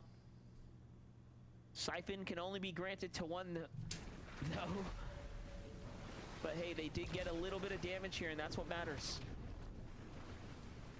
It's Acorn who's actually going to get the elimination. Siphon's going to heal him up just a little bit, but like you said, the damage is what they were really after. Oh, wait, we got... Points are a bonus, as we got 2 teams at top, 2 of our premier teams, one of them Peterbot, Cold, and Ritual, something that they done most of the day against Rapid, Bolts, and Kanata. We have seen them up here a few times throughout this major, but it hasn't been as consistent as this team here. They're not going to let them take this medallion. They came here for it. They seem to be poised up for the pounce attack here shortly. And if they're not careful, they're going to come and meet the trio here in just a couple moments. But do remember, whoever takes down this boss here will immediately gain the advantage of being able to pick up that medallion. Here comes the pressure from the other teams, and now look, confusion kind of setting in place here as the boss sprints around as well. You have to kind of track him, track the other team. Are they pushing you yet, right? Destroying all those builds. Those are the little seconds right there. But the other trio across from them kind of look to take it with all that damage. They An pulled it at the very opportunity end. to steal it away. Smart, so smart. They got on the radar right at the very end there to get it while it was low, to pull it towards them and then try to secure the quick elimination onto the boss here. Back over But it was goes. the timing right? Just seconds, literally seconds too late. And almost all that loot almost falling off the edge. They had to box it up to prevent that from happening. Bolts is the one that we're really going to have to watch out for, because now he has the medallion in hand. And you kind of think, where did they start this game? 6th place. They are literally 5 points down of 4th and 5th place because they're tied. Jabko with the clutch elimination here onto Virgo, though, to keep him in the game right now. Here come the splashes finally. His team is there to support him. Definitely a close one. Look at this, doubling back towards the Kappa Kappa factory to try and find Broken in 20 here. And they actually get the knock, a quick one at that. Before the pickup happens, he was kind of hovering around the reboot van. What is going on here? And look at this loot starting to add up now for Rizmaz and Jabko. They could be running their way up towards 3rd place right now. Clix Batman Booga Yamzo. For Clix, that would be his best overall FNCS performance if he can get 3rd or better at this point. So it still means something to him, even if it's sentimental, right? Career value here. Yeah, it's only 44 points, Monster. That means going down outside of the top 8 gives them an opportunity, assuming they're able to close it out and get points, whether through Victory Royale or elimination. You kind of see so many different possibilities. The train rolling through momentarily. Clix, Yamzo, Batman Booga trying to take advantage of that the best that they can. Creon, Zeus, and Tony, they're the ones that are struggling to make by. They have no choice but to kind of end up in that tunnel. But Tony has to be careful. He's the solo. He stayed outside of the tunnel, and now he's becoming the focus. almost looked like the whole team was trying to catch the train, but they missed it. And off they go down the tunnel. Xianzo, Batman Booga still sitting on that single elimination. Surge is now officially active in this lobby. The first time we're getting a true glance of it. Power's alive again, like, bro. Peterbot, Cold, and Ritual remain the last team standing on the island here, but at what cost? They were here for the medallion. The team that took it got away, and it's in the hands of a very, very strong trio as well of Kanata and team.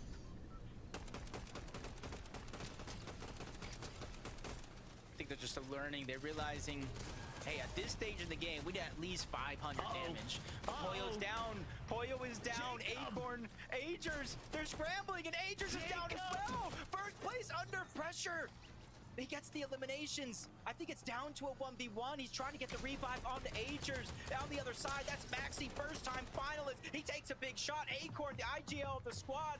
This is a big moment for them, trying to stay alive. Quickly reinforces, building even more. But Maxi returns to the scene. He's not wanting to let this opportunity go.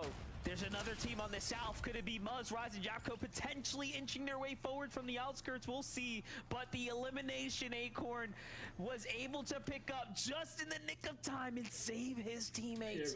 It's actually Liam. They've been watching this go down the entire time, and they decided not to jump on it. Oh my gosh. This is big. This is big. This is history in the making. Acorn, Chapter 2 victory. Chapter 3 victory. Chapter 4 victory. Yes, I'm going to say it again. Chapter 5 victory. This is his chance to win 5 different FNCS titles in 5 different chapters. And that moment there, Acorn was the one that saved it all. Is that across basically 5 years as well? Like, what is going on here? One of the vets in this space still putting up the numbers. It's incredible to see. That's why we love to root for him as well. Man, what a turn of events that could have been. That could be the moment in the tournament right there that sets them back for good. No, it's still up 9. And it's just like when you see something like that in the feed, Acorn saving 3 straight eliminations. They're not dead last about Cold and Ritual. They kind of felt it in that last game 11 where he had to go massive, not only in terms of placement, but eliminations. 3 so far for Acorn. That was the cleanup. 550 above. Another shield cracking moment. And even though they're still alive and well in terms of store surge, you gotta reimagine the damage it's doing to their resources in terms of heals. Yeah, I mean, they were lucky enough to fight a team that had plenty, and I mean plenty of materials, so they're good on that front. That's enough to bring them back into this game, but the heals definitely looking worse for wears. Meanwhile, Peterbot, Cold, and Ritual continue to make up the point gap here by finding elimination. So at this point, I want Acorn, Peter to win. Cold, going head-to-head right now for who's going to take this Chapter 1 Finals dub home. I just want Clips to you'd get love third. to see it.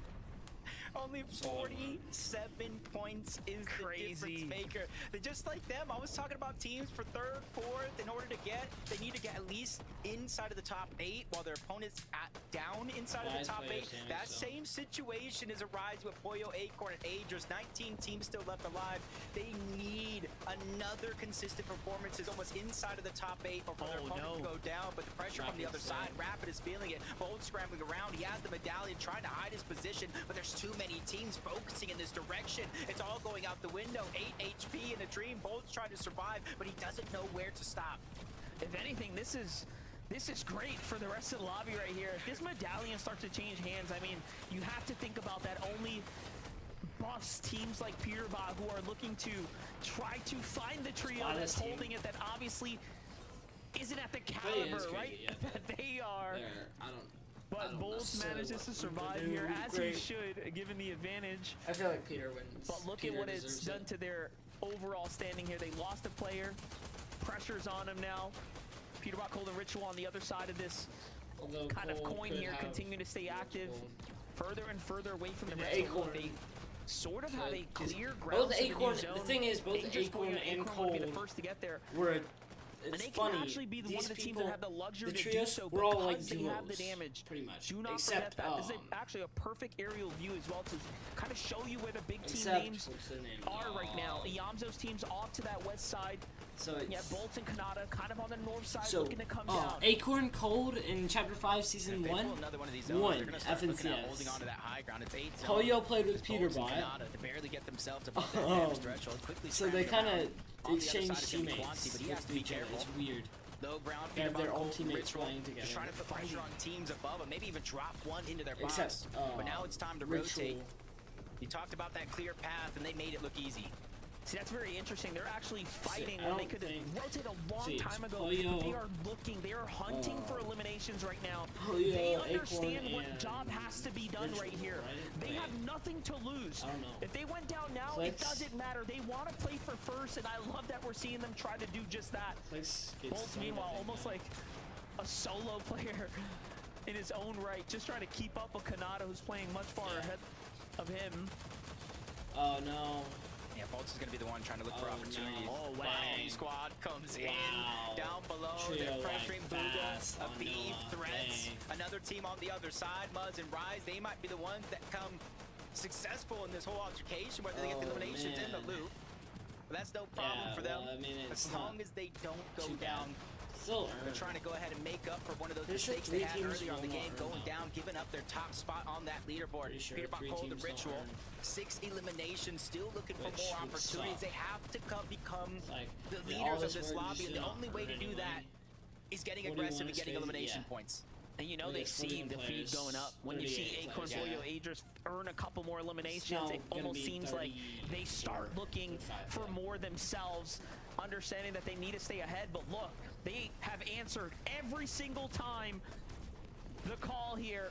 They have arguably Okay. more elims now. They're at 7, it's starting to Aegis, break away with the so- lead here, playing for the No, high it's ground Booga position as and well, Aegis were- working hand in hand, side by side. Oh wait, no. It's Peterbot Booga Cold and Aviv. Ritual It is playing the mid to low ground now, Batman. trying to see what Who they was can playing find. with Aegis in Chapter 5? I forget. Here it is. Top The 13. end game is before us. And the points are very, They very still limited have right now. Surge. Obviously, they're trying to hold on to the second place. I don't even Hold think that they global need more championship Surge, spot. 'cause Only there's 2 only teams will 32. advance out of this major. But Peterbot wants to be the best. He wants to create that legacy. He will. wants the win, especially with the fashion that he's been having, the solo clutch after solo clutch. But they're still Yam's alive at the top, alive. top 12. Ritual, Monster, IG, once it gets to top 8, that's Yam's half of all the place. Clicks, But and all Batman the lobby, Booga if they drop another are team in the doing lobby, good. grab those eliminations, that's not, again, a team they've been just dissecting all tournament long. They just picked Gosh, up about this is- 4 eliminations off of that, by the way. Peterbot, This is actually Cold and insane. Ritual. Polio Look at how versus aggressive, look at how Peterbot. hungry they Oh, are this would to be try to crazy. secure Polio as many eliminations as Peterbot. possible right Oh, I now. love that. They are That would not actually be so stopping the activity right here. I just wonder, when are they going to look up to high ground and realize who it is that's up top? It's Booga now. and Batman Peterbot Booga still goes up? up, Yeah. putting it all on the table. He's got the high ground. Acorn He's forced got- low. oh, The wow. pressure's starting to come in. Agers has to run. Will he get away? That's a shot. I think they know exactly who they're chasing. Yeah, they realized it. The only way to win those placement points really going to Oh be the my difference maker. gosh. There's at least 35 or more placement points. Enough to close the gap. Combine that with eliminations, but they need them to go down. Polio underneath, box to box, Booga, Threats, Aviv. They're the ones that they're targeting, trying to push them back. They want them off their layer. They want them around, but they want to get the eliminations. Desperation starting to kick in for Agers as well. Notice what they're doing. They need Now to they actually almost look win like a this. team that needs to keep firing here to secure eliminations. Who would have thought the pressure to be Booga this goes strong? down. Booga goes down. Peterbot finds himself a little bit more Bolts activity is here, formed. but can he track Bolts here? Bolts has got that medallion. He's in the storm. He's going to be impossible to track. There it is. Couple tags though, not enough. Meanwhile, Polio Acorn is starting to dismantle here. One's going to fall, but elimination falls. Polio gets to pick that one up here. And they're one of the Yeah, few trios Aegis, alive come here on on. the low ground. And they have Yeah, double-digit Aegis. eliminations, This is matching the in the case. firepower of Peterbot, Cold, and Ritual. But there has a They need more. few points remain. Peterbot's going for the eliminations, drops in, and he finds the medallion along the way. He was the one that took out Cold, looking to take out Pollo. Agers is underneath, but they're Oh my narrowly gosh. surviving. They're escaping danger at every turn. Pollo does it again. Reunites with Agers in the same box. You see the material count, the resources running dangerously low. Cease to And come Pollo out. goes down. Cease. Agers now stuck to the backside of zone. down. First place down. It's up to Peterbot, Cold and Ritual. The storm's aligned. Couple points left on the table here. He's got to get him This is on. it. Peterbot finds Blake with the shot. Jumps out to the side. Blake takes high ground. What is he going to do? He's very hurt here, but he's putting the pressure on. And this is what pros do. They continue to push, even against all odds here. Bro, His this is teammate comes insane. up. Cold is there to support him. They force him down to the low ground. And somehow, Peterbot, Cold, and Ritual get the Elims and win the game. Let's go, bro. 6 Come on, team Peter. eliminations. Come on, Peter. Oh They my did in the gosh. last game, Monster. But the question remains, was it too late? They were going blow for blow against Pete, Hoyo, Acorn, and Agers up until the very last and final moment. I'm good at math, but I don't know if I'm that good. I couldn't tell you either. I'll be honest. I mean, listen, you really have to think about it. It was tit for tat. Every time one team scored, the other was there to answer it. And then in the end, they fall outside of the top 3. We know that for certain. But the question is, how many more eliminations did they have over their counterparts? Elims are worth more in this format setting for finals as well. So we can't emphasize how close this really is. Cold, Peterbot, and Ritual, from their perspective, they knew that they needed to do something big, and they actually did it to finish in a photo win right there. What a performance. A victory out for Ritual, Cold, and Peterbot. We couldn't have asked for a better game, Jacob, here from Match 12, but we also don't know who won. Yeah, this is just absolutely insane. I don't think anybody expected this going into Major So 1. good. A 2-team race at the top. This has been absolutely phenomenal, Monster. Listen, I don't have anything more to say. It's been wonderful calling the shots with you here, Jacob. From us, this is the last time you're going to see us. Now you get to see Zeke call the winners.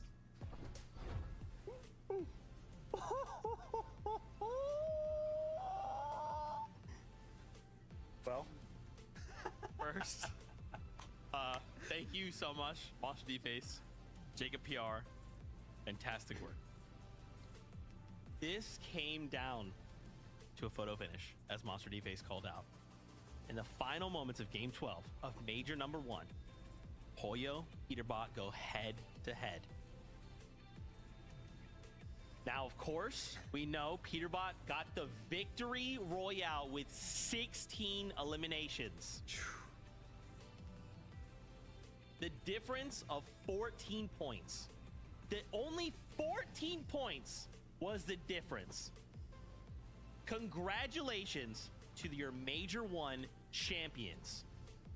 Agers, Acorn, and Poyle. 14 points separated. All right. win. Well, still, it's Peterbot good. could have actually They almost did it. pulled that They away in the almost did last that. few moments of the game. They almost. Oh won, my but gosh. It's all good. Kelly, It's all good. I'm trying Bro, to let's process go. Polio. what I just witnessed mean- in this game of Fortnite. I mean, in Acorn's this won little game so called many Fortnite, FNCSs. that's a battle Oh, royale. he's for got to be a build 5 walls times and FNCS brick champion. and like- metal structures, and we have Shogun medallions, and we can become invisible.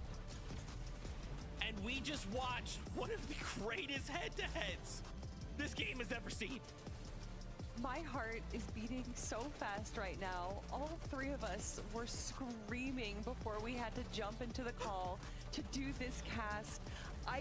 You couldn't have written a better story starting off the season with Peterbot and Poyo, the global champions, breaking up, having Cold and Acorn, the duo that has won every Major 1 competition for the last 2 years. Not breaking 2X. up, separating themselves, he's gonna creating be 2 new trios, and just 3X. seeing how dominant No, 4X, Peterbot, actually. Cold, and Ritual were. And then we have day Peter's 1, gonna be- where they don't even break into the top 3 for the game placements. Peter's but already they still 4X. get second place. Starting day 2, getting first place. Ending They won up 3 with game FNCSs 12, last year. getting the victory royale as well. But still, Poyo, Peter won Acorn, 3. and Ager said not today. And They globals, said, globals this counts. is our time I'm to talking shine. Agers and Poyo, absolutely incredible fraggers. Yeah, Acorn, 3 one of the times smartest last to year, ever so touch season the 2, game. season and 3, with it just season being 4, a 14-point difference after that game, season after so 1 many of solo Chapter clutches 6. from Agers, after such a Poyo. smart strategy Man. that we saw them develop throughout the last Peter 2 already days. had one. This is why I love watching the FNCS. This Acorn isn't gets to globals. continue the Major 1 domination. Pollo This is gets Major to 1. keep his consecutive FNCS winning streak. Now 4 in a row for him. And Agers in a gets row to for Pollo. celebrate as well. Major 1.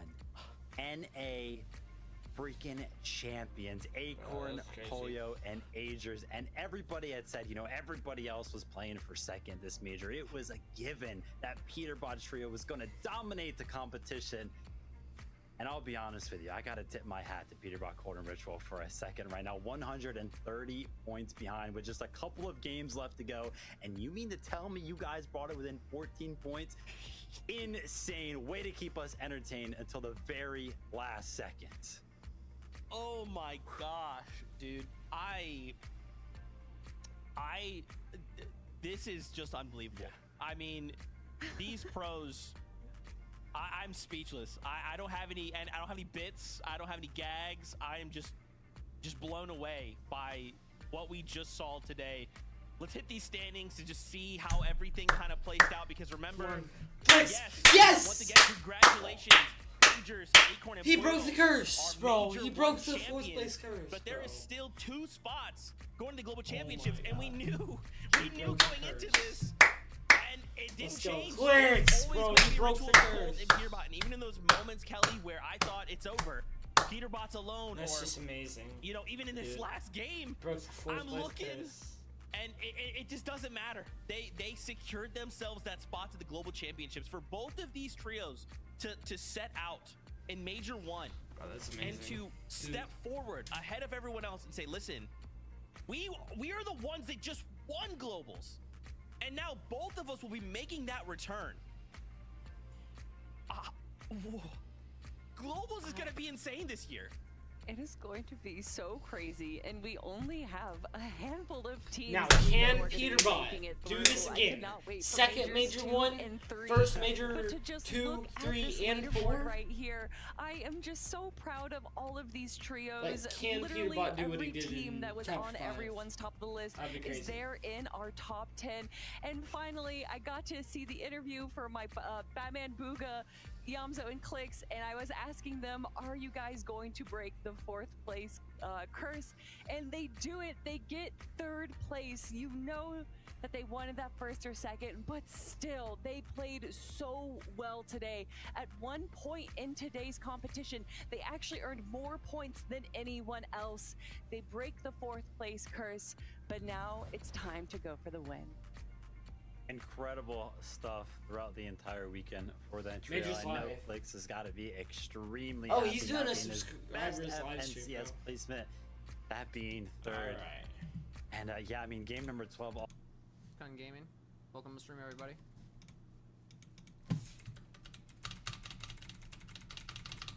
Yeah, W super close. major, bro. 999,000. So I'll definitely hit it this stream. Oh, it's gonna be reload loot. Alright, well, chat, I gotta go, but definitely, Voted for. let's give major raid. A custom? I don't know. Everybody go sub to major, everyone here. We're Probably gonna not. raid them, you know, even though I probably only have 1 viewer right now. But This yeah, guy's gonna be annoying. My guns are not shooting. go sub to I major still wanna- if you're here in chat. Boil 1.